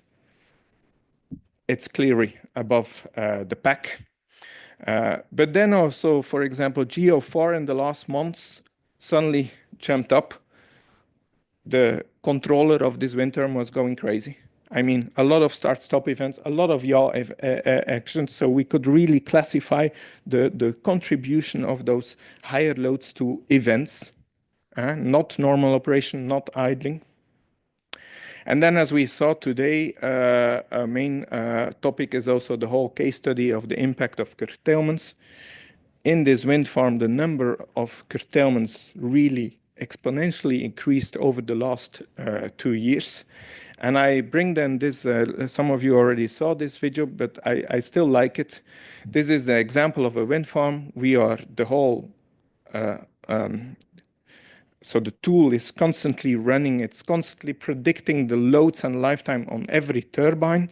And you see here the visualization of it.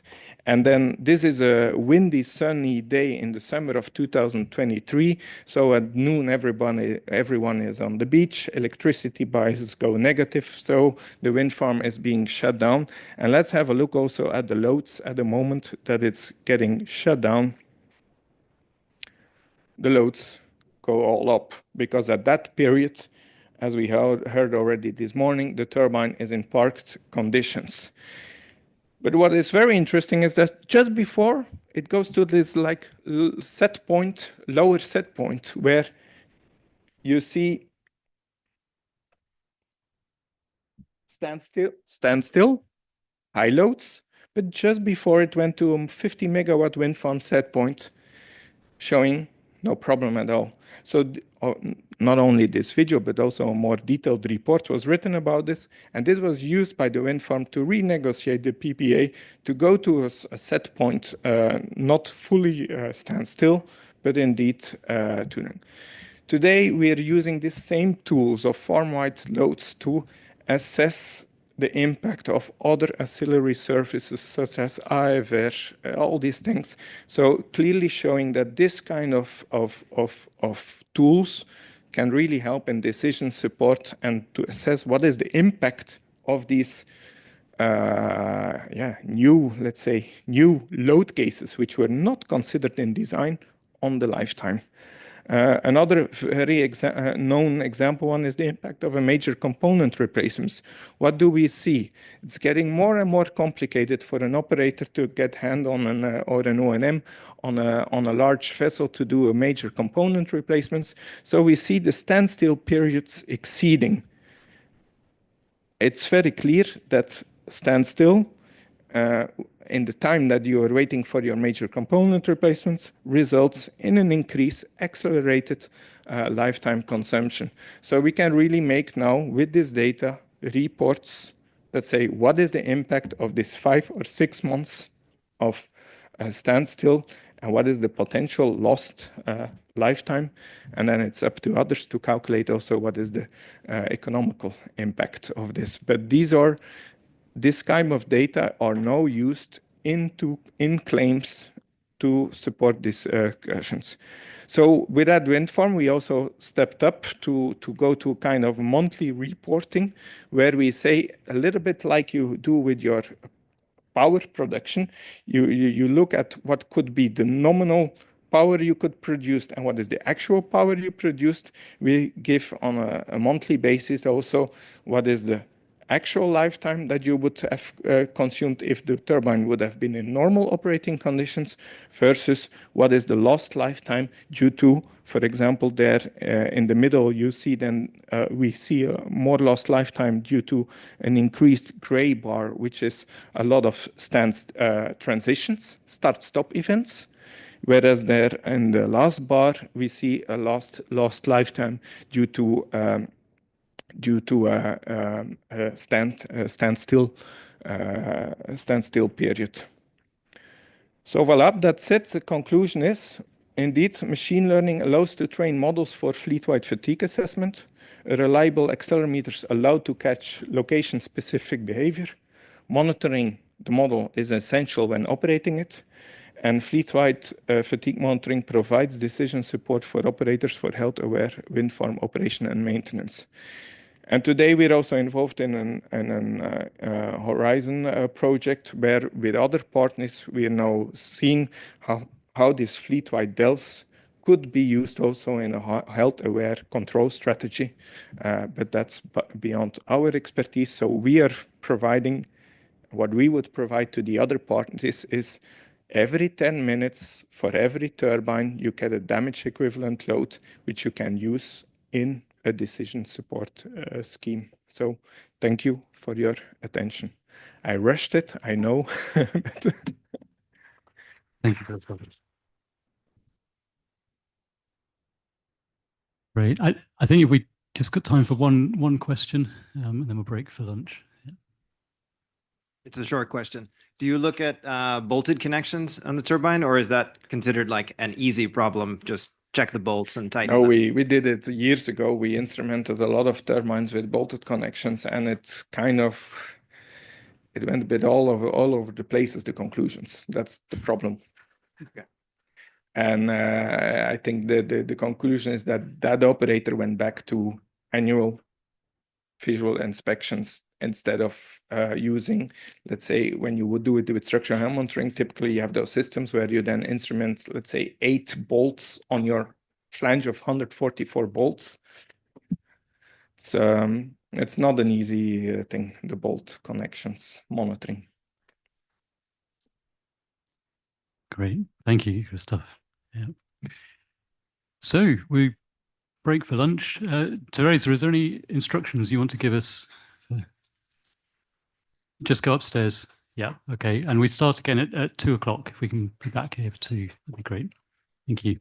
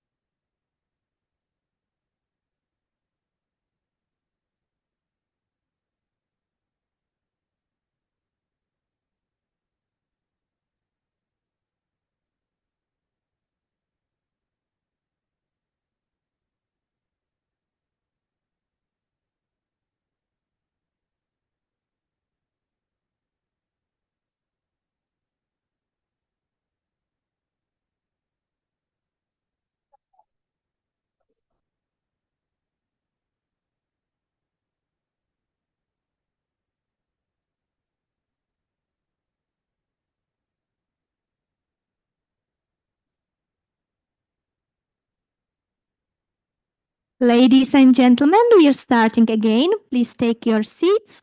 We are starting with the panel discussion. Thank you.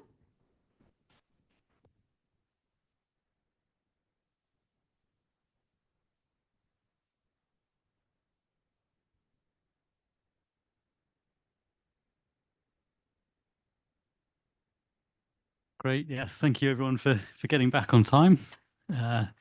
We'll move straight into our first panel discussion, shaping the future of AI and data in the wind sector. And I'd like to hand over to Patrick Strom, who is going to moderate this for us. Patrick. Okay, thanks, David. So very pleased to be moderating this first panel. So I'm sure we'll have plenty to talk about and have a good discussion. Also, I'll open it up to the audience as well. If you have things you'd like to interject, don't hesitate. So I think we have a few extra microphones. Some of us have already spoken and I guess introduced ourselves. So maybe we'll just go down the line here for, yeah, we've all spoken actually. So maybe we don't need to introduce myself other than just quickly. So I'm Patrick Strom from SkySpecs. Yeah, Charlie from Nuveen Infrastructure. James Morris, University of Eindhoven. Nicolas Dittenbeck from Accio. And Bora from Kawaken. Okay, so I shared some questions in advance with the group, so I'm not lobbing any gotcha questions at anybody, at least to start with. So maybe I'll begin with the first one. Maybe Charlie, if you want to take this. What branches of AI hold the most promise, and what are the accessible profitability levers that you see? Okay, so I'm going to say a bit old school and say like machine learning, at least for operational data, is where you want to go. I think LLMs are fantastic in writing prose and coming up with interesting answers. But for me, having recently done a competition around prediction, I realized that machine learning has come of an age when even I can use it. I can just go and automatically train a model. I don't need to know anything about the data set actually, or how to do hyperparameter tuning or anything like that. In fact, now you can just put in your inputs, ask for the output, and it does all the tuning for you. So at the moment, I think that's a really interesting branch because to date, I think it's had limited use. People have reverted back to physics models. And I think maybe now it's the time to go back, well, to experiment more with machine learning. All right, Nicola, maybe same question for you because you're an asset owner operator. Yes, at Accio, we've not really delved into AI yet. As I mentioned, we wanted to start with the basics. But I think I'm quite aligned with what Charlie says about this machine learning and trying to be in the focus thing. Of course, you have also the large language model and the generative AI. That's quite useful as kind of your personal assistant. And it's something where we can imagine also automatizing reporting to investors and so on with that kind of generative AI. Clearly, we're not there yet, but you could imagine that in the future. Anyone else have? Bora? Yeah, so I agree with machine learning. I think that's at the core, and it's going to be one of your questions also was precision accuracy versus hallucination, I guess, a polite way of saying it is. But LLMs do have a lot of potential, particularly using it as an assistant. There are already use cases. So one startup, for example, uses it for doing mergers and acquisitions. So going through all that documentation and finding specific clauses that are relevant, it saves a lot of time. It's a very smart use case for it, I think. We're actually implementing what we call Ask Ken. It's in testing stages right now because it is hallucinating still, and you need to make sure nobody, like client A shouldn't be able to access client B's information, that type of stuff. Put those securities in place. But this idea of just going and asking a question and getting an answer, even though the answers might be developed through the machine learning algorithms in the background, getting easy access to it rather than clicking through different screens, we think that's going to be attractive. Just a new way to interact with the information that's embedded in the software. Okay, thanks. And now, Jim, you are someone who's worn a few different hats over the years. You've been on the asset ownership side, you've been on the consulting side, and then now you're a professor on the academic side. Do you see any sort of disconnect, or what are the differences happening in academia versus in the business world right That's a now? good question. Because actually this question came up earlier, some of the conversations after the presentation. There's a tendency in academia to look at the blue sky and to just focus on the blue sky. Whereas there's a tendency in the private sector to really show value for money, something that's instantaneously going to drive a cash flow, either this very hour or at least within a certain month. So there's that disconnect in sort of interest horizons, as it were. But I think what we're seeing now is more and more conversations between things that are happening in academic spheres and things that are happening in the private sector. And a lot of it has to do with what you said, Charlie, which is that this stuff is actually quite accessible. It's not, you don't have to know how to program a deep forest network algorithm, because it's in Python, it's just 2 lines of code and anybody can do it. So if you know what the inputs are, what the outputs are, what the assumptions for that particular algorithm are, you're okay to use it. It doesn't mean you're going to understand necessarily what comes out the other side, but if you can see the results, you can actually get a lot of confidence. So, you know, one of the areas which I don't think anybody mentioned, but what we're seeing a lot more of is this whole idea of being able to recognize patterns. And so for things like blades, that becomes really essential. You mentioned earlier the movement from full service contracts to partial service contracts. There's therefore this movement of expertise from OEMs to owners. They have to suddenly know a lot more things to be able to protect their assets. Well, here's a perfect solution. So can you detect cracks in your blades? It turns out you can if you have the right software, if you have the right scanning devices, and you couldn't do that as a human. It would take thousands and thousands of hours, but suddenly with AI you can. So I think we are seeing a lot more of that. And I think there is that kind of connection between what used to be blue sky and what's actually hitting the ground running. In academia today, do you think there's too much hype around AI? I think in general, if I can make a general assumption, I think we are interested in AI and machine learning, those types of tools, but with a healthy dose of skepticism of how things work in real life, because we're dealing with machines and wind and those types of things.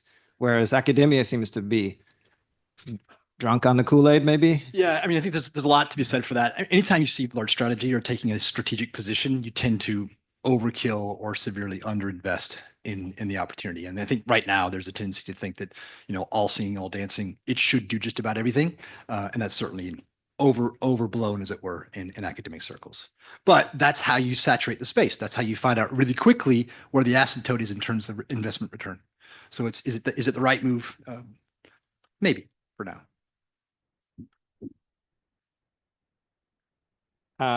You mentioned contracts. So that's an area I'd like to dive into. Charlie, you deal with contracts every day, and you're with a company who favors full service agreements for a variety of reasons.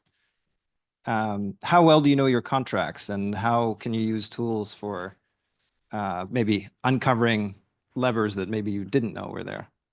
Yeah, I think Bora mentioned this. Actually, yeah, LLMs do have a really good sense when you come to reading a contract or reading documentation. Have a recent example, actually. So NIS2, the National Security Framework, is coming out. We've got some Italian projects, and we need to register them in Italy.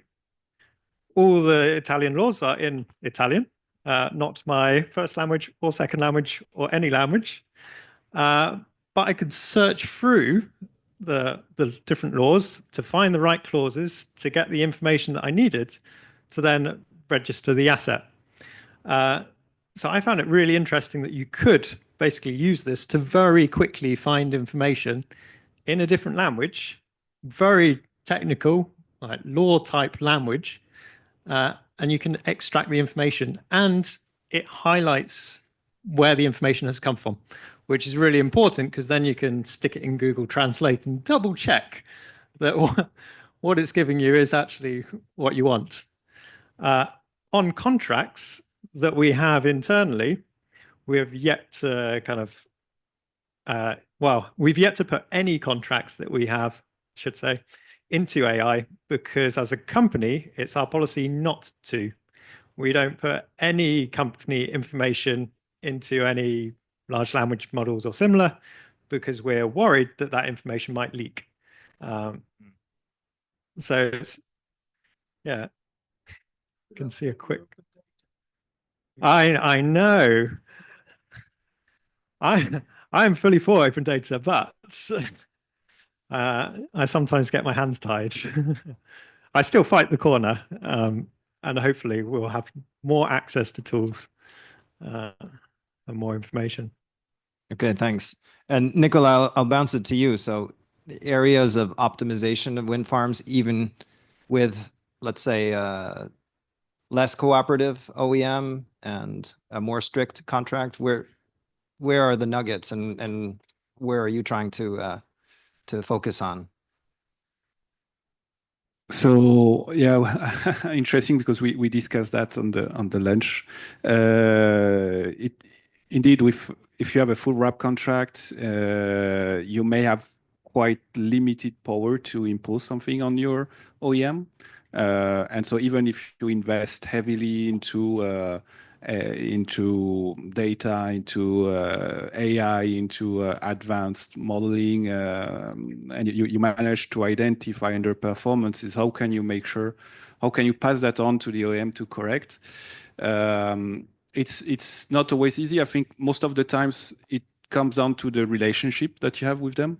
And so having, especially at the operational level, being able to create a relationship of trust and a kind of partnership between the operational teams. And in that sense, usually if you find wrong pitch settings and you manage to come, of course you shouldn't just come and say this pitch setting is wrong.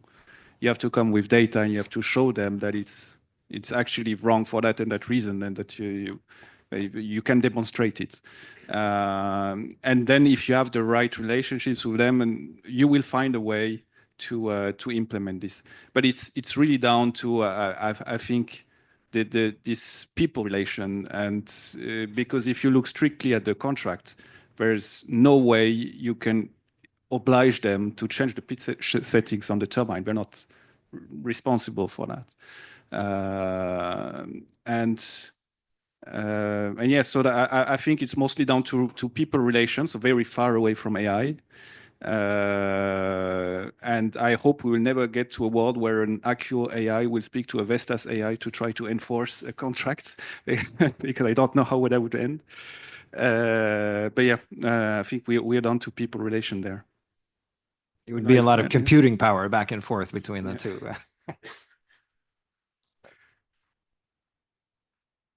I fully agree. It's the relationship, and the most successful clients that we've seen have a really harsh but a very open and honest relationship with their OEMs. One thing I did see, some of our clients use the word, so if you go with evidence and really say there is a pitch setting problem, right? And yeah, contractually it doesn't impact their availability. But if the client's really annoyed, they start throwing out words like gross negligence, and then they get the attention. So if the OEM is not responding to, a friendly approach, then they throw out words like, "Oh, is this gross negligence?" I mean, you knowingly are not fixing something, and then it gets more attention. But 98% of the time, I think it's just, yeah, you're right. The relationship is the better way to go. You're not out there to beat down on them. You're trying to just increase the performance. A few months ago, I was at an event, and very similar kind of forum, and talking about issues and slowness and backlogs on maintenance and things like that. And one owner said, if you're not getting a response from the OEM, just in a constructive way, you can find out, well, what is holding you back? Is it, do you not believe it? Do you not know how to solve the problem? Is it stuck somewhere on their side? Or it could even be sort of a simple manpower thing. And this was a utility that happened to be, let's say, maybe a little bit overstaffed, but they could offer manpower, and that helped make the difference. So if, as an owner, you could offer something to them, like you need 6 people to do this job. We could offer 3 of them. Would that help? And they were having some good things there. So I think those are also the types of like little stories that are good to share with us as a group, rather than, because we don't want to OEM bash all the time. Yeah, maybe a question for you, Jim. Maybe you and then Charlie next. Are there any major kind of disconnects between top management or C-level and those that are doing the actual work on the performance, asset management, technical management level? That's a really good question. This is reaching back now into my expertise. It's been a while, but from memory, I mean, everyone has a kind of an objective function that they're thinking about. Certain things they have to do as part of their job description, which is very important. Typically, the C-level is thinking about things like those high-level numbers, NPVs, IRRs. Maybe they're thinking about availability, the extent to which I have to secure something within a contract. You know, are my contracts indeed being followed to close scrutiny, and to what extent does that drive my top number? Meanwhile, the guys on the ground are trying to deliver effectively around a series of tasks, and so there is perhaps that gulf. There is the trust that those tasks will in fact be driving the higher level financial metrics, but that's not always the case. And I think oftentimes you'll have a situation where someone has, you know, maybe it's an engineer on the ground who's done their job for the day, but then there's something else out there which actually could add 20 or 30,000 euros of NPV, and they don't have to pursue it, so they don't. And as long as no one talks about it, it's not a big deal. But then if someone were actually to bring that as a value proposition to the boss will say, hey, hang on a second, it's worth hiring somebody else, or it's worth, you know, asking someone to work a little bit overtime, or what have you. Those kinds of conversations probably are being missed. And I'm just thinking out loud, but you know, you could see a situation where LLMs could get involved in some of this to the extent that the data is there. If you scan enough data and you start to triangulate across, for example, real-time SCADA data and the contracts themselves, some of which are hundreds of pages long, you can find disconnects, and you can find what the financiers call arbitrage opportunities. So intervention opportunities which drive value. I don't know to what extent that's being done, but that could be a big one. Cool. Yeah. Yeah. I'd kind of agree. There's maybe not a disconnect as such, but different objectives. And I'd say it's up to both sides to kind of bridge that gap. So in my role, then I'm looking at performance data. I need to feed up the kind of innovative ideas that might add value to leadership, to eventually the C-suite. I'd also say there's a cultural drive from the top that they need to do as well. And sometimes maybe I think they also focus too much on kind of the latest technology or the buzzwords. So they'll say like, oh, why aren't you rolling out AI or machine learning? That can solve all the problems now, right? Whereas it's like, well, actually on the ground, I think there's some good problems that it can address, but it's not an overnight switch. It's not going to provide that immediate value that you're maybe hoping or looking for. So I think maybe it's not so much a disconnect. In fact, the two goals from the two different parties should be aligned. It's just, yeah, bridging that gap in a way that works. Probably the honest answer is that all of us in this room are measured in some way, shape, or form based on numbers and KPIs specifically. Yeah. And yeah, I mean, top management, they have their own ambitions and KPIs, and there's a lot of pressure on them. And then what do? They roll it on down to everybody else in the organization, because what is not measurable is not enforceable or achievable. It doesn't get improved. Yeah. I have one other observation. I mean, by and large, we're nearly all Europeans in the room here. But for my limited experience with working with a couple of very large US companies that self-perform, they take all the risks, they do all the maintenance themselves. Number one is that management is very business case driven. So if an engineer says, hey, we want to add CMS monitoring, it's give me the business case.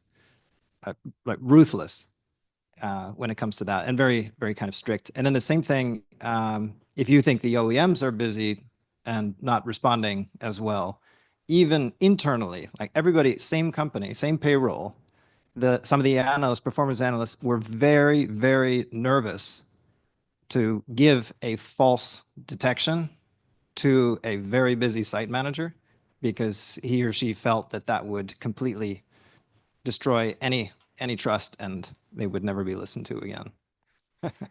So I found that kind of interesting. Like same company, like this is great on paper. The analytics should go right to somebody picking up a wrench and fixing something. But even within the same company, there was that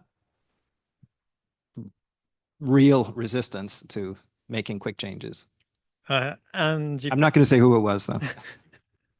It picked up a good one there on the trust side of things. So that's person to person trying to create the trust to get some action done on site. And you're right, if you provide 2 false negatives, you've basically destroyed that trust. Someone on site is never going to do what you tell them because they're like, you waste my time. And I've got plenty of other things to be working on that actually impact on my KPIs. Now we're talking about AI, machine learning. That again needs to build up the trust. You have to trust these models to get something conclusive and beneficial out. And if nothing else, that will take time. And that also is a trust on the analyst before it even gets to site.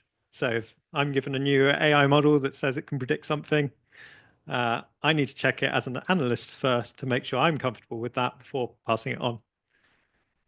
In some ways, it's easier to pass it on to an OEM because it's another company, and yeah, much easier. They won't know who I am. Yeah. Or you're banking on, they forget that. Yeah. So let's keep talking about this trust. So how do we kind of balance the need for accuracy and precision versus, attacking real impactful problems? And I mean, some of these problems are significant. So serial failures, it's not just 1 or 2 failures that are going to happen. It's going to be eventually, say, all of the gearboxes that will need replacement. Who wants to take a shot at that? I'll start if you want. I mean, it's really fascinating because the story you just described, which is kind of little boy who cried wolf, but in business speak, you do want to know if there's a wolf coming after your sheep, right? Even if that's a false negative, I want the radars to be up and deployed and detecting what could be a threat coming to my assets, right? At the same time, yes, I don't want my time to get lost. But if it's a significant enough downside, I definitely need for that conversation to be happening. And I think it's very good hygiene for businesses to allow the culture which enables that conversation to take place. You mentioned the American firms and the tendency to have a business proposition for just about everything that's any kind of intervention or anytime you spend money, I need to be a business case for it. I actually think that's kind of healthy. It's if you can, especially a lot of the examples we had today, which are almost imminently quantifiable. You can attach an NPV to it. You can put a hurdle rate on there. It may not be perfect, but you can put a hurdle rate on there. And you can actually get a real meaningful net present value for that particular project just by looking at the incremental cash flows. So that's something every MBA will understand how to do. So I think this is a lingua franca in a way for getting things done. It's just a matter of finding the right person to talk to. And typically what happens is, yes, the guys at the top are usually the final equity cash flow recipients, and therefore they're the ones that are going to be the most receptive to these conversations, but they haven't got the time. So suddenly you've got to have the right delegation, the right corporate governance to make sure that these conversations are taking place in the right way. And it's difficult to imagine the right role for machine learning in that context, but it seems to me that as the trust is building over time, as the successful cases start to come forward, eventually people will kind of say, you know what, for that particular application, I'm okay with not knowing all the details. If in this particular context, we're seeing a machine learning application saying there's a positive NPV project, it's worth looking into. And maybe we're not there yet for most particular applications, but I think that time will come. Yeah, so you may have noticed in my presentation as well, we're very keen on making life easy for the people on site or in the office who have a bunch of other things to worry about. So it's very important for us to just give the answer, and so they can take action straight away. So, but when we first started and we did that, so we spent all this time internally to make sure, everything we present, it's the most accurate model. It's the best thing, they don't have to do anything. And we were convinced because we have our own QA procedures, blah, blah, blah. But what we noticed is without seeing what's behind that conclusion, people weren't willing to take the action, which hindsight, that makes a lot of sense. We kind of felt stupid that we didn't see that coming. So we would raise a flag saying, this gearbox might fail, and, 6 months from now. And they started asking us, well, how do you know? And then we started showing them our internal dashboards or, trend analyses, whatever. Then they became convinced that it is. And then we said, oh, okay, if that's how it works, a few years ago, we put in the system where we would still raise the flag and tell them what to do, but they can double click on it and convince themselves that, okay, this makes sense to me as well. And then have this feedback mechanism. So in some cases, we do raise a false negative, and then that gets fed back into the system as well. So getting the people to, while we were trying to make life easy for them, we were actually missing a key point. And that it's that credibility building. So after 3 or 4 flags, they don't need to double click anymore. So that's how that got built. And the other thing about some people want to see the wolf coming or not, we actually put this, so I don't know what's the word for it, but kind of like a threshold, or how big do you want the sieve to be?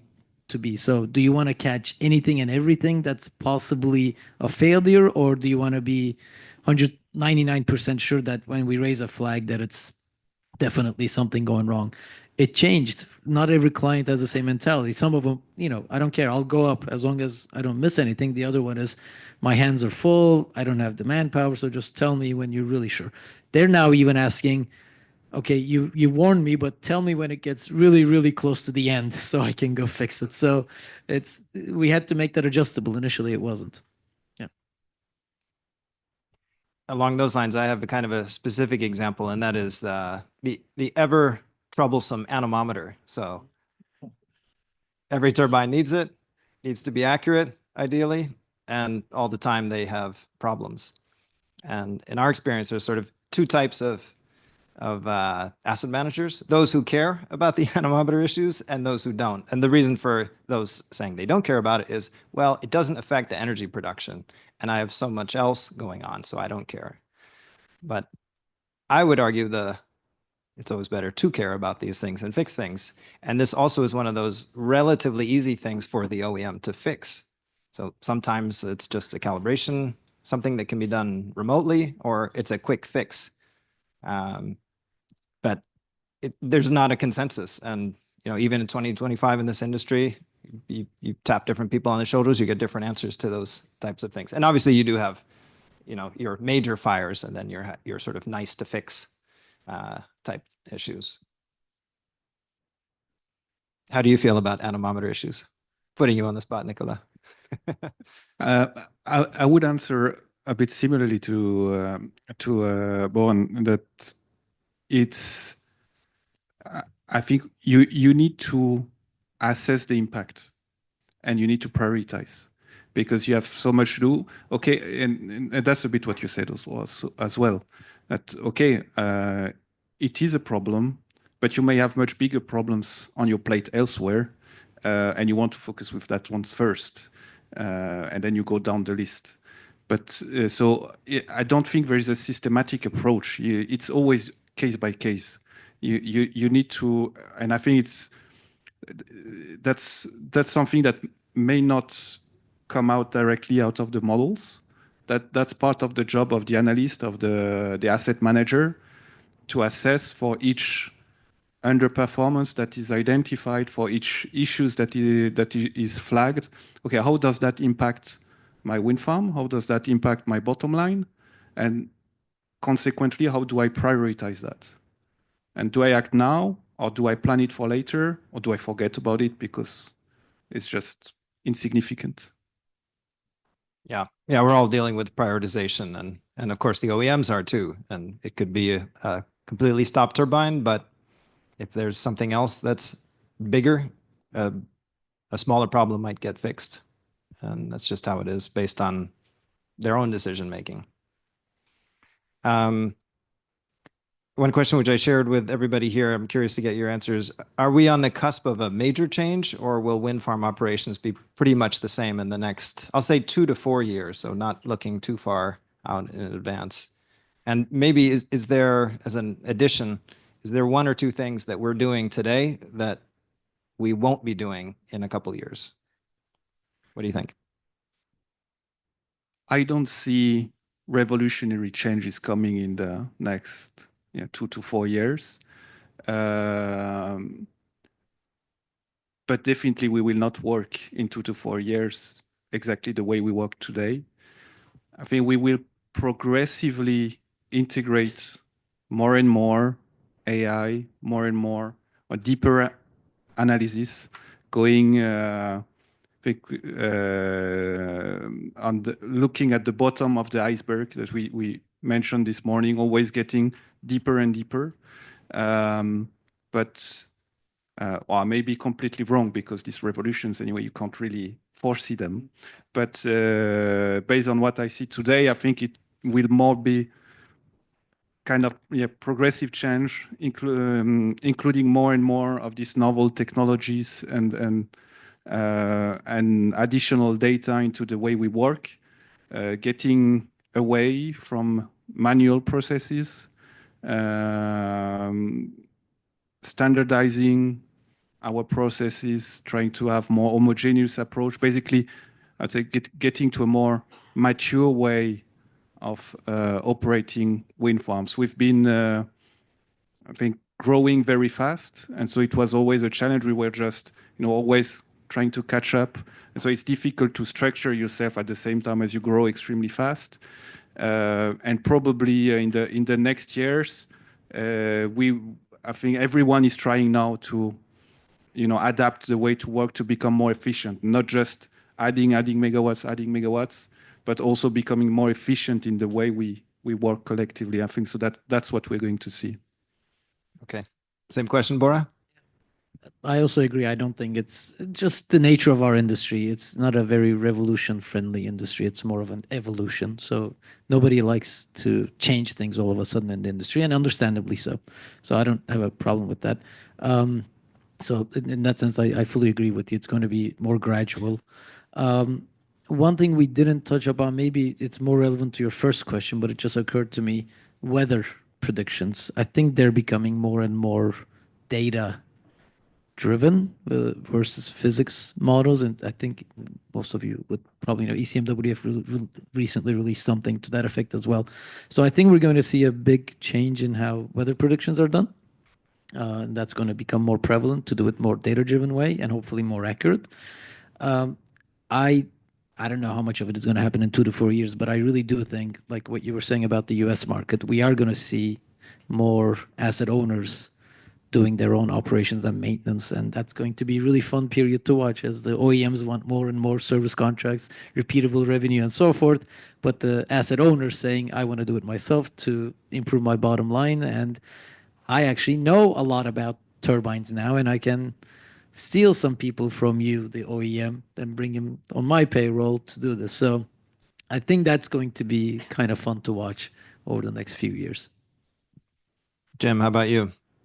Yeah, it's a great question. It's the crystal ball question. Everybody likes to answer that kind of question. Yeah. I see a big confluence of things, and I think that if we're careful about the way we look at the confluence of the various dynamics, you could find some very exciting stuff happening. So, when we talked about the cannibalization effect, that's economics coming to bear on wind turbines, which are making it so that they have to adapt, so they have to do more than they've done in the past. You've also got a series of legislation. So on the other side of the Atlantic right now, it's extremely difficult to build new turbines. That's going to automatically focus efforts on O&M. It's going to automatically focus efforts on maintenance. So we're going to see things coming out of the USA, which we've never seen before, just per force, because they have to adapt to survive. You've got machine learning, which is this wonderful wild card, and we're kind of starting to understand what it can do. It can potentially dramatically decrease the levelized cost of energy. Why? Because you don't have to have lots of human beings with big degrees and decades of experience and education solving a problem. You can almost solve it with similar accuracy using a very rapid computer. In addition to that, you've got the natural, what I call the natural events which happen in an asset life, such as these moments where you go over the bathtub, you kind of, I'm through the halfway point of my asset life. That kind of gives you a lot of certainty on what's remaining.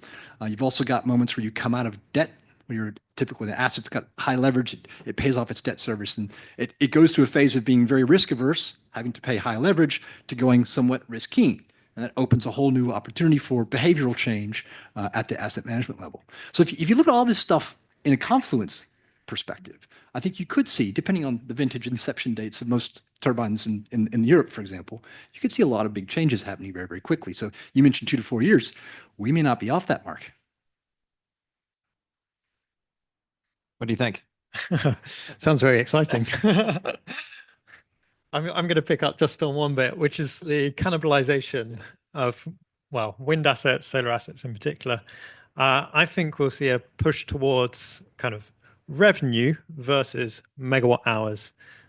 So I expect in the next 2 to 4 years that we'll see availability contracts that are now revenue based, because we've got that data, we've got the knowledge, and we know that's really what our assets should be producing from an investor point of view. So, do you have a revenue availability figure in-house? Currently, no, but yeah, when you look at the capture rates, it's quite scary. Yeah. Yeah, I think we have to worry about cannibalization. We have to worry about curtailment, especially just on a mechanical level. When a turbine is curtailed offshore, it's aging. It's not making energy and it's aging. That's the worst possible combination of things. And then also, look, some of these initiatives, AI, things like that, there is a cost, time, computing power, those kinds of things, hiring a service company to execute those things. But the business case gets shakier when the megawatt hours gained are cheaper. And I mean, there's the portfolio effect. You have a certain star asset where power prices are great, and then you have another one where the market dynamics really shifted and the megawatt hours are less. But you could also argue that maybe that's the one that deserves attention because it's facing headwinds already. So a bad situation could get worse if you remove your time and attention from that one and to focus on the other ones, which are cranking out the money, at least in the short term. I guess you just need to make the business case for each and then go with the... Or you need to diversify with a geographically spread portfolio, right? Yeah, yeah. All right. Does anybody have any burning questions in the audience? I want to include you guys too, if you have any questions for our esteemed panel here. If not, I have a couple of ones. What about regulations and market structures? This was one of yours, Nicola. Are they evolving fast enough to support what we're doing with AI and optimization and digitalization of those things? Actually, that was the question for the rest of the panel. Okay, yeah, so pass on the microphone in that case. I can give my view on that, but basically, we can imagine, we've not touched that yet, but I think we have a presentation later. For example, drones, right? You have these regulations that you always need to keep sight of the drone. So you have some limitations, but you could imagine a future where you can have autonomous drones on a wind farm, just like, for example, blade inspections. Okay, you have your drone permanently located on the wind farm, if the wind farm is big enough. And whenever there's no wind, turbines are idling, it takes off and starts doing the inspections completely autonomously. So you're not losing any time anymore to do your blade inspections. But today, the regulations do not allow you to do that. And so that was, I would say, the context of my questions, and I was interested to get your views also on how this is going to evolve. I don't know if anyone has some insights there. It's not really related to the issue that you brought up, but I kind of really appalling still that the trading organization and the asset management are still so siloed. Like, it's mind-boggling, really. Like, they get forecasts for production for tomorrow, but they don't know if the asset is going to be, if all the turbines are going to be available or not. And they still have to make phone calls to double check that. I mean, to me, that's like a really low-hanging fruit that for some reason, in most cases, it's cultural, different departments, different perspectives, but that's an easy win that we could do. I mean, it's a very simple minor point, but to me that shows how kind of, I guess, siloed we are. I don't know how relevant it is, but at least in the UK, regulation does appear to be relatively adaptive, relatively nimble to these kinds of shocks or positive shocks, as it were. So, example is the capacity market. So, whenever there's a strain, when there's a bottleneck on capacity market is designed to incentivize bidders to come in and stabilize frequency response and that sort of thing. So they are somewhat proactive. And I noticed that especially in GB, we have quite a bit of constraint between Scotland and England. There are quite a few bottlenecks appearing. And this creates the necessity of forced curtailment. So you have to turn off your wind farm. You get paid for it, but typically it's not as much as you would get paid if you were generating electricity. And you don't know when you're going to be asked to curtail. But when it happens, you're forced to do so. It's a consequence of regulation. But I do feel like this question of can regulation keep up is largely down to how nimble are the policymakers, the civil servants, how well-oriented are the economists that work for them, and what's the value proposition. So if I can speak to taxpayer revenues and this sort of thing, then I can generate quite a few regulatory changes pretty quickly. Oh, I'll be very quick. I'll just say, like, policy and regulation can be a positive. So policies can actually benefit the whole industry. In fact, the industry only really exists because of the policies of the past. So I wouldn't always look at it as a negative. And if we want to change policy for the better, then we should do more lobbying. Yeah, and there's for sure a lot of lobbying happening. Do you have another point? Oh, okay.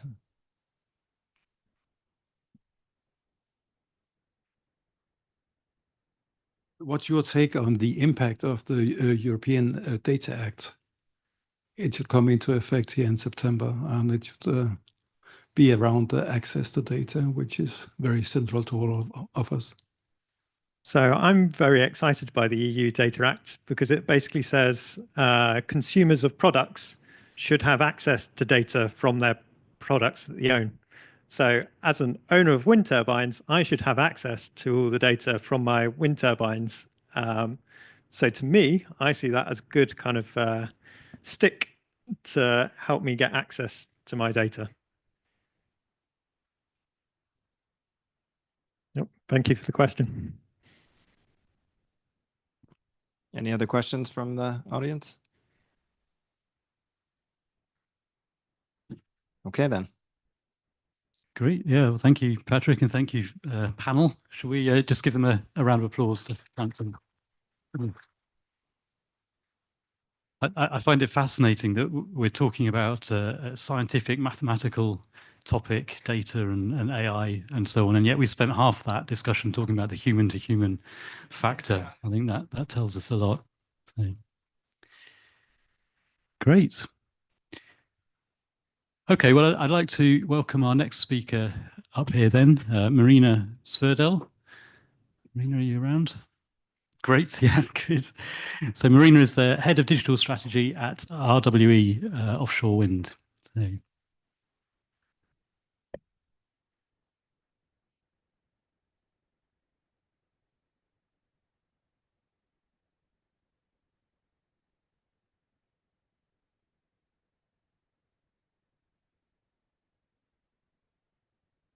Thanks a lot for having me. Thanks a lot for the invitation. I probably couldn't believe that this presentation has already been prepared a couple of weeks before, because everything that I have heard today is kind of resonated what I have brought.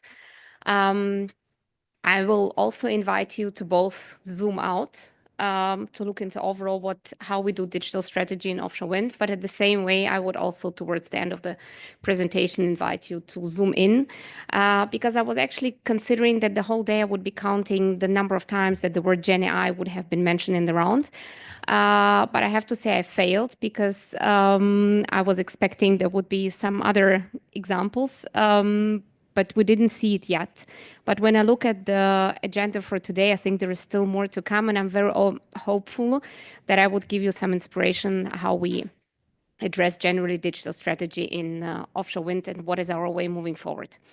I must admit, it's a very fresh and a very young function for offshore wind because the leadership team has decided a while ago that they would like to position digital strategy not belonging to the IT or T organization and not belonging to the business functions. It's a function that sits within the strategy and that has the role to orchestrate all the different digitization efforts. And I have to say that over the past, I would say 17, 18 years that I have been in different industries, my heart really beats for digital. And a lot of people would have heard buzzwords like digital transformation, digitization, digital enablement. And in the end, I think we were given today in the morning by the first speech, a very nice introduction to what digitization is about. And it never starts with technology. And this is exactly the way we are going forward. We are not looking at the technology that would drive the experience of our people, but we rather look at the problems to solve. And I'm happy to show you what I would be talking about. I brought to you examples and real cases, how we approach digital strategy and specifically Gen AI, looking first and foremost at the user-centric way of approaching those. But before that, I would like to engage with a couple of data points that I brought to you around the AI adoption currently, how we do it in offshore wind, and what are our key learnings and sometimes even failures that we take for us. If you think about it, in which world we are currently living, we are entering the world where the answers have become extremely cheap. And I'm pretty sure that each of you who would pull up a phone from your pocket would easily get any answer. And this world is very interesting because it's going to be about us to putting those answers in the right context to make sense out of those. So the knowledge that is available has become extremely cheap, while the knowledge that you put into the context will be very precious, and it's going to be on us which skills we need to develop to do so. If you look at the value that Gen AI has created, it will over time profoundly change the relationship that we have between the people, the technology, and the business impact associated with that. And if you look at the Gen AI, I'm splitting this in three main dimensions. One is capabilities, because it simulates human behavior, but it actually just mimics the human behavior. It has a potential to transform being digital enabler to being a companion or a co-passenger and sometimes even an autonomous actor. And it has implications how our businesses will operate. There was a question asked in the panel right now, how do we see operations in the next 2 or 4 years? And we heard the answer that it's going to be a lot around automating and moving from manual work towards being more automated, but exactly putting this in a proper context and enabling our teams to make proper decisions. Just to give you a couple of facts, if you think about the adoption of ChatGPT, within the first 5 days, the adoption was growing towards 1 million users, and it has 180 million users today, and the data is 2 months old. If you think about the adoption of Netflix, it took Netflix 3 years to get to the similar high number of the users. This is just to put it in perspective and to give you a benchmark how fast people are adopting technology. 72% of businesses have already adopted AI in whatever manner or fashion, or in at least one business function. And 67% of these CEOs believe that Gen AI will increase competitive intensity.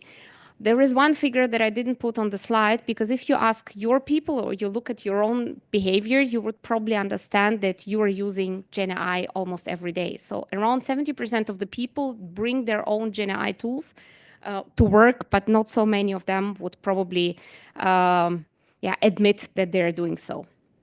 We're already using this, 75%. We use our own tools, but we are probably not very much likely to admit that.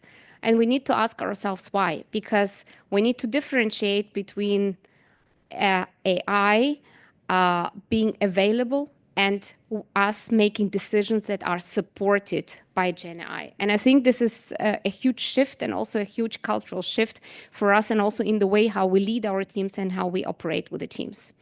If I now zoom out to give you an understanding how we address those digitization topics in RWE Offshore, we truly believe that the digital enablement can only happen and the value can only be generated if you have digital strategy, inspiring and orchestrating the digital and IT efforts in the organization, while the business ownership and the business knowledge and expertise will always be within the business functions. And this also explains the nature, how my team and myself are acting and how we are operating, making sure that the value is generated. We don't start with technology or IT landscape. We start with the relevant problems to be solved. And when I first entered the organization 1 year ago, I understood that there are a high number of initiatives that are very valuable for the business.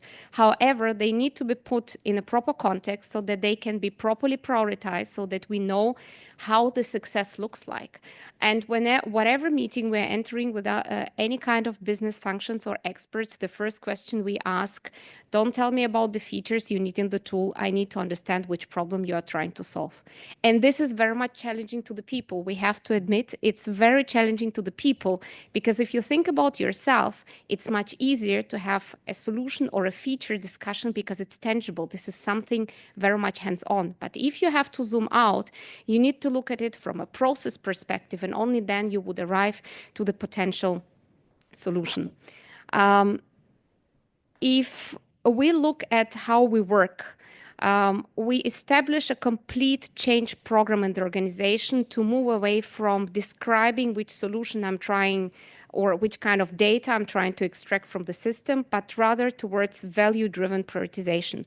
We're on a process where we guide the business and our IT function towards impact-driven digital investments, which you can imagine in a big organization is quite a big change, and we challenged a lot of the people. But we didn't come with a proposal, just let's do it. We try to standardize the process, how from now on and in the future, we will gather all the relevant digital needs or digital demands from the business, and what would be the way to derive KPIs from the objectives and the goals that they're trying to achieve. Number two is for us not only to run this process, but also making sure that we drive the execution of our digital roadmap together with the business and IT, and we really work in this triangle without leaving anyone out. We scope, we measure, we track progress, and we facilitate the whole delivery of all the digital initiatives. And this gives us an opportunity to look at everything that we do in the organization in a holistic way. Why that? Because we're identifying that across different functions, although their struggles might be different, they all have similar needs, or we have synergies among what the other functions are using. And by doing so, in the end, we are becoming more efficient in using similar technologies and making sure that different functions do not reinvent the wheel. And last but not least, we need also to move forward. We need to get away from the inside-out view, bottom-up, from what we as business are trying to achieve, but we also need to adopt the trends and the capabilities that we see in the market. And that's why we advise and we pilot some innovation solutions, and several of those I brought today to give you an insight how we are doing that and what it is actually about. From the prioritization process perspective, what we are doing, we're gathering all the digital needs that the company has in a standard procedure. In the future, there is no digital initiative that would not run through a dedicated digital committee. We assess those. We created a value assessment framework that gives enough space for the business to define the KPIs and how they are trying to achieve those, and what would be the impact of those. The cost side of it is being done by our IT colleagues. The benefit side of it is being created by the business. In a nutshell, and we heard this already now in the panel, give me the business case. This is what typically the leadership team is asking for. But the point is not only the giving the business case. The question is rather, who would be tracking how this is being achieved? Are you being asked afterwards how this has been delivered? And I have seen a number of enterprises where the initial business case delivery might be an easy thing, but are we really tracking what we're achieving over there? Obviously, prioritization would be for us a hard thing to manage, and we will for sure take our learnings. We're already seeing that it's quite challenging and we will not make everybody happy, but this is not the task. The task is about what really makes the biggest sense for the business to focus on. And in the end, the delivery would be very much important, but mostly important is we are creating the transparency on what we are doing, what we are delivering, and mostly important, what is the monetary value of those. For sure, we would see, and we're already seeing a number of use cases where it's very hard to calculate the monetary value. And I have also one of those with me when it's about health and security and environmental issues, HSE, what do you do with that? But even there is an opportunity where you can define KPIs. It might be around efficiency, but it's also about risk avoidance, which is extremely important. And last but not least, I think what is very important to mention, as a team, we are not claiming that this is the one and only way forward. We engage in the organization, and this is also part of the cultural change, to provide feedback, what are the things that are not working, because we are creating this process in a very iterative way, and we are very open to embrace the challenge that we are facing, because obviously through running change through a big organization is quite an intense task. So what are we actually doing in the area of GenAI? We have come up with a prioritized list of the use cases that would deliver the highest value as a pilot for the organization. These are 3 of those. One in the area of operations, and I'm happy that we have seen already a lot of examples around data usage here. This one is connected to the HSC area.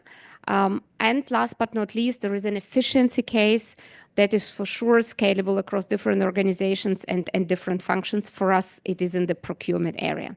Let me deep dive into the operations. Initially, we started with the focus, how can we enhance and partially automate the experience of our technicians so that we can reduce downtime? And you can already sense from the articulation of the need, we really try to focus what is the business angle of this. So we didn't start with, because we have GenAI, let's do something around that, but we have gone through the organization and we've tried to identify the problem to solve. Now I can tell you, because we are doing this differently, not starting from technology, but starting from the user. We spent around 2 or 3 weeks on doing proper research on our 2 sites with service technicians to understand what is really deeply the problem that we are trying to solve. Because even there, when you look at it, enhancing the experience of the technicians can be very broad. How do you really fix what you are trying to fix? And after ethnographic user research and interviews on 2 sites, we found out that currently the use case would focus on reducing the number of errors that are not being fixed by the first visit of the site. By doing so, we're reducing repetitive visits, and by doing so, obviously, we have an impact on avoiding yield loss. So you can sense that there is like a whole value tree that we have created, but we didn't start with the value tree. We started which problem we are trying to fix with the people.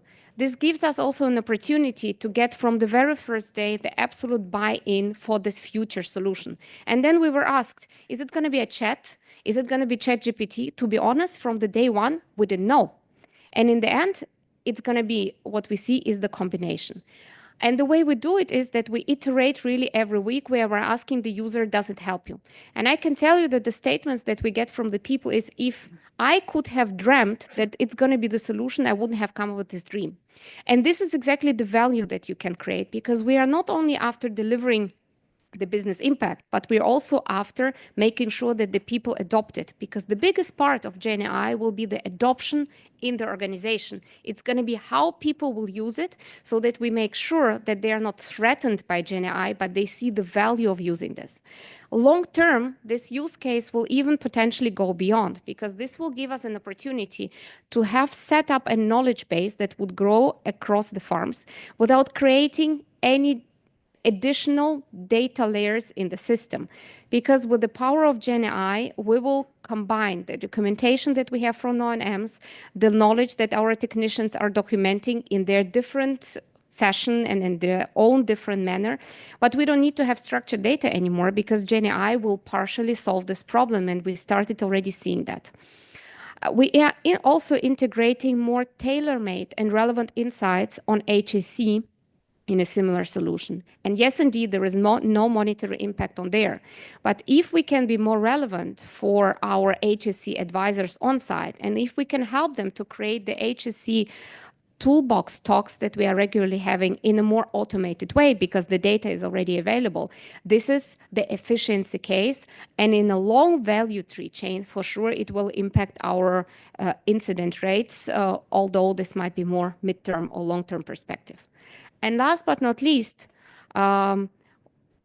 is our procurement case, which we call internally offer analyst, which is about how can we enable our people to more efficiently review and process and understand the RFIs and RFPs that they're getting back from our potential suppliers. And anything around document analysis, I have to say, creates a lot of excitement and desirability in our organization because it is the pain point independent from any function. The interesting part of it, and I already mentioned, is the user-centric research, the definition of the data points, the understanding which implications do we have on data and data processing agreement with our supplier. What is our solution design? How does the user journey for the people, for the users look like? Definition of the scope, concept validation, KPIs. So this is the whole chain of how we are going through this project rather than taking Gen AI and let's see where it works. And last but not least, because for us it was probably not complex enough, we added another dimension of complexity there. The KPIs that we have defined in the project and the targets, this is the KPIs upon which our supplier and implementation partner is measured and even paid by. This created a lot of intense work on our procurement department when we were sourcing and the partners were pitching with us. But it gave us also an opportunity to drive this intrinsic motivation by the partner because we are not engaging them on a time and material base, but we are engaging with them on a performance base. And this gives a completely different tweak in the conversation because you're constantly talking about what we are trying to achieve and how we are getting there, rather than just spending the time on implementing a specific solution. As I mentioned at the very beginning, we're entering the world where answers are cheap. And the questions become very precious because if you think about yourself now, if you're interacting with Claude, ChatGPT, or Perplexity AI, whatever you name it, we will need to further advance on how we ask the right questions because the answers would be delivered to us. And I invite you to think about it. What would be the most relevant question you would like to ask me today? Or if you don't ask me today, you might want to ask any kind of GPT tool that you have on you. It was a great pleasure to share with you how we are driving digital transformation in offshore wind. And I'm looking forward to your feedback and questions. Thank you.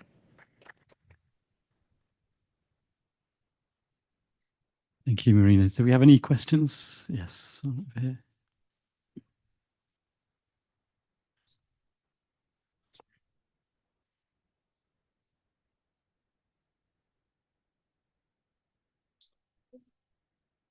I love it. Thank you. I'm from Twindo. We're a field service management system that turns it upside down and provides technician support, but offline first. We use a large language model, a neural net, to provide health and safety investigations, to provide automatic DPRs, and to basically aggregate data from the field itself. So some of the stuff you're talking about, we have in action already. For instance, a couple of seats away from me, someone from Gemini, our system's being used right now on their site with these large language models quite successfully. A couple of questions. Technician adoption. They're pretty straightforward. They're really good with their hands, not great at administration, and they're quite sensitive and resistive. Firstly, how did you get their adoption? Secondly, we have to have, of course, the support for technicians working offline because they could be working in the basement or in intermittent internet connections. Are you using a model locally on their device, or how is it working? what I have been sharing with you, we're still in the progress of the proof of concept, but it's already a digital solution that is being developed. So there is a plan that this solution can be used both locally, but typically, or what we expect or what we learned from the user-centric research, that they would not do it on the turbine, or they would not even do it on the CTV. They would come back. And this can be either on their iPads, but it can also be on the laptop. So it doesn't necessarily have to be mobile first. At least this is what we learned from them. And what is the support it's offering them if they need to do it when they come back from the wind farm? We said we do it completely agnostic to the technician. If I told you that there is on one side, you would have technicians who would put their learnings or error description of what they have fixed in OneNote, the others would do it in Word. We actually don't care because we cannot give them the solution that is completely standard. But what we care about, and this is the plan, that the work order and the documentation of what we have done, that they would be able to aggregate it from the solution for error description proposal that GenAI would have prepared for them that would be directly integrated in SAP. And I can tell you that in the solutionizing, we came from initially thinking that we would need 11 interfaces and 11 data sources. We ended up with one now so far. So we're doing this as easy as this possibly can be, totally independent from the tools that we partially even have already in our landscape, because this also might give us an opportunity to simplify our IT landscape. But we cannot go around SAP for sure. We just need to make it as easy as possible for the technicians. And to answer your first question, how did we get them into the adoption? They are the people who are developing the solution. You show them the first prototype and they say, yeah, if I were you, I would do this and that. They are part of the development team, because without that, there is no way that it can be rolled out to the whole fleet. Is there a risk by allowing service technicians to make product decisions, do you think? Well, this is similarly as you would ask me if there is a risk that GPT is biased, right? And I think there is a higher risk that humans are biased than a model is biased. Of course, there might be a risk, but we will always have to have a 4I principle for people looking into that. We are not giving this only in the hands of the service technicians. We also have, and they have different job descriptions in the control room at the side. So we have engineers also there who first initially detect the error, and then we have like a common principle that this will be looked into. Great, thanks, Marina. I'd love to speak to you afterwards. If we Thank can. you. Thanks. Great. Any other questions for Marina? Thank you for the presentation. A question maybe about the assessment part of the different solutions. We talked quite a lot about the business case and the NPV. How do you integrate more qualitative objectives into your assessment? Thanks for the question. Better to say the team has cracked a lot on their brains on that one. And you might have use cases that would have a very high monetary value, and you might have those that have a low monetary value, and then they become non-comparable. What we are indexing the monetary value, but this is easy. This is the quantitative part. What we are also doing with the qualitative value, we are looking into the business benefit. So we are scoring the business benefit and the qualitative value, so that in the end, each use case it has a score and not necessarily the monetary value. So for example, if you have a very high business value for a use case that has a high qualitative value, but not the monetary value, this would still receive a higher score than the one with the monetary value. It's a bit a comprehensive system that we have come up with. So far, it's working. But we developed it in a way that if the function is unable to do the monetary impact value assessment, only then we will pull it up. And so far, to my knowledge, this barely happened. There is a very sophisticated formula behind. Great. Thank you very much, Marina. It's very informative, very interesting. Yeah. Thank you. Great. So we'll move on to our next topic, towards the digital future, unwrapping the potential of machine learning and artificial intelligence. Feels like we've touched on that quite a bit already. But I'd like to welcome our next speaker, Thomas Humphreys.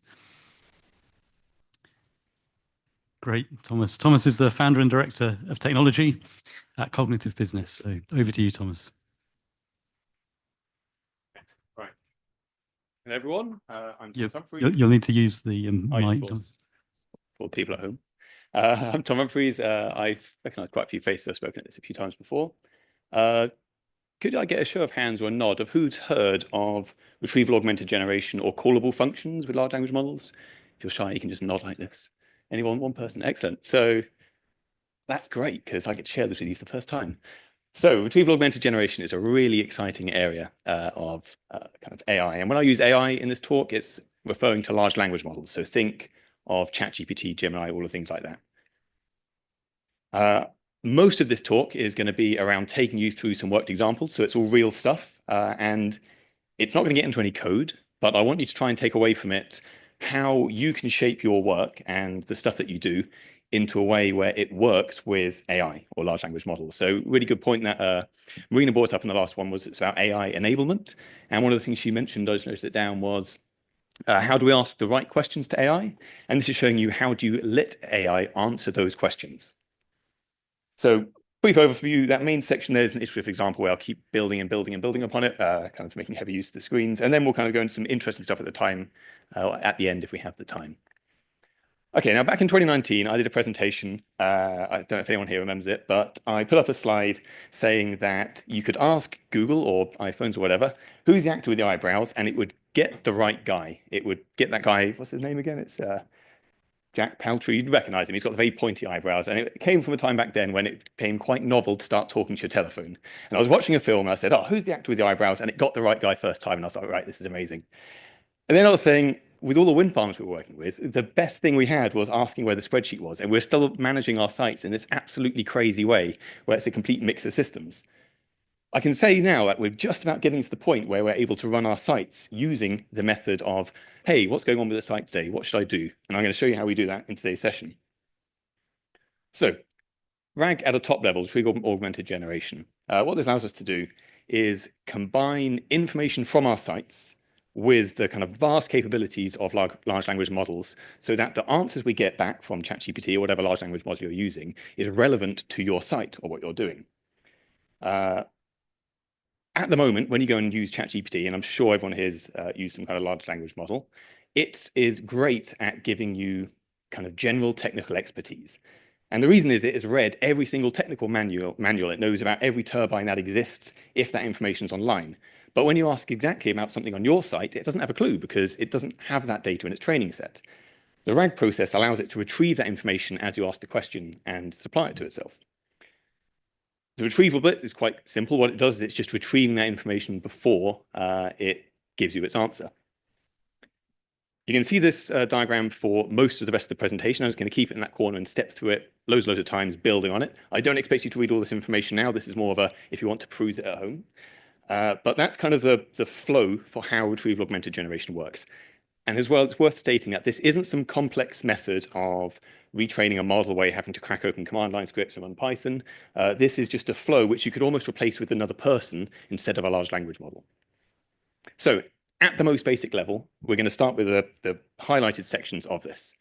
And it's going to start really basic, so you can all roll your eyes if you think it's going to be like this for the whole thing. So you might say hello to ChatGPT. And you hit enter, and it gets sent off to the large language server. It does some thinking. It comes back and it says, OK, I've got an answer ready for the user. Give it back to the user. And it says something like that. And that's literally exactly what happens when I typed in hello the other day. It gives you an answer. But that's not very professional. It's not what you want to give to a Win site. So what we can do is introduce the pre-prompting section.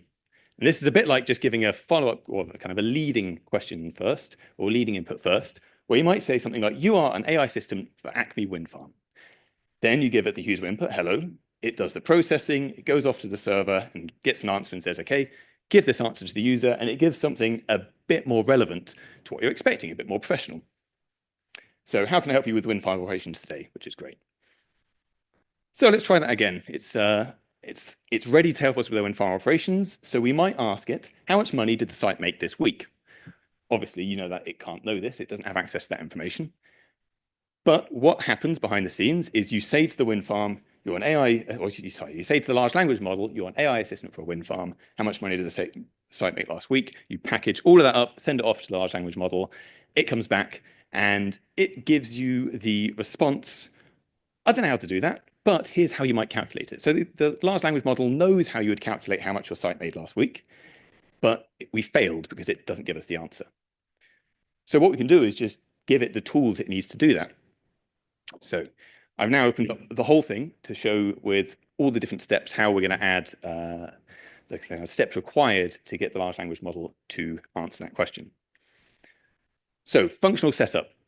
The idea behind retrieval augmented generation is you are giving large language models the tools to answer these questions. So you can imagine if you're in ChatGPT and you're typing away, you might say, you have access to the financial data for my site, the live generation output, and the forecasted financial markets, like the energy price. How much money did my site make? So that's how you define it. You say there is an API. So last year, I don't know if anyone saw my presentation, we presented how we had this API which forecasted how much a site was going to make in the short term and how much it has made in the past few days by taking into account all the kind of real-time generation values, the short-term past generation values, the forecasted prices, and that's all wrapped up nicely as an API. So in code, you can say, get me the forecasted earnings or the past 10 hours of earnings for this turbine or this site, and it spits out a number. All we're doing is we're telling the large language model, there is this thing available which will give you that information. Then we say you are an AI assistant for a wind farm. How much money did the site make last week? And it goes and thinks about it, but instead of just coming back with that answer, it now knows that there's a tool it can use to give us that data back. So it says, the generation totals API sounds like it'll give me the information that I need for this. So instead of coming back with the red, oh no, I don't know how to do that, it comes back and it says to the code that you've written, I would like to use that tool. And I would like to give it the date from and the date to, which is what I know it needs.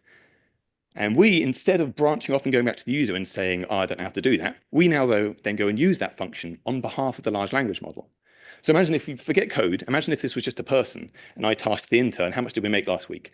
You'd hope they come back to me and say, oh, Tom, to complete that task, I need to know how much power you made, what we sold the energy prices for, any contracting we have around things like rocks and feed-in towers and stuff like that. And I'd say, yeah, sure, here's that data, now go and work it out. That's what it's done. It's just come back and said, I need access to this information first. So we go and execute the function. I've given a code example here, but this is just going to go and ask our system to go and get the data it needs. And again, I've used this as an example. It's not as much of a problem anymore, but the first time we did this, it thought that it was sometime in 2021, because that's when the large language model had been trained. Because, yeah, large language models are incredibly competent, but they're not people. They don't really have a concept of now. They kind of do now, annoyingly. If you ask it what today's date is, they now do know what today's date is. But a year ago when we were first doing this, they didn't. So it allows me to introduce another step, though, which is how we can tweak our pre-prompt. So in every question that we ask the large language model, we could say, you're an AI assistant for a wind farm, and today is this date. Skipping through, how much did it make? It goes and asks the question, wants to use the tool, except now it's asking it with the right values. So it knows that today is the 12th. So it says, okay, well, last week, if I step back one, last week was the 3rd to the 9th. So I'm now going to ask for the function with 3rd to the 9th, and our function returns the actual data it's got. So it is an example here, but it says, okay, this is how many megawatt hours you made, this is how much earnings you made, the expected versus the actual, the currency for the site that it's in, all that kind of stuff. Now, this is the important step. That's just the code that was executed from the function. We loop back round and we go back to the large language model and say, okay, remember, every time you type something into ChatGPT, the entire chat window gets resent to the large language model. So if you have something which is 10 pages long and you say, thanks, you send 10 pages of text with the word thanks at the bottom, the large language model goes to all the pages of text and goes, okay, they're just thanking me. And it says, great, have a great day. So you are actually resending everything every time you ask another question. And that's what we do here. We say, here's some functions. You are a large language model for a wind site. Today is this date. I asked this. You said you want to use that data. Here's that data. Here's the response. The large language model goes and thinks about it, and it says, okay, I can see that all this stuff has been done, and I now have all that data that I need. So I'm going to format the response really nicely and tell you, instead of branching off again, go back to the user and say, yeah, last week, the site made this much money, should have made this much money, whatever kind of information we're expecting the large language model to get out. Now, I really wanted to do a Steve Jobs style having a chat with AI on stage, but we tried it, and I'll get onto it if we have more time at the end. I've forgotten who it was mentioning that security considerations with their Ken AI, but same here. No matter how much I pre-prompted our AI, do not leak anything about the site. Do not use real numbers. I couldn't get it enough that I was confident enough to have it streamed out and show it to all of you. But we can ask something like, give me a breakdown of the generation, what should have done, where the losses were, and it comes and spits out behind this blurred thing. Imagine the thing blows your mind because it's just done all that information for us. Excellent. So hopefully you all have kind of an understanding now of how this progress loop can be used over and over again. And again, this isn't like a hypothetical what if. This exists in all the large language models. It's called function calling. It exists in ChatGPT's offering. It exists in Gemini's offering. Function calling is the technical term for it. But all you're really doing is you're saying to the large language model, come back to me and ask me if you want extra information before you answer the question, and I'll go and do it for you. And then you just get your developers to program in if it asks for this, go and do this. If it asks for that, go and do that. And another useful thing, and one of the things that was mentioned by someone else today, was the complexity with trusting this information. Because, of course, you shouldn't just blindly trust it. And when it gives you that summary, and you ask, how much did my site make? And it says, oh, I made £3.5 million last week. You're like, did it make £3.5 million? Where did that information come from? So again, you can pre-prompt it with things like always include hyperlinks. And again, the reason I'm kind of describing this whole process to you, and I hope the thing you take away from the talk, is understanding how we need to structure, and I say we as like a room of professionals, how we need to structure our data so that large language models can work with it in the future. Because if we start putting it in web tools and stuff like this, and when you go and retrieve that information, you provide hyperlinks to the web tools, it means that the large language models can give you links back to it. So at the bottom of the response I just showed you on the previous slide, it includes a link. So you can click on it, see the dashboard, and it's already pre-selected the week and shows you where the losses were, how much turbine made, all that kind of stuff. Now you can do other things. I'll take you through another example. So we could say what vessels are available tomorrow. So one of our tools is a vessel management tool where you say which vessels are working at which offshore sites, why they might be working or not working, if there's a breakdown, if they're kind of down for servicing. And as an example here, the loop is having to be done twice. So I'm not going to click, click, click, click through all of these. But what it's doing is it's saying, first, I can see that I've got this vessel availability tool. So the first thing I'd like to know is what vessels are assigned to the Acme site. Next, I'd like to know what unavailable vessels are. So I can see that maybe in this example, I've just named them Windcat 1, 2, 3, 4, 5. These aren't real vessels. Windcat 1 and 5 are away because one's broken down and one's on its annual service. So then it goes, okay, well, I know that these 4 vessels are available. These 2 are unavailable. So the available vessels are Windcat 1 and 4, or whatever it would mean, 5 and 4. 4 and 3. It's able to work this out, and it's able to keep asking the questions until it realizes it's got enough information to give you the response that you need. Now, another example is you could say, what work should I do to minimize the downtime losses on my site? So last year I presented how we have this talk which forecasts how much each turbine is going to make in like financial terms over the next 24 hours. So what it can do is it can say, right, well, let's look at the work orders application and see what work orders do we have. And now let's see which of those most pressing work orders, if they're all equal, which turbines are going to earn the least amount of money tomorrow. And it'll come back and say, okay, based on the open work orders that you have that are the most critical, and given that one of the turbines is going to make half what the other turbines are making on site, I think you should work on the one which is going to make a lot less money because it's going to save you that money in downtime losses. Now, you can start to see, and hopefully a lot of you having that eureka moment of going, we can connect to all these data sources and large language models can start doing stuff for us. So here's an example of a bunch of the data sources that we have in Cognitive. So it's the function, instead of just being what vessels are available, how much money did I make yesterday, we can plug it into all these different things, which all have interrelations and play off each other. And there's a non-exhaustive list. Again, this is for you to take home. I went through and in 5 minutes, I was just like, okay, what are all the kind of different things you might want to ask of each one of our data sources here? And you come out and there's a lot of different stuff. There's a lot of different questions you want to ask for each different application to say, what should I be doing on the site today? So you have really complex questions that you can start asking the AI, like what turbine should we work on tomorrow? Because if you think about the amount of stuff that you have to consider in that, you have, so we have advanced pattern recognition software, which detects faults on the site. We have case management, where we track the progression of those cases. They get worse and worse. You have weather forecast, so blade tip repairs. You can't do that if it's too windy. You have your generation forecast. You don't want to shut a turbine down if it's not going to be windy in 2 days' time and it's going to be really windy tomorrow. You have like bathymetric restrictions on some site, port access restrictions on other sites. You have vessels that are available. There's so many different things to consider that humans at the moment, we're either like, okay, how on earth do we get our site operators to take all of this stuff into account? They have so many different applications to open, and they just can't take it into account. They can't consider it all, which is where large language models start acting as a glue, because they can go and look at all these sources once you link them up, and they can start making those reasoned decisions. So we can ask these questions like what turbines should work on tomorrow. You might have seen as well that some of those actions I had on that big list of text were not just get me, but they were go and do something. So it might have been create a new work order, or it might have been add a vessel is unavailable tomorrow. Which means that we can get these agents to start changing stuff in our systems if we want to. Now, some of you might go, oh, I don't like the AI changing stuff in my systems. So then you might have, go and draft a new work order instead of waking up in the morning and finding there's 100 new work orders for, I don't know, get better service with the AI system or something like that. Now, I don't know if any of you have had this realization as I'm talking, but you don't have to have it prompted by me hitting enter on a keyboard. Because I'm typing something in, it's going doing a bunch of stuff. I could say every morning or every Monday at 6 a.m. So the reason behind this one, at Cognitive, one of the services we provide is a condition monitoring service. And that's usually monitored Monday to Friday, which means on Monday morning, you have a little bit more work because you have all the alarms over the weekend. So the monitoring team that we have spends a bit more time than usual going through all that stuff on a Monday morning.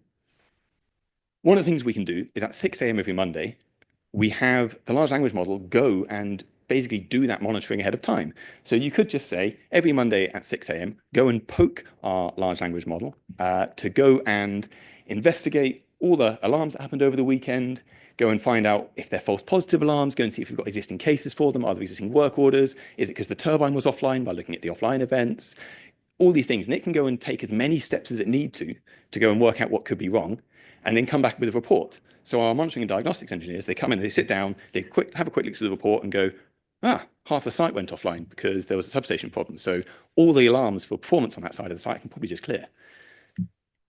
Another example is you could just go and get all that monitoring to be pre-done for you. So, hey, go and do my monitoring for me every day at 6 a.m. So the engineers just come in and say, yeah, I think this problem happened. I think you can ignore this alarm. It's a false positive. Or this alarm happened again. It's been happening several times. It's probably not false positive now. Go and raise an issue with the site. So limitations for this. Context length, you might have heard it before. If you ever have a conversation which is too long with ChatGPT, you probably haven't hit the limit yet. But if you have pages and pages of text, it might crash itself. I think they've got ways around it where they start decimating your conversation without telling you. But there's only so much text you can give it. Because the other side for this is you could just paste in the entire history of your site into the start of every chat before you hit enter, and then it just knows everything. But there's two reasons you don't want to do that. It starts getting slow, and it starts costing quite a lot of money because the token sizes. Gemini has got, so that's Google's offering, has 1 million to 2 million, shake your head if I'm getting it wrong, token size, which is way, way bigger than I think ChatGPT has, 64,000, I can't remember off the top of my head. So it's way, way bigger. 1 million tokens, I think, is 6 or 8 average English length novels. So it can basically be like, here's everything about the site you ever want to know, go and answer some questions for the site about me. Whereas when you're using ChatGPT stuff for this, you have a little less to play with, and that's where it might need to get kind of specialized answers out. The other side is if you start returning too much information from your systems, when you say, go and get me the generation, if you return second by second generation, and here's a gigabyte of data, the large language model is going to crash or be slow to answer. So yeah, speed there, preloading static information, that's what I described. I've got a couple of minutes left, so yeah, here's describing why you might not want to say, here's 1 million alarms, go and tell me what's going on, because it's just a huge amount of data. Also, when you start getting to about 50% of the context window size, these things often start making mistakes. So they start skipping data or not finding it as reliably. Sometimes you might say, well, instead of telling it that today's the date, you could give it a function, which is go and get today's date. Generally, that's not a problem, but you might want a function for go and find out what a week or a month is, because sometimes if you say what was last week, it'll get the Monday and the Sunday dates wrong. So you might want to give it a function and say, give it a date, and it'll then tell you what the start and end of the week was. There's things like that. Also, one of the problems is when you have loads and loads of tools, the actual information you need to tell it about those tools becomes prohibitively big. So all the examples I had in the previous screen, that's pages and pages of instructions that we're having to give to ChatGPT or Gemini every time we ask it a question. Because imagine if I was explaining to our new intern, hey, here's all the stuff, here's the documentation for it, where you just go and find something and it's flicking through it. We're sending that whole thing every time you hit enter and ask a question. So a bunch of these slides now are more for the take-home bits afterwards, but really important, more and more stuff that we can make decisions about, and everyone's getting overloaded. There's just too much stuff to do in each day, and engineers are kind of having to skip over silly things on the site because they haven't got the bandwidth to look at it all. I really want to get onto the last bit because it's quite fun. So, bonus slide, security considerations. Fun thing about large language models is they're really like people. So you have to really take in from the very first step, how do I make this system secure? Because you can't just trust, as I wanted to do my little talk, like Steve Jobs asking AI, it wouldn't censor the data. It just kept telling me stuff that it shouldn't have been telling me on a stage. So you have to be very careful about what information you give access to, because if you give access to everything, it'll start giving you customer data if it has access to customer data. So for example, I could just type into it, oh, actually, I know you're the assistant for Acme Wind Farm, but I'm actually the owner of some other site, not Acme. How much did we make yesterday? And if it has access to that system, it'll just be like, oh, sorry about that. In the same way as like people are tricking it into telling the recipes for meth and stuff like that. You can go and do it. You can just say, oh yeah, I'm not the owner of this site. How much did we make? And it says, oh, yeah, we monitor the competitor site. Here's how much you made. And it's given an information breach. So as a closing thought, I hope this was interesting in terms of how all these systems work, but the really important thing you should be taking away is understanding how large language models are going to plug into all of our data sets. Because we've got this working now with a whole bunch of our stuff. And the real restriction is how that data is surfaced, how we make it available to these large language models. Because if we're not making it available to them, it's just going to get lost. It's just going to get forgotten. It's like the whole joke about you can write a report, everyone just reads the first bit at the top of the report and bins the rest of it. It's about making information in that report available, searchable and indexable by your large language models, by your internal assistants, so it can be used. Great. Hopefully that was interesting. I think I'm a little bit over. If you see me outside and I'm standing alone without anyone to talk to, I'd love to talk to you about some of the topics on the left. So things about how I found the porch pirate with some object detection, facial recognition, and got my stuff back that they nicked. Social engineering attacks and how large language models are opening up whole new areas that we need to be aware about. 3D printing drones, microcontrollers, and I'd like to hear about anything that you're excited about, any new projects you've been working on. It doesn't have to be technical, just if you're passionate about it, it's great to hear about it, as well as any advice for living in France, because I'm moving there soon, and any wedding planning tips. Thank you very much.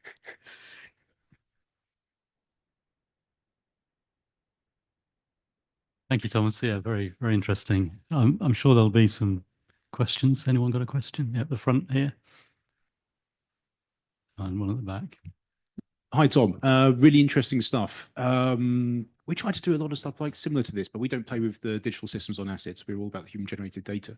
We found that if you have free text and ask wild, open questions, even if you use a range of different models within the same prompting that are better at different things, feeding it the JSON files or so, it's wildly inaccurate, and there was no way really to get the accuracy that you need. And when we have mission critical questions, we need mission critical answers. And in the end, we had to adapt specific JSONs for specific tasks to do basically produce very accurate, valuable data. How do you see the combination of refining the prompts that people are just putting any old stuff in to have accurate JSONs or accurate data that's being pumped into it, so Yes. it can give good Great question. So we experienced similar things. So for anyone who's not familiar with what JSON is, it's one of those code blocks I pulled up. It's just a way of like you might explain something in computery kind of way.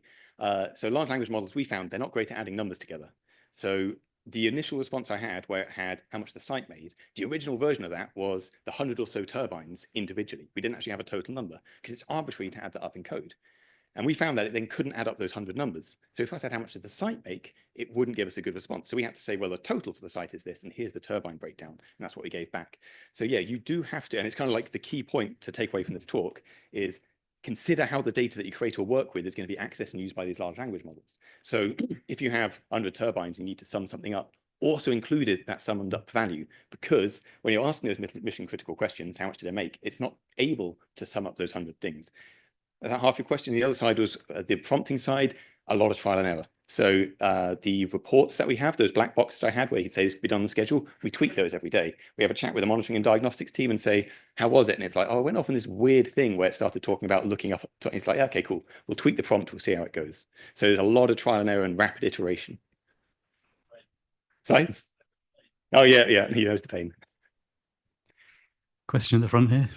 Yeah, a great presentation. I just wanted two questions. So if you have like 50 different APIs, how do you get the function to ask the correct questions to the correct API depending on the prompt, and not just adding all into the system prompt? And the other thing is, how do you deal with the challenge, because all these APIs have different access control regimes and so on?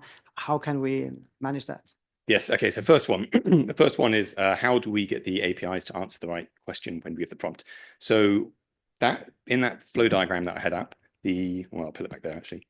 There you go. So the first bit, the function setup, that is where we're describing to the large language model what the function does. So luckily they all seem to use the same format, which means it's very easy to switch between providers. But you say like the idea of this function is generation totals, and there's a description field. So you say use this function if you need to calculate total megawatt hours or earnings, it takes this. So you describe each of those functions, and you can put in as much as little as you need. Obviously, the more you put in, the more text it uses up and the slower the response is. And if you're too short, it's too vague and it starts misusing them. But you basically describe to it, you just treat it like a human. You'd say, okay, this thing, that's what it does. This thing, that's what it does. And it comes back to it. Second bit of the question was around authentication. Yeah, really, really important. You really need to consider that from the start. The way that we do it is we make it very hard to accidentally give any of our stuff access to everything. So we consider access to each API at like a site level first. So at Cognitive, we monitor a bunch of different sites, across a bunch of different fleets. And at no point can you ask one place and get access to any information from any site because of the huge security risk that is. They're all in different databases, different sites, different URLs, different authentication methods. So what you do is we scope stuff to site level first. So even if you're a fleet owner, you have to ask specifically about one site at the low level.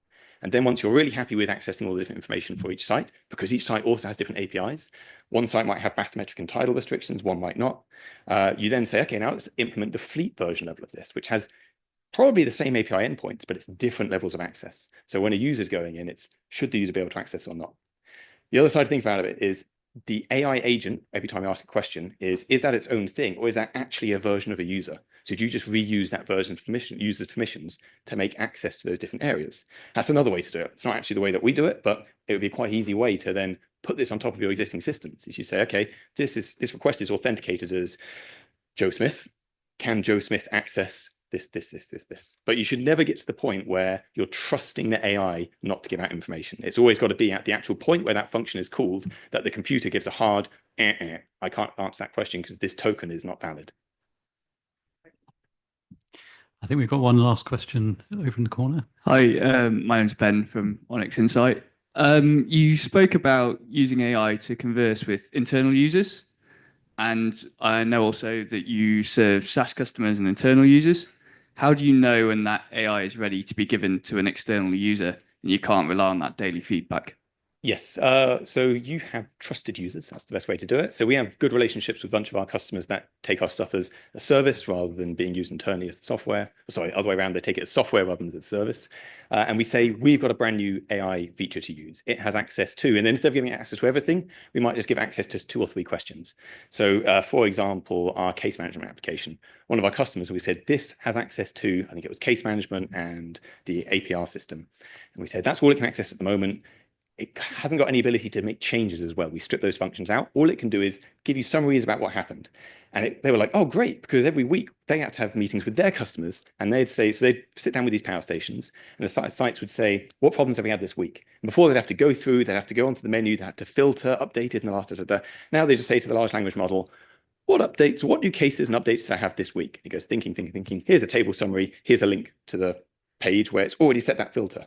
And they go, great. They paste that into the meeting that they have, and they say, here's a link to the pre-filtered stuff. So it's already done all the clicking as well. Because there's another problem is that there are so many tools, everyone forgets how to use them. I forget how to use them. I made half of them. But the AI knows because it's all documented. But yeah, in summary, trusted users that are happy to work with something which will be buggy. Great. Well, thank you, Thomas. Yeah, plenty to continue to talk about during the break. So we've come to our break now. If we can be back at 4:10 to start again, that would be great. And can I just ask, please, the panelists for the panel this afternoon, the last one, can you just meet here at the front just briefly now? That'd be great. Thank you.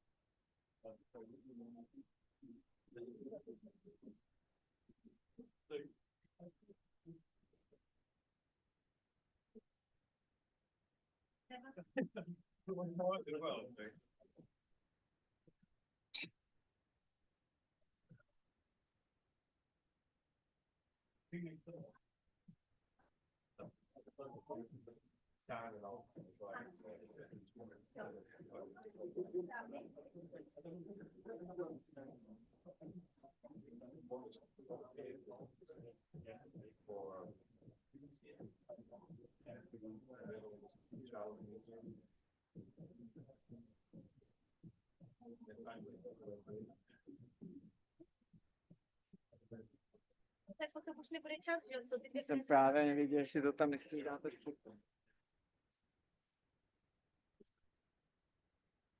No, chceš se taky.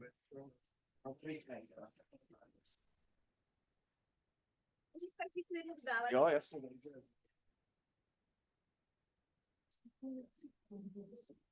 Kubo, ještě dopředu.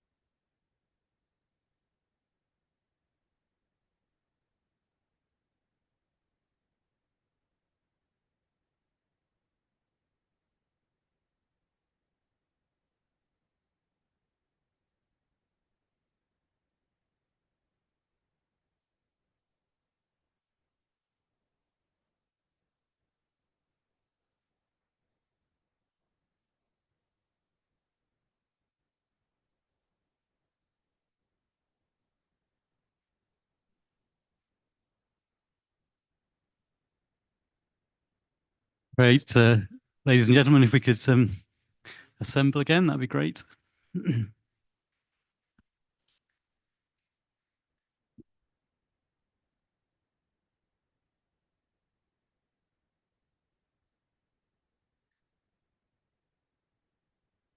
So to kick off our final session for the day, I'd like to welcome Scott Love to the stage. He's the founder of Velosco Energy Limited. So Scott, over to you. Good afternoon. I'm Scott Love. Thank you.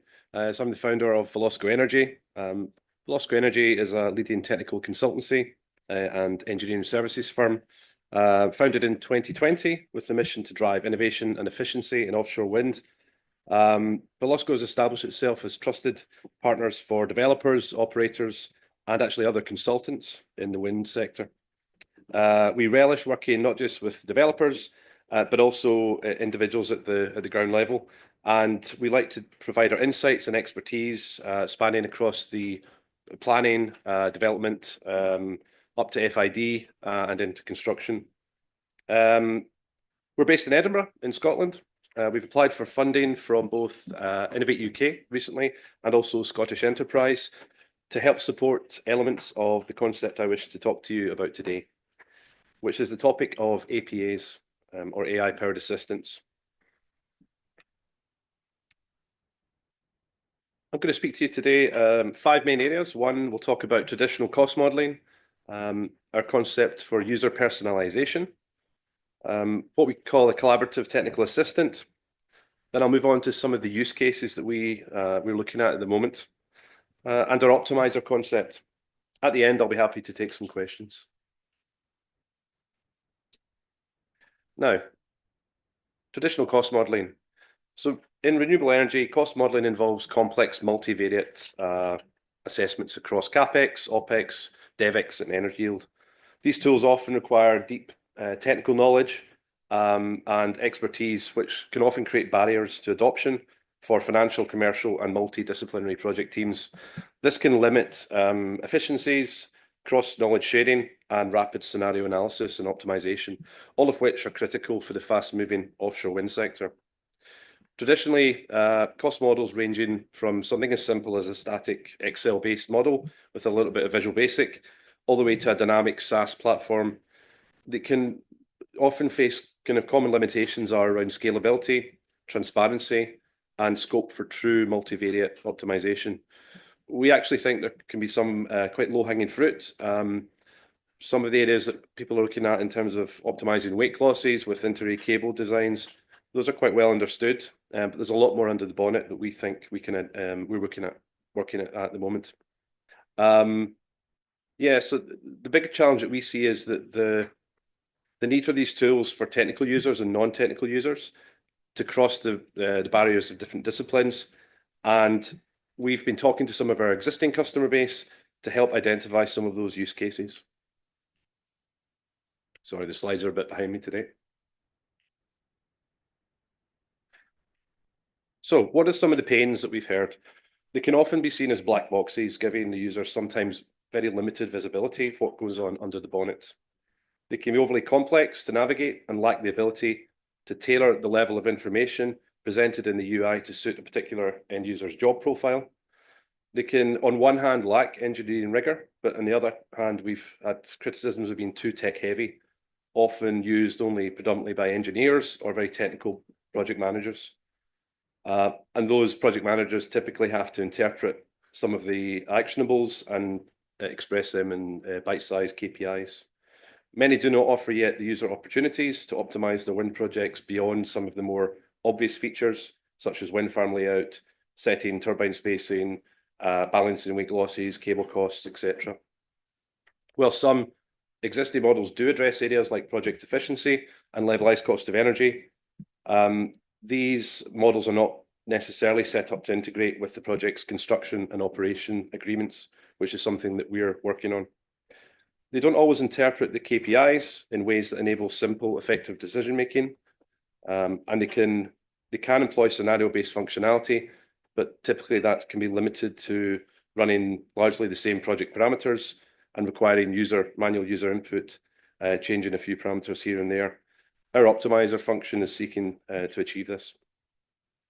What else? If we head back from the customer base, lack of approachability. And I think the lowest hanging fruit that we've heard and that we feel is the level of approachability and the collaborative features which we were looking to embed in our tool. We're only relatively early in the roadmap to develop the use cases, and in the coming months, we'll be looking to engage with early adopters to flesh out these use cases, some of which I'll touch upon here. So, how can AI improve upon how we interact with such models? Our solution introduces NLP-driven AI-powered assistance to bridge this gap by intuitive, structured AI-driven guidance tailored to specific user roles. By streamlining interactions, automating queries, and embedding sector-specific intelligence, our aim is to provide an accessible, AI-enhanced decision-making support system without overwhelming users with complex models or black box AI outputs. We're investigating how LLMs can be trained to better tailor what each different user sees based on their job function or role. But at the same time, each user can still drill down to a deeper level of detail as required. And this requires a suitable LLM that acts as an interface with the back end of our optioneering models and tools, but also provides the user with augmented interface role, which links in with the traditional UI. We share some of the obvious concerns around data security, and at the moment, using an online API is not something we're immediately considering. Okay, so this is a profile for Tim Smith. He's a project manager with 5 years plus of experience in renewables. His associate key discipline is project management and execution. We've been developing sub-disciplines and attributing percentage weightings to each sub-discipline, making up a typical project manager's role.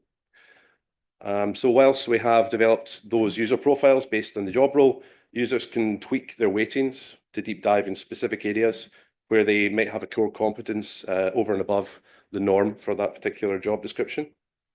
This becomes the user's bespoke and personal profile, and it dictates the interaction with the technical assistant. The technical assistant, or TA, interprets the user's interactions based on his or her user profile, as well as taking from the project context any specific objectives. These are all gleaned from the APA, which is effectively a chat AI agent type interface and driven by an LLM. The chart top right shows the relationship between experience level and the extent of the explanatory notes provided by the LLM for each user, or sorry, I should say for users with more experience. He or she is likely to want more detail and need only limited or no explanatory notes. On the flip side, for a user with more limited experience, he or she will not experience or appreciate much detail and might need more in terms of explanatory notes. Okay, so this flowchart on the screen shows the general process from defining the user profile, which in turn informs how the collaborative technical assistant interfaces with the user and with all the users, perhaps with quite different backgrounds and different disciplines or needs and objectives. From there, we engage the APA to tailor personalized guidance support, and we can offer optimizations using machine learning techniques and multi-objective algorithms based on the project-specific constraints. Ultimately, however, the main output from our models is, and the value to our customers is the reports. So whether that's a technical report, a board pack, or a transfer sheet into a financial model, they're customized according to each individual's needs.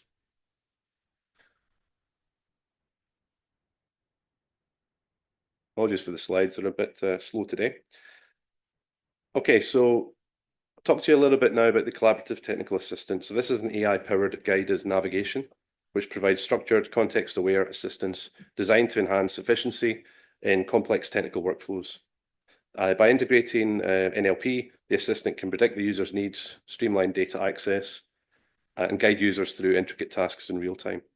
The approach helps users make informed decisions and minimizes the friction typically associated with using such complex models. The system encourages training and awareness of AI capabilities and limitations, thereby improving tool adoption rates across technical teams.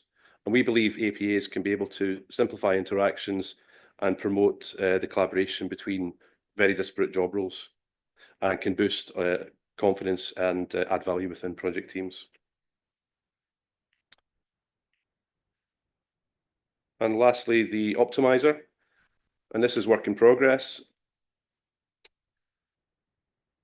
Concept for this is that AI and natural language processing also play a critical role.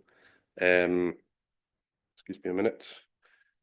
Yeah, so they play a critical role in running optimizations for the various parameters of the project, and bridging between the financial and the technical areas.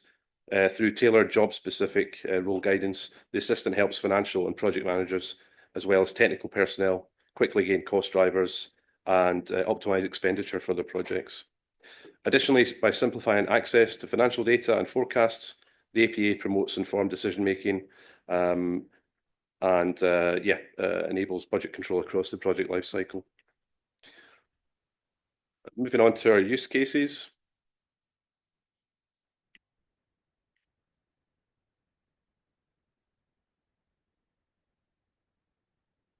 Okay, so for example, taking the scenario of a modeling of modeling electrical cable costs in an offshore wind farm. The same core outputs will underpin the KPIs as presented to each user. User A, being an electrical engineer, would be interested in seeing detailed ampacity calculations, cable cross sections, cable string architecture, and step changes in cost, so that he or she can take that information and factor into electrical design studies and calculations. Whereas user B, in this case a finance director in the same organization, might be more interested in the LCOE, the IRR, or impact on a CFD auction price for different scenarios. Both of these users will be presented different KPIs, but each set of KPIs will be driven by the same underlying data and logic, which are not part of the LLM. And our APA will act as the bridge between those two systems. There's an inherent high degree of technical risk, which is why we're seeking grant support to help us deliver this, and particularly around the suitability, limitations and risks of LLMs. We have a lot of work ahead of us to develop and link the APAs to our back-end optioneering tools. A recent SWOT analysis we undertook has shown us that one of the key strengths of our concept lies in the underlying algorithms and the benchmarks that we already have from working in offshore wind for 20 years. So it's actually the existing IP, which is admittedly the non-AI part, which is driving the engine for this. But in the same time, an equal measure in terms of opportunity and threat is the use of LLMs to drive the concept forward. The threat we see is likely to come from the risk of unchecked or unfettered use of LLMs when they're not really the most appropriate tool. But the opportunity, we think, is carefully selecting use cases we want to pursue, maintain careful checks and balances as engineers, and we think this will mean, at least initially, the focus will be on the user interface and the collaborative technical assistant features that we are currently mapping out.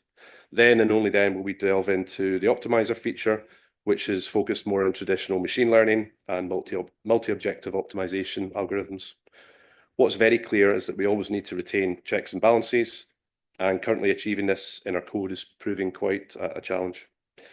I think I'll leave it for there for now. I'll be around later. I'm also here today with our machine learning and programming lead, Jakob Akan, and we'd be pleased to answer any questions that you have. Thank you. Great, thanks, Scott. Has anyone got any questions for Scott? Okay, well, in that case, I'll ask you a question. Yeah, sure. Scott, then. I just wonder what you see as the key challenges in getting a model like this actually adopted in, within an organization. People are busy, people have got day jobs that they have to be getting on with. What do you see as the key challenges that need to be overcome? Yeah, so I think for us, so our background, or my background in particular, is as LTA, owner's engineer, but also working in operational wind farms. And I think what we're seeing, someone said it earlier, often people read about the first 10 pages of a 100-page report. So call it the exec summary. What we're really trying to do in a nutshell is have a digital version of the exec summary of a report. Now that could be a technical report for an M&A transaction. It could be a specific study on OPEX, comparing 2 wind turbines. It could be anything you like, but what we find is embedding a lot of the detail in the larger 90 pages and making that accessible and presented in a way which is digestible.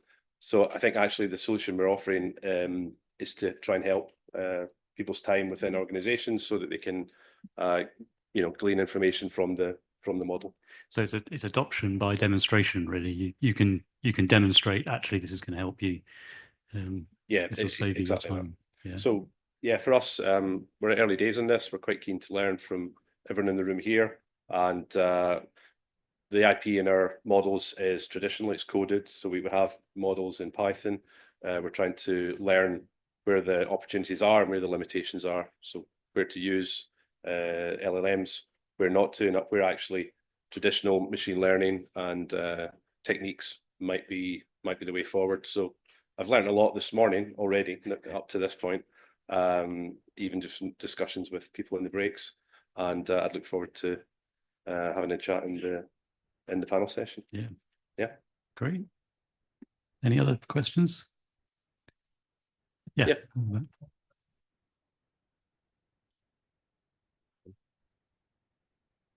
Thank you. At the moment, does it work with, a report has to be prepared for it to analyze and then interact with you? Is that how it works? So right now, we have a cost model. So we have cost models for floating and fixed wind. That covers CapEx, OPEX, energy yield. The reporting, we're early days in that. We're literally at day one of finding out the capabilities of an offline LLM. So currently we're using offline LLMs on a computer, and that is we're early days in that. So it's the reports to be generated will be tailored based on the style of reports that we would generally produce for clients, but in a more bite-sized function. Thanks. Great. Well, thank you. Thank you. Yeah. Great.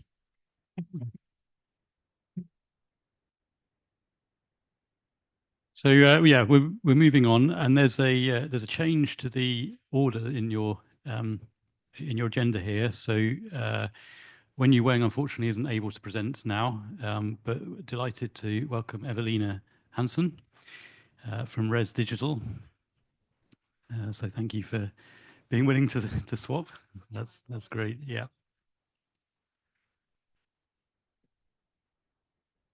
Thanks so much. Thanks so much, everybody. How is everybody doing this afternoon? Who's ready for the first beer? Okay, good. So yeah, my name is Evelina Reske Hansen, and I'm part of Res Digital. And what I am here to talk about is how we can use digitalization to unlock the hidden potential in aging assets. And I hope I won't be dancing too much around the microphone so that you can actually hear me. Well, that's an interesting subject. It actually, I don't know whether any of you has heard of in terms of human health and longevity and prolonging life expectancy. So yeah, this is apparently a hot subject also when we're talking about renewables. Let's see if everything works. So yeah, before I zoom in, I will actually zoom out a little bit just to set the scene and really, sort of so that we are, aligned in terms of understanding the scope, the scale of everything.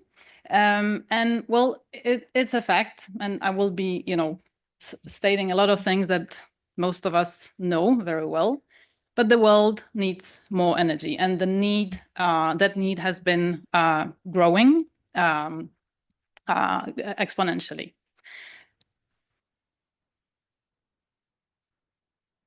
Now, we all know that it's not that easy to build, to add new assets, new installed capacity for various reasons. And it's equally not easy to repower, so to upgrade whatever is already built. I don't think I need to mention any particular geopolitical things going on in the world right now that potentially will influence that situation further. And there is also another fact. So now we are zooming a little bit more onto specific assets, specific turbines, is that wind farms are underperforming worldwide. And it's not just something that we state, it's something that we know based on the analysis that we have been doing and we are doing, going through asset data on a daily basis. So just based on a sample from 1,400 wind turbines from 30 different wind farms across the globe, we know that over 50% of turbines are missing on the potential AEP. And there are various reasons for that. Just mention two of them, pitch issues, yaw issues. It really depends on the turbine model, the age of the turbine, the wind farm, how it is being managed, and so on and so on. So all of this obviously needs to be taken into account. But this is a fact. Wind farms are underperforming globally. So now this underperformance, going from one turbine to the whole wind farm and then the whole portfolio, there is of course cumulative effect of that underperformance. And now we all know what the global goals are in terms of adding more renewable energy to the grid. So just imagine, what it could mean if we could squeeze more of the assets that are already there. So yeah, so how do we ensure that assets are actually performing to their potential, the way they were, designed, and are actually prepared to meet future needs? So we have actually, I think, most of the words have been already used during all presentations, all the different presentations today. I think I've heard them, the ones that I'm going to use right now. So really turning insights into actions to unlock the value.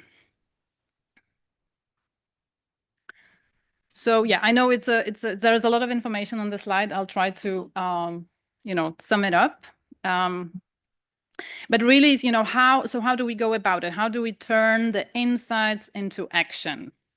And really, it all starts with having access to the data and having access to all the data. And again, this is something that has been covered here today. Owners and operators of wind farms have rather limited access to data, typically 10-minute SCADA data, at best if you are subscribing to it, if you're paying for it, to the OEM 1-second OPC data. We are talking about getting access to high-frequency data. So from the controller and really utilizing, really understanding, everything that is going on in the turbine. And it's not really about the frequency as much as it is about, number of texts, so number of, we can say, information points that we hence have access to.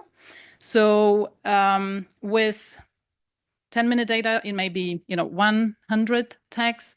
With 1-second OPC data, 200 to 300 tags. But with high-frequency data hidden in the controller, it's 2,000 to 3,000 tags. So suddenly, you have a completely different set of data. and yeah, as the slide is showing, because we are not just focusing on, you know, inside out. So you can say, yeah, what's you know, how the body is doing internally, you can say, but also outside in, which is the autonomous drone inspection, so that we have a complete picture of, you know, the condition, the health of the turbine, so that we can actually optimize it. Again, you know, a little analogy to, yeah, human body. So then, you know, so once you have the data, which we facilitate access to, you really need to understand what questions to ask. So I think, am I wrong or right? Was it RWE who was talking about, you know, answers have become cheap. And yeah, I can agree with that, but really is, you know, it's about questions. So what questions, you know, do you need to ask to get the right answers? So this is what, you know, we focus on, and this is what this is the value that we provide to our customers. And really, you know, we start from single turbine, then look at the whole wind farm, how the whole site is performing, and finally bring it all up to portfolio level, so that you, as the asset owner, as the operator, you can take portfolio-based decisions, and really turning that into action. So so it's really, you know, the insights that we provide are very actionable, hands-on. You can go ahead and implement them immediately, whether it is, you know, turbine settings, turbine parameters that are not aligned across your wind farm, single pitch misalignment, common pitch misalignment, blade mass imbalance, so anything that has to do with rotor vibrations. So everything is actionable. You can implement the changes yourself. You can ask your service provider. No comment. Or you can ask us. So and really, that was just a joke. So obviously we are also, you know, in the same room sometimes with the OEM provider, and even they appreciate the findings. Alrighty, but all of it is really, you know, to get the full picture, have a full health check of your assets, so that you know how to optimize them. And again, this is, let me just, I think I need to, yes, one more time. There you are. So this is not just something, you know, that looks nice on paper, but this is actually something that we, you know, is operational. So we have been providing insights to 20 gigawatts of installed capacity for the past 8 years. Right now, it's 11 gigawatts of active installations that we are doing the insights for. And that covers not only wind. I know that we are here to talk about wind power data, but we also have a similar solution for solar, and as mentioned also, yeah, blade inspections. Righty. So this is just a summary, just you know, so that you understand the capabilities. So there's, first of all, the data access. So what you can count on with us is that we can access all the data in a wind turbine. Yes, it does depend on the wind turbine model. So we are slowly adding and you know, missing turbine models that we cover. Then that's the analytics. And when we say analytics, it's subject matter expertise driven analytics. So again, we know what questions to ask to the data. And yeah, as you can see, more than 250 physics-based and statistical models that the data is being run through. Life extension, but also, so the subject is of life extension or squeezing more power out of existing assets, aging assets. But the tool or the service is also used for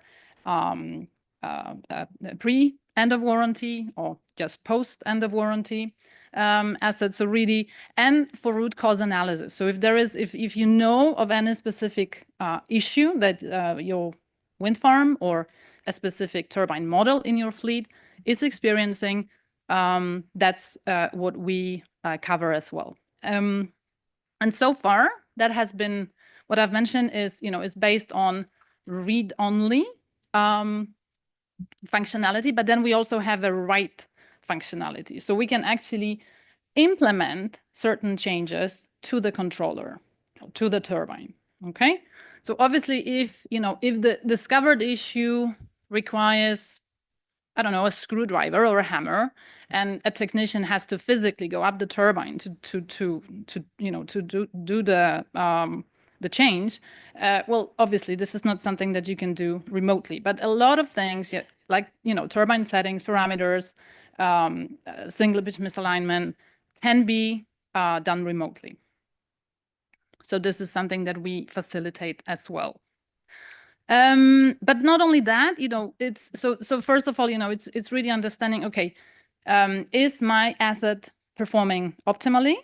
And then it's also about squeezing more energy from the asset. It's a sip of water. So one of our solutions is focused on optimizing certain parameters in the turbine to squeeze more power. We know that especially aging turbines have not optimal settings. So we know that there is potential for improvement. And this is software-only approach. We also have a hardware-based approach.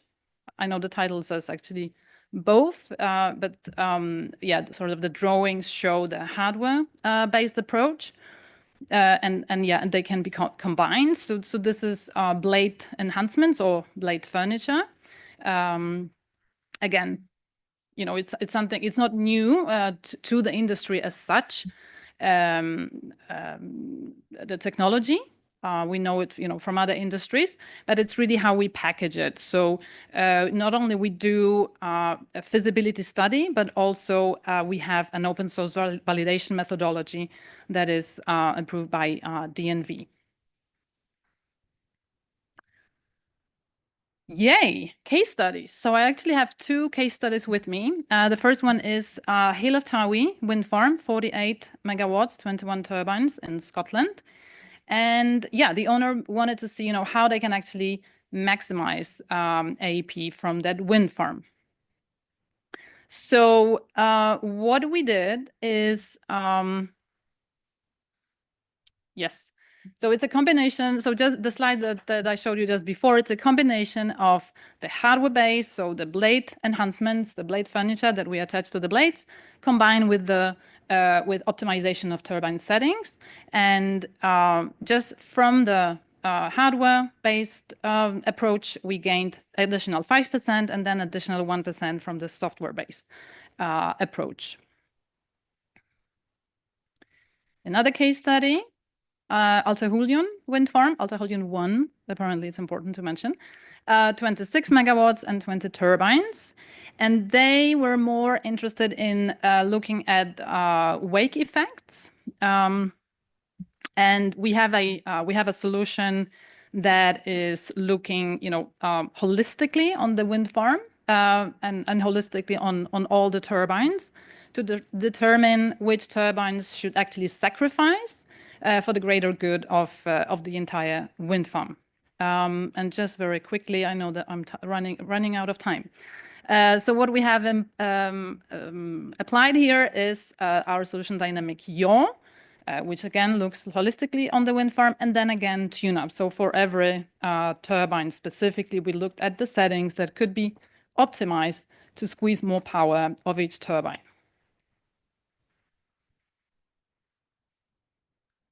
And I think actually that is it. That brings us to the end. No, there is actually, no, sorry, I should actually mention that, sorry.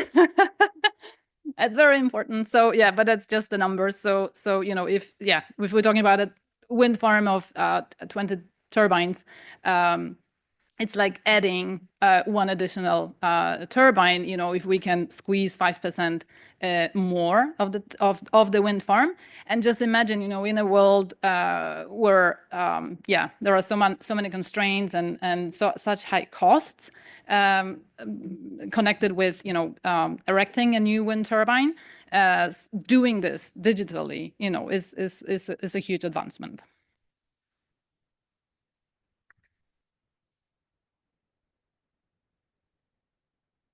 Thank you, Evelina. That's great. Yeah. Are there any questions for? Yeah, Charlie's got one.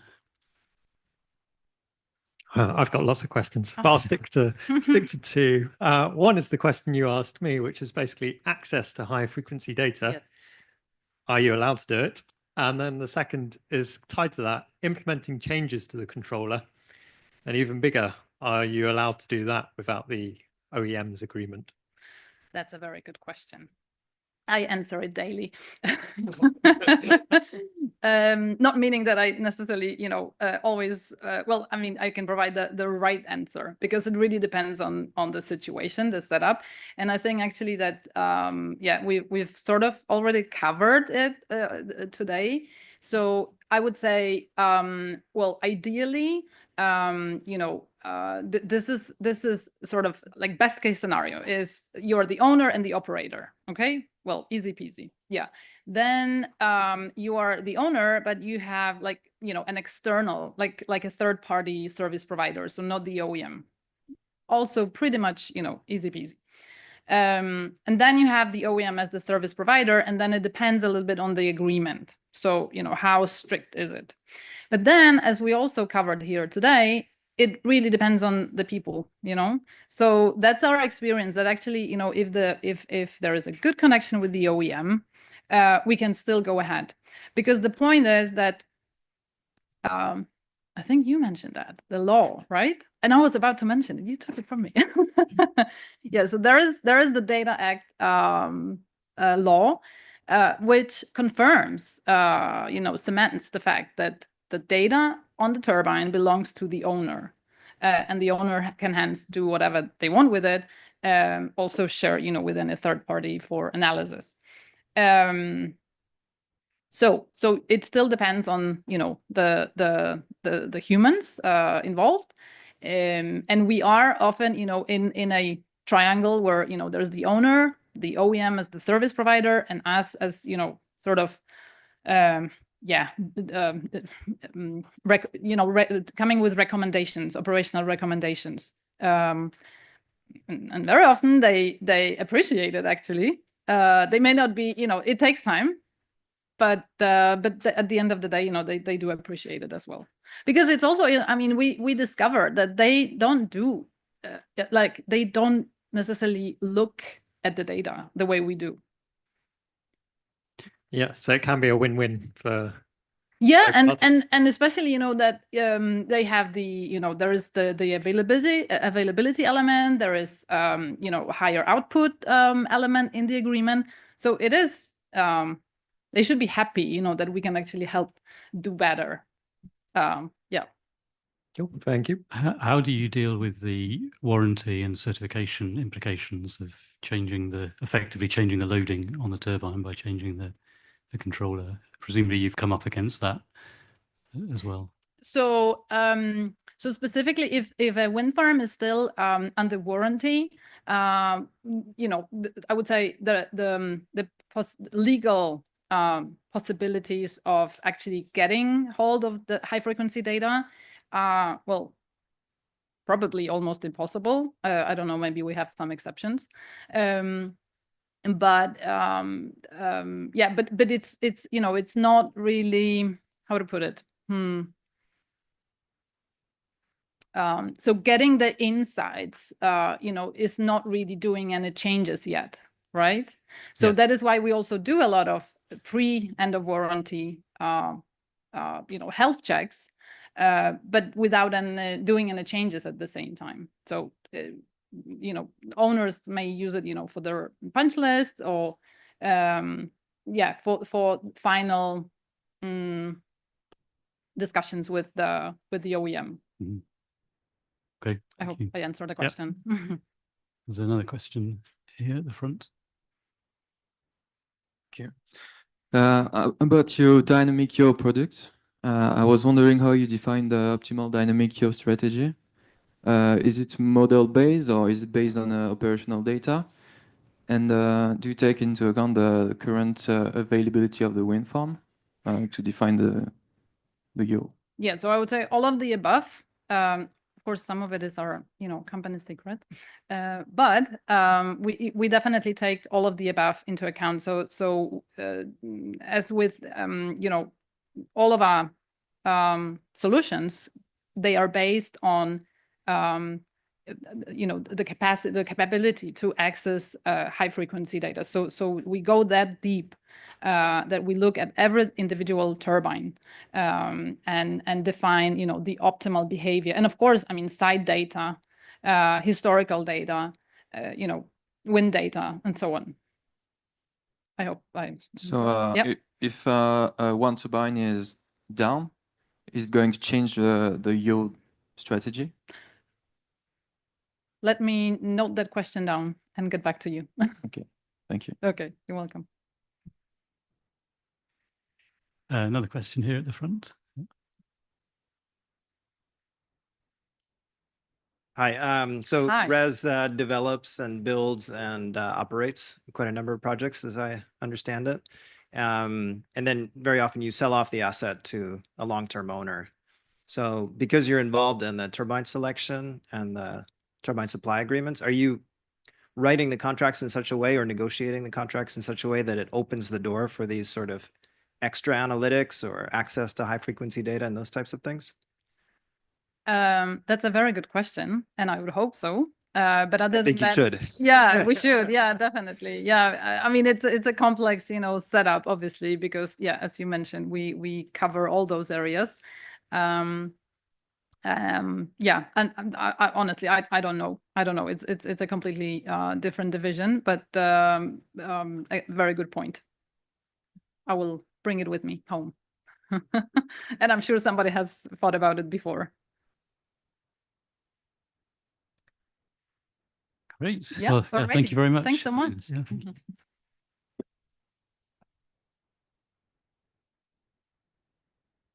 So we've come to our final session of the day, which is another panel discussion looking at unlocking the power of digital twins and AI in wind asset management. So if I invite the panelists to come forward. Unfortunately, so as I said, when Yu isn't able to be here, she was meant to be moderating the panel. So I will step in, but I'm completely unprepared. So I will be coming to the audience for questions a little bit later. I've got a few to kick things off, so have your questions ready. And Sarah Barber is also unfortunately not available this afternoon, so it's just the three panelists.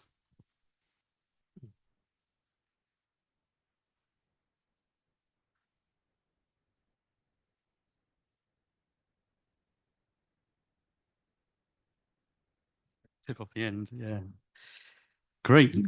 Do you have enough space? I Or have, should we? yeah, I should be all right. Plenty of space. I should be fine. Thank you. Great. Yeah. So Scott, Thomas, Martin, around. Yeah. Good to have you. I'll kick off with a question. So actually, there was a comment. I think Christoph made the comment earlier about the use of the term digital twin. And maybe some of us being a little bit scared to use that term because we're not really sure what it means, or we've all got different definitions of what it means. So seeing as we're talking about unlocking the power of digital twins, I thought it might be useful to kick off to get your definition of what you think a digital twin should be. So Scott, do you want to start? Yeah, so we've seen the term used for a few years now, and it kind of went through being very nebulous, then quite concrete, and I feel it's become quite nebulous again. So people started using it mainly for marketing as all terms come around. Then it became this idea, at least where I saw it from, where people were talking about 3D models where you could navigate through a turbine, for example, and people started referring to that. And now it's coming a bit more open again. Going back to what I was saying about my talk, I see the digital twin as more of a concept now, where it isn't a particular thing, but it's a collection of all the digital assets around a physical asset, which lets you understand it. The challenge with defining a digital twin before was saying, well, there is so much different data from so many different sources on my digital asset. What do? Do you make like one program which has to accept all that data? So SCADA data, historical logs, the foundation data from all this kind of stuff. Or as I was talking about with large language models, you can now use that as the glue between them. So your digital twin might actually end up being a chat interface where you can retrieve any document you need or access any interface that you need, because it no longer has to be a single 3D tool or a single portal where all the documents are uploaded. So really, it's the ability to access data digitally. Is that, yeah? Yeah, I'd say. Okay. I'm sure it'll change next year, but for yeah, now. we'll have a new definition. Yeah, great. Well, maybe we'll move along the road. And Thank you. I think for me, I come in at it from a different phase of the project, so more in the design phase, where less on the asset management side. So in my world, I guess it's anything that adds value to.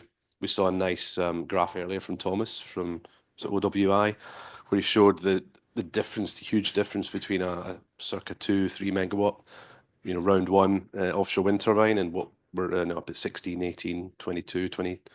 24 megawatts, see how big you want to go. And the margins that they have in the design, whether it's the wind turbine drivetrain or mainly the tower in this case and the support structure, those margins are so much smaller. So for me, maybe a bit more of a limited definition, but the digital twin, it makes more sense now compared to any other time in the history of wind, where those margins are so small. And there can be very strange differences also between turbines. Some of the new market entrants that we've seen, we're doing due diligence on at the moment, not naming any names, but they can have a very conservative tower design for reasons that are more to do with the control of the turbine, and yet be very optimistic on the blade design. And again, naming no names. But we've been quite concerned about some of the approaches. And there's been no rhyme or reason for that, just different OEMs in different stages of their evolution and perhaps not sharing data, whereas you've maybe got one of the big three incumbent suppliers with a really fine-tuned controller that can do some nice aerodynamic damping, moving through the P and in the Campbell diagram, and especially for floating. So that even just fixed on a monopile, these things are critical. But the ability to do that, so yeah, long-winded answer, but and I look at it more from a design phase, but digital twins are anything that can help you avoid conservatism, or if you have no conservatism and very fine margins, ensure that you don't spend the fatigue life of your asset prematurely. Yeah. May I just have a follow-up answer to that, question to that? So obviously you talked about the OEM's approach to this. OEMs tend to guard their design data really very, very closely. So how do you deal with that when you're trying to put together your digital twin of the asset? Yeah, so I think you're right. And I've had discussions with OEMs, they even treat the certifier sometimes. The client is very much they're a black box. So there's ways of getting it, and I think if you have a digital twin, something as simple, even if you don't get access to their SCADA, during the prototype phase, some well-placed strain gauges, accelerometers, you can obviously generate a model, run elastic code, the things you'd expect me to say. But I think the more that OEMs can share, the better. Yeah, it's a constant battle, isn't it? Yeah. Great. Okay, and Martin, same question for you. What is a digital twin in your world? Yes, David. Thank you for this really interesting question. I think, as Thomas, as you said also before, the definition of digital twin had a long journey more or less, how we use it, and the meaning transferred a lot. And I think it's also kind of philosophical question, because if we take digital twin just as it is, it's more or less a modeling of the real asset. So basically, according to our applications and our needs, it can be everything. So basically, if we are just interested in the power a turbine actually produces, then from this point of perspective, even a power curve can be used as a digital twin, because we have as an input the wind speed, and as an output we have the power, the potential power of the turbine. So therefore, I think it's also depends on the use cases which you would like to tackle with an digital twin. But coming to my perspective, I think so. In the past, there was the aim to have a model and to simulate the entire turbine. So all the different components should be combined to one digital twin, which reflects the reality as good as possible. At least this was the idea when, in the very beginning, when speaking about digital twins. But what I think currently, and how we could use a digital twin, is, for example, the combination of different information. Also, I'm using on one hand side additional sensorics, on the other hand the data we have from the SCADA system, but also physical modeling, but also LLMs, for example, Gen AIs. So just to combine the information we have to derive the overall condition of a component. And this would be for me a digital twin, so that I use all the information I have and derive the condition of the gearbox, for example, from it. And then I can combine the several components, maybe also if I have some fatigue factors and things like that, to then extrapolate to an overall KPI for the turbine. But I would say for real digital twins, or for should more focus on component level. Okay. So you said something interesting there about maybe historically we've seen digital twins as being physics-based models, so models that we can understand through equations of motion and so on. But actually, more and more, you think it's now beginning to encompass the whole scope of machine learning and AI and so on. Yes, but actually, and this is also my background, because I studied physics, so I'm also pretty.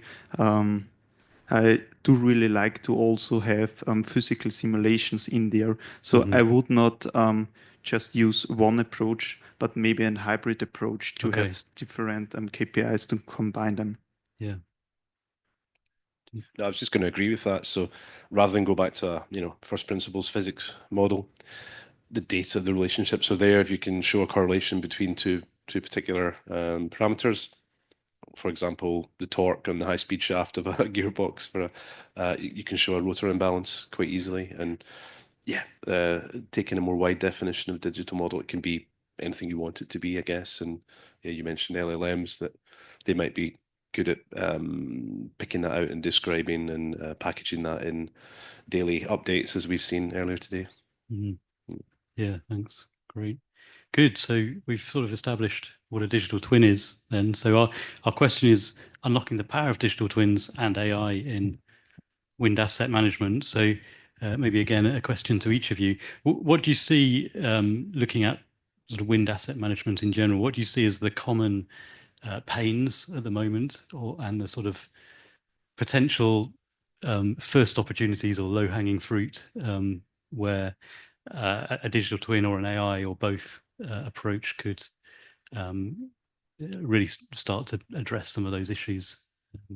So pains is a good one to start with. So I'm not sure how many people here actually get to speak to sites regularly. We try to have weekly calls with our customers and understand what they're doing, and it's usually the operations and maintenance teams. And I think it would be surprising if a lot of people haven't spoken to sites. They're kind of I don't want to say the basicness of the problems, but you just realize there are such huge gaps in how sites can be operated that can often be solved just by having a conversation with what the site is doing. How we can help with using things like digital twins, large language models. I've forgotten who it was earlier who mentioned that you get like was it you saying you get like 2 shots, and once that happens, they don't trust anything? We get 1 shot sometimes, and then we have to win their trust back. And that's the challenge that we've got. So what I was presenting with the large language models is, it's deployed internally, it's deployed with a couple of trusted customers, but we're hesitant to roll it out everywhere. As someone over there highlighted, it can just spit out nonsense.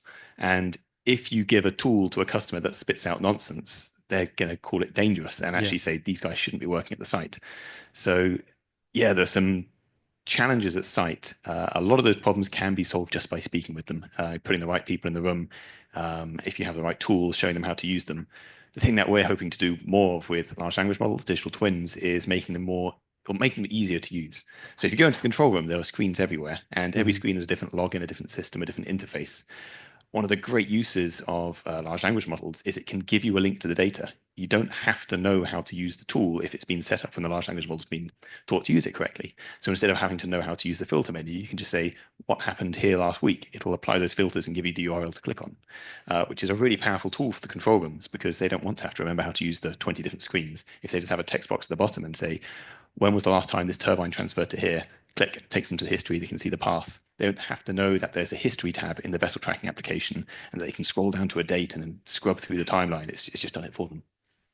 And how are you ensuring that the large language model isn't missing some of that information that it needs to answer the...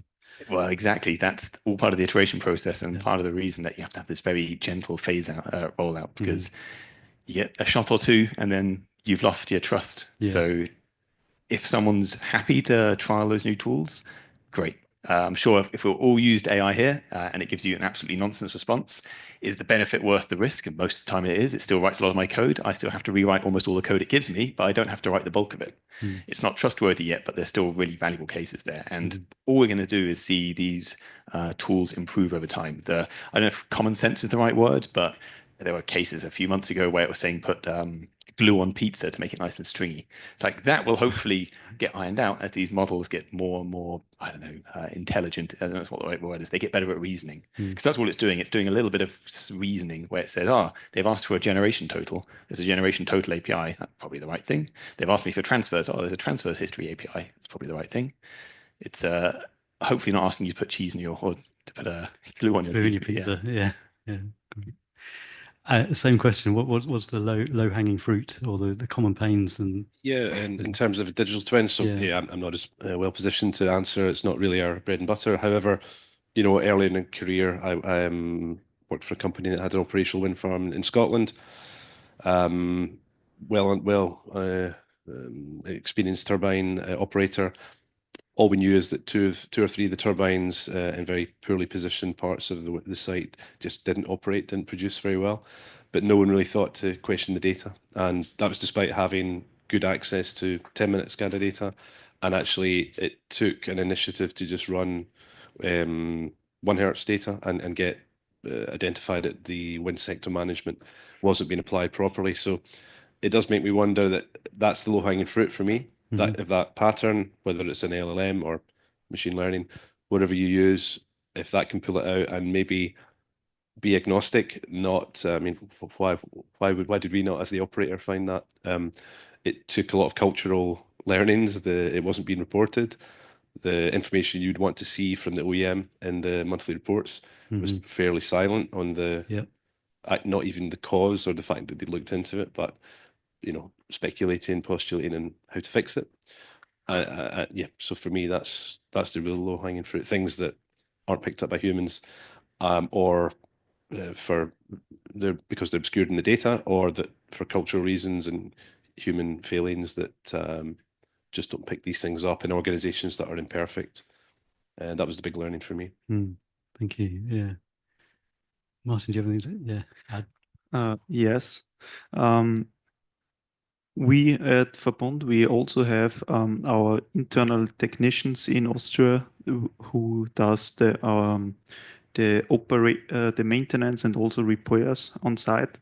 And so when I'm thinking about additional value and also how to steer the O&M in the future of our assets, I'm always thinking down to our technicians and how we can make their life as easy as possible, meaning that we provide them the information with as less effort for them as possible so that they have the opportunity to identify root causes or anomalies in the turbine behavior as fast as possible, because this helps us then also and helps them to react rather fast, and which again helps then for us to reduce cost and to increase the performance of our assets.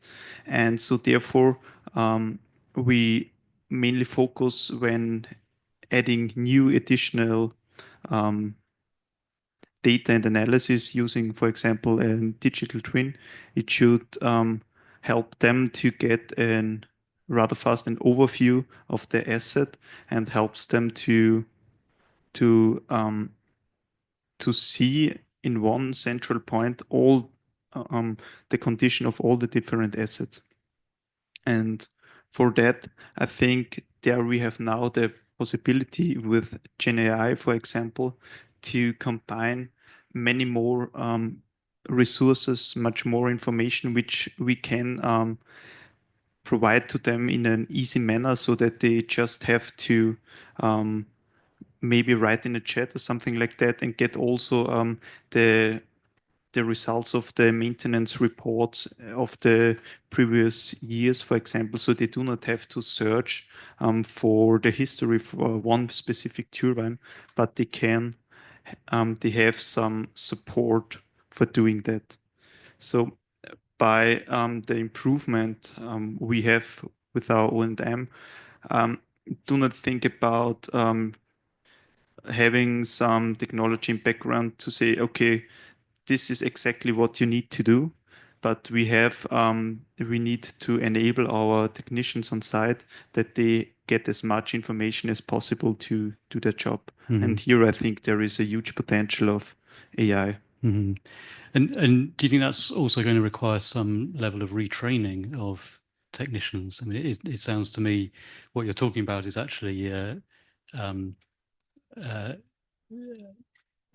technicians themselves interpreting the data or interpreting what they're getting from your digital twin LLM model in order to then diagnose the problem, rather than being given a work slip saying go and change the oil on this bearing or whatever it might be.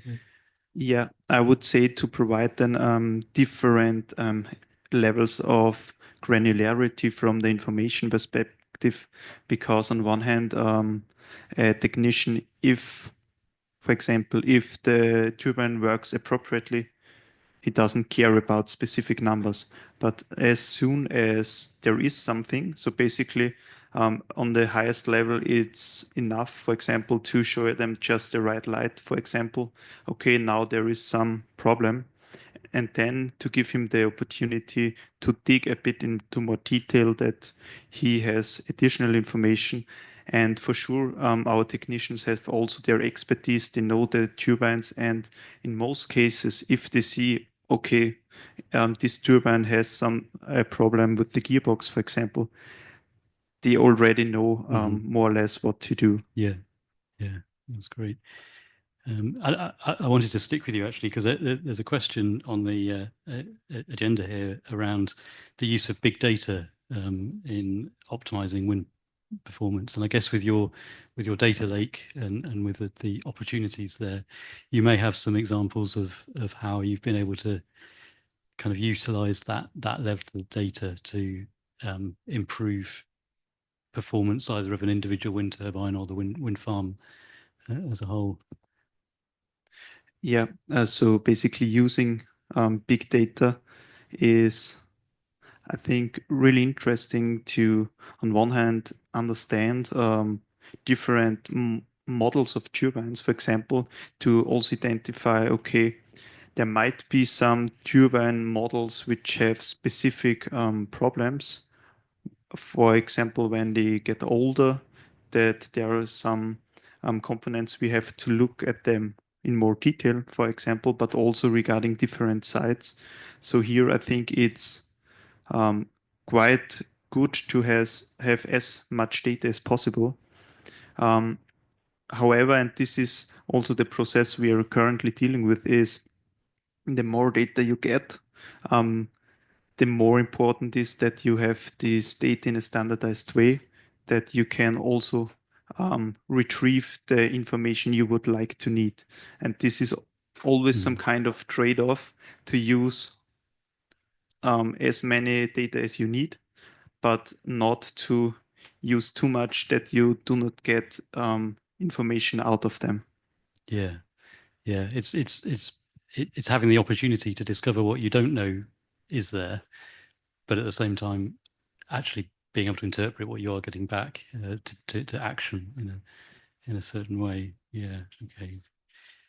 So a general question for all of you then: can you give an example of where an AI model approach is allowing us to do something today that maybe we couldn't have done 5 years, 10 years ago in the context of asset management and so on? Sorry to spring that on you. No. So as I defined in my talk, I'm referring to AI as large language models now. So machine learning has been around in different forms for years. The maths existed since the 80s, if not before. So if I'm talking about AI, I'll refer to it as large language models because as well, that's how your aunt and uncle have used it. They've gone on ChatGPT and asked it for a recipe. It's how we can communicate to people that aren't in this room about it. So the opportunity there is in, I'd say, fixing a lot of the free text fields that we've been giving people for the last decade at least. We've always preferred in cognitive, and even before, giving people free text fields, because if you give people things like drop downs, I remember one of my first ever jobs, I was tasked with finding out how many breakdowns there were on the wind farm. So I went in, I extracted all the SAP data, and I diligently came back and said, there have been 2 breakdowns this year. And he said, no, that's wrong, go back. And it's because the breakdown field was at the bottom of the drop down. So no one ever selected it, apart from twice. So, that data was wrong. Whereas if you let someone free text it, it would have also been a nightmare because you'd have had trip, breakdown, misspellings of breakdown and shutdown and unplanned and all this kind of stuff. But with large language models, we can start fixing that because it can summarize all those things quite easily. And yes, there's problems with getting it exactly right, but it will give you a better answer than 2. If you'd said, how many breakdowns have I got? And there's all these combinations of breakdown, unplanned maintenance, tripped offline, all this kind of stuff. So being able to gather all of these loosely structured sources and pull outcomes is something that I didn't talk about in my talk, but rather than just repeating what I did in my talk, that's one of the real values we're going to see from AI, is where we have all these logs that are human entered, making use of them. Yeah, that's really interesting. Thank you. Yeah. Pass along. Yeah, I wouldn't attempt to speak for the asset management, so I'll pass in that one. Okay. Okay. So basically, what Thomas, what you mentioned regarding the unstructured data, I can clearly also agree with that. So here we have a huge opportunity. And I would also like, because you have already mentioned that, I would like to share one use case where we built within an innovation project proof of concept regarding the optimization of our plate heating system, because we have in Germany some turbines where icing occurs, for example. And in these cases, due to regulation, we have to shut down the turbine, start the plate heating system, and afterwards, after inspection, we can then start again with this plate heating. And this means for the wind farm a huge manual effort, because these are so therefore we said, okay, we would like to optimize that. We would like to have an automated plate heating optimization, where we developed on one hand a physical based a simulation and algorithm, and on the other hand, a machine learning based algorithm, which we then combined to a hybrid algorithm. So basically, the physical based algorithm predicted more or less based on the weather forecast, the probability of icing, Okay. and also the how the weather will develop. And on the other hand, the machine learning based algorithm learned from the history. And then we combined that to automatically start the plate heating system of a test turbine for in the optimal way regarding energy efficiency, because we said, okay, if the plate heating is not successful, then we do not start the heating system. And so therefore, this was a nice proof of concept that we could combine a physical model and a machine learning model to automatically start the plate heating systems in real time in our turbines to optimize also here the operation. Yeah, that's a really nice practical example, isn't it, of where you've been able to combine the two, and presumably that continues to learn. You continue to improve that as you Yes. have sort of false positives and false negatives.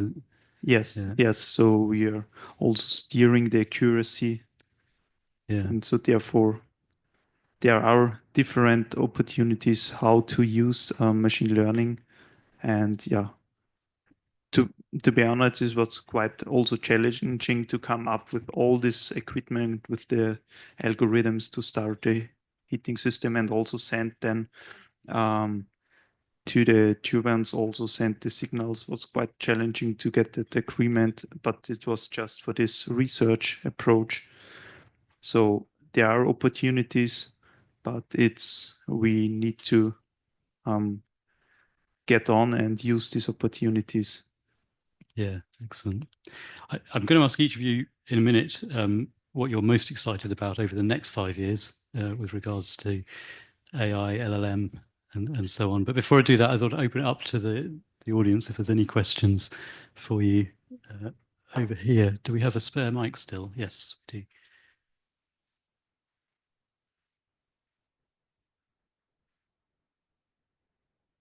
Thank you.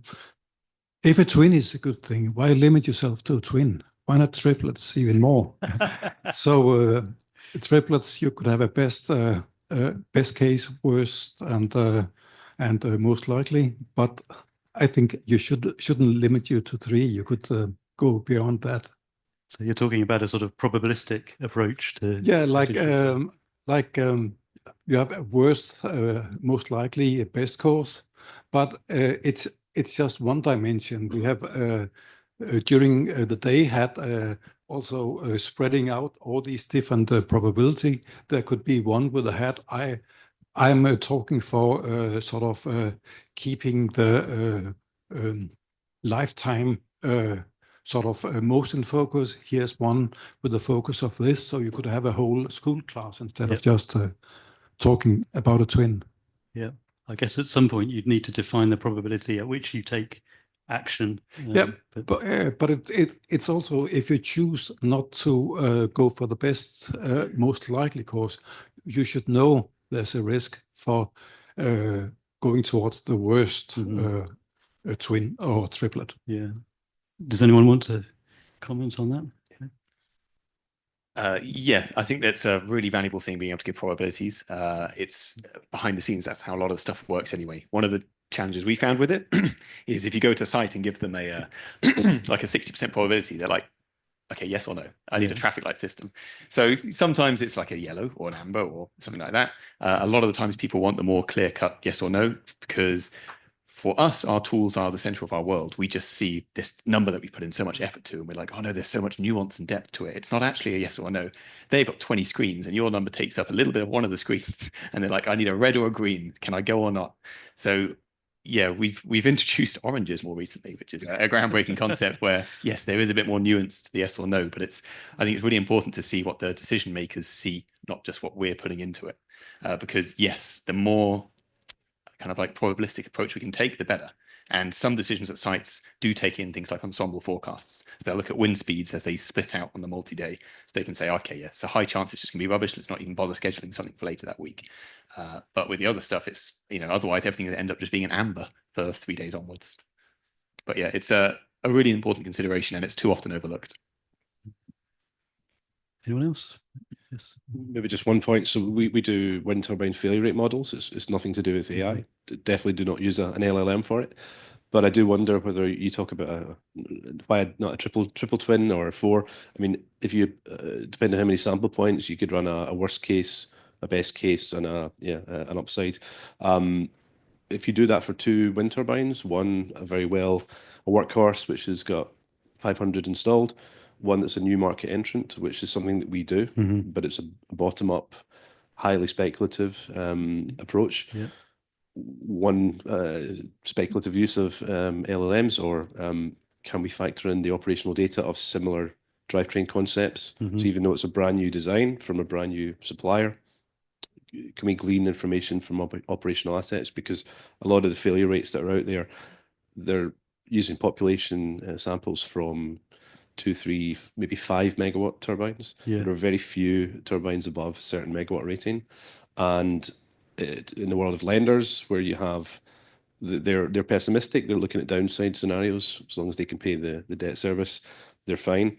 That doesn't help the equity investors. So maybe there's a role for, it's not really to do with AI necessarily, but using machine learning in a way that helps a kind of bottom-up engineer first principle approach, just having a subjective view of risk to actually, can we glean information from operational assets, maybe onshore, that are closer to what we're now putting in the water offshore?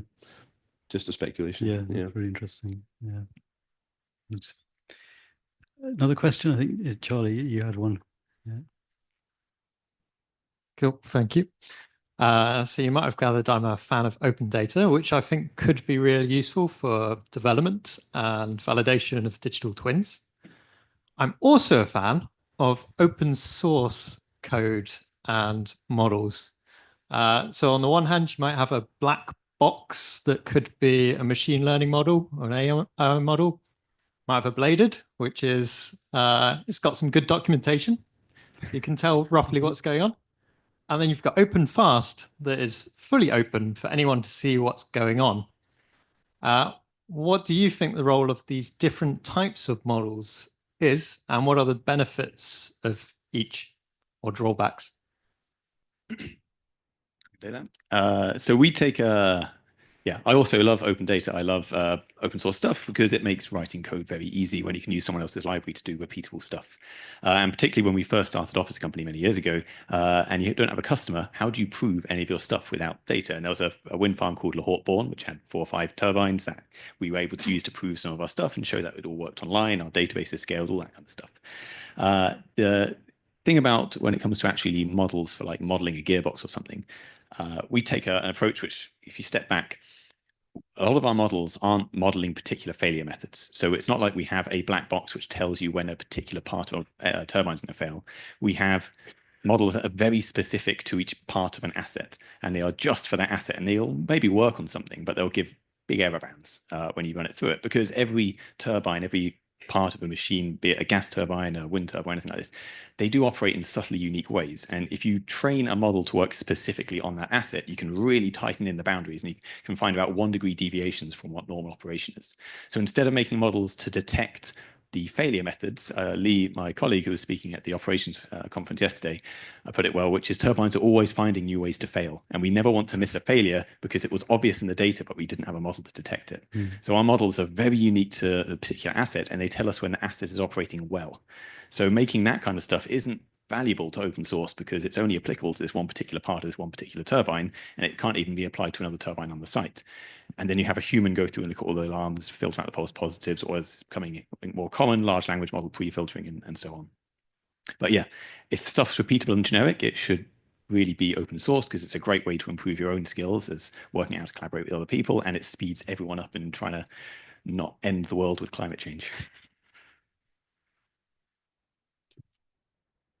Yeah, thank you. I will follow Thank you for the good question. I'm also a fan of open source solutions and open source code. And therefore, I think it's some kind of mixture, I would say, on one hand to have an open source code, and also on the other hand, if there are some machine learning algorithms which you maybe cannot supervise in each detail, just to have the feeling, okay, what does the code do?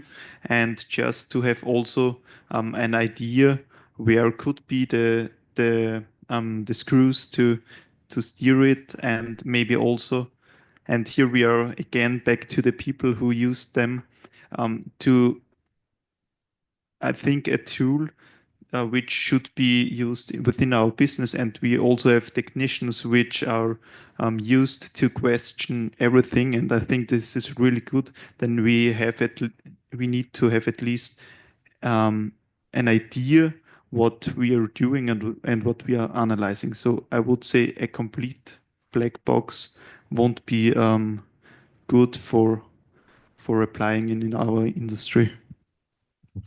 Just to add to that, I think the prospect of a black box to our customers is not appealing. So it's probably because I come from an engineering background, and I think as a novice in terms of using AI and just very early in this journey of using LLMs, I don't trust them.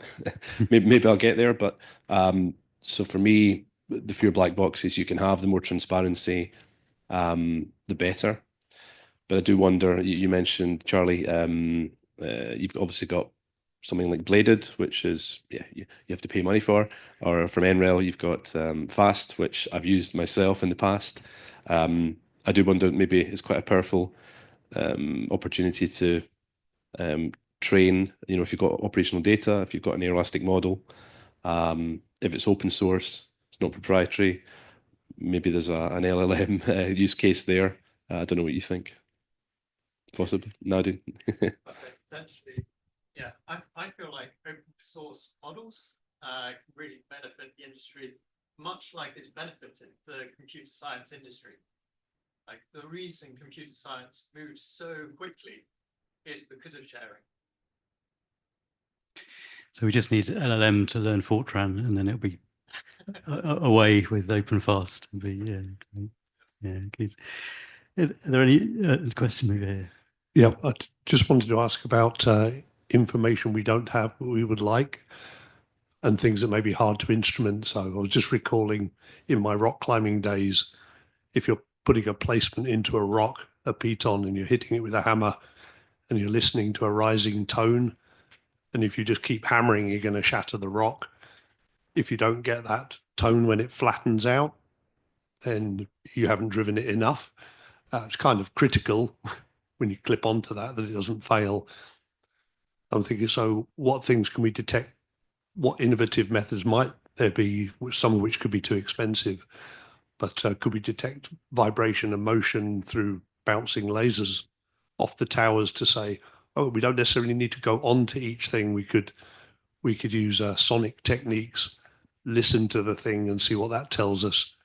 As I think of twins, we work up through digital toddlers on static information and move up to adolescents, which might do things we don't want them to do, through to experts, and then supermen that can go faster, further, and then digital tribes where these twins don't exist in isolation, but it's that pooling of data that this behavior is observed here that may affect you, and you learn from that. That sort of scaling effect you get on learnings. So we work with the data we have, but what are we missing that could be really insightful? And who would be looking at that? Does anyone want to pick that up? Maybe we routinely, outside of AI and anything, but we talk about panels of experts. So sticking with turbine failure rates, one of the best papers I read was from Strathclyde University, and actually was expert elicited view of wind turbine failure rates, specifically direct drive in the 6 to 8 megawatt size. And what it really did is cut through all the bottom-up theoretical failure mode, mean time to failure approach, which could put you to sleep, quite frankly. And it took a judgment-based approach from a range of people, some who were that type of really detailed mechanical engineer, all the way to even commercial people, but that had an exposure to when it goes wrong. So it was neither optimistic nor conservative. And it gave a view, which was, I think, one of the most balanced, and we've used that and referenced that in some of the failure rate studies that we've done. Don't know if that answers your question, but my answer would be a bank of experts, and maybe someone can jump in here, but DeepSeek takes more of an approach of that rather than a really detailed look with one model. Maybe you could have more diverse modular approach, which might give a more balanced, maybe quicker answer. Over to people that know what they're talking about. I mean, I think the opportunities with AI and machine learning and so on to extract the most value out of the data that you do have, and maybe even the things that you don't know are there, but it's able to find those patterns in a way that a human being couldn't. So I think that's certainly. I know I was talking earlier about the load estimator that I developed when I was at Goldwind, and I actually did that twice. The first time I did it with physics-based modeling, and that, for those of you who don't know me, that's my background. I spent years developing Bladed, which is all physics-based modeling, and so my natural instinct was, well, let's put together a physics-based model, and it was okay. It did a reasonable job, and then I took a neural network and I just threw all the data I had at it, and to my horror, it outperformed the physics-based modeling. It was able to detect the patterns and the relationships which I didn't, know existed, and so I think that the opportunities there, like you say, to discover the things you didn't know you knew. Yeah, I think it's assembling parts of the individual things, which the behaviour of the combination, which can have unintended effects. So 10, 15 years ago, I was working on oil and gas assets and digital twins, and the maintenance correlations were very difficult because there were hundreds of components that made up the system. Yeah. And you make one effect there, it's like butterfly wings. But, well, that linked to that and that over there, it became extremely difficult to model. Yeah. Couldn't find always the causation. Yeah. There's almost too much data and not enough events that you could reliably create these outputs. Yeah. Maybe need different forms of information, so additional data to add context to make it give you something useful. Yeah. Thank you. Yeah. I think we've got time for one more question and then we'll finish. Phil. Yeah, I just wanted to follow on from your question a little bit about what we, or sort of measure things that we can't measure virtually somehow, because I think a lot of the machine learning conversation in wind energy operations is around condition monitoring and so on, and there's huge potential there. But actually in wind energy operations, we're measuring wind really badly, which is ironic. And because of, nacelle anemometers, and it's not an easy thing, and equipment to do that well, like nacelle mounted lidars, aren't cheap. But I think there's a big opportunity for machine learning to help us out there, because we don't just have one measurement from one wind turbine. We have many measurements from different wind turbines. There's spatial correlations there that we can use, and machine learning algorithms can use. There are physics relationships between those, of course, but it's very hard to model that physics, and there's a lot of unknown inputs into that. So I think there's huge opportunity to sort of embellish our measurements, or kind of make new virtual measurements through those kind of using those spatial correlations and using machine learning for that. Great. Thank you for So that. not a question. Anyone want to, that's fine. Is it? We refer to those as virtual sensors. So where you're making a sensor up from missing, so if you have expecting 3 thermocouples, one's been taken off, you can maybe infer the middle one. But there might be a better word for it. Someone else might have heard another one. But the other thing is, it's good to have these conversations at places like this, because we end up finding out there's a really established thing already. Like, okay, good, I just reinvented the wheel, but I'm glad that I don't have to reinvent more of the wheel. We actually have one online question. Okay. What are the panel's thoughts on the role of ML and AI in the shortening the time period of performance assessments, for example, due to blade upgrades or controller upgrades? Currently, assessments can take as long as a year to arrive at accurate estimates for various reasons, like, for example, to avoid the effect of seasonal buyers, etc. How can AI and ML help here? This would be a huge step in enabling quick offshore and maintenance decisions. Does anyone have an answer? It's one that I would have to think about, I think. Yeah.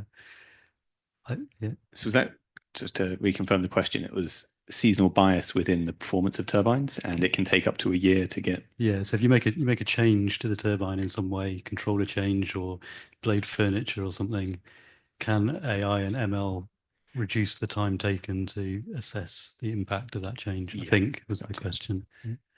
Yes, depending on how you're doing it, it shouldn't necessarily take a whole year. There's a lot of like subtext for how the changes are being made. So are you updating your whole site at once, or are you testing, say, an upgrade to a particular, so software updates, physical updates, and all this kind of stuff. I remember I was involved in a project which was testing out vortex generators. So obviously they didn't just put the vortex generators everywhere, they put it on a few turbines and you look at the changes. It's, again, I also studied physics, and it's the science of you change one variable at once, you see what happens. So instead of putting vortex generators everywhere and going, oh, has it done anything? Hopefully it's the same with the turbine. You don't have to just roll it out to the whole site. If you put it onto one turbine, you can then look for the change and work out what's happened there. In particular with how that whole process can be improved. Large language models and kind of generative AI would help you with the planning, the execution of that, the kind of picking out of what you should be changing if it's not a process you're familiar with. So not all of us studied science and are familiar with how it should be done, but I'd say there's quite well-established ways that we could already take to try and detect these really small changes that aren't visible in the power curve or on anemometer level detection for the reasons we were discussing, of anemometers aren't very reliable. I'll hazard a guess at this. So the question was quite a good one. It makes me think of a pre-construction energy yield and a post-construction where you do the remodeling, you remove some of the modeling uncertainty, but you've got you've got data points there. Maybe machine learning could be used where you have an ability to crunch the data through every sector and every wind speed bin of all the wind turbines on the site, identify two very similar representative turbines, apply the blade augmentations, whether it's dyno tails, vortex generators, whatever you call it, and you've got a transfer function there to apply to the whole wind farm. Don't know if it would be bankable, but maybe that's not what you're looking for. Those would be my first thoughts. Great. Yeah, I would also say that in some cases, for example, you could do the process faster, because in case you have machine learning model in place where you exactly know the behavior of the specific turbine at specific circumstances, meaning temperature, wind speed, and things like that. I think you can extrapolate it more detailed, and so can have a good feeling, if at least a rough feeling that if the retrofit helps or not. I think to have a general and really certain overview, it's always with time series when you would like to analyze them. The longer the period, the more accurate the results. Yeah, good. Thank you. Good. Well, maybe you'd join me in thanking the panelists. And it just remains for me to thank you all for a really engaging day. Thank you for your questions and your engagement. I've found it a fascinating day. I think there's a wide range of topics we've covered. I've been surprised actually how little overlap there has been across the different topics that we've had. And I very much feel we're just at the beginning of this. I think there's an awful lot more to come in terms of what we're able to do. Yeah, looking forward to tomorrow, and I wish you all a good evening. So, thank you.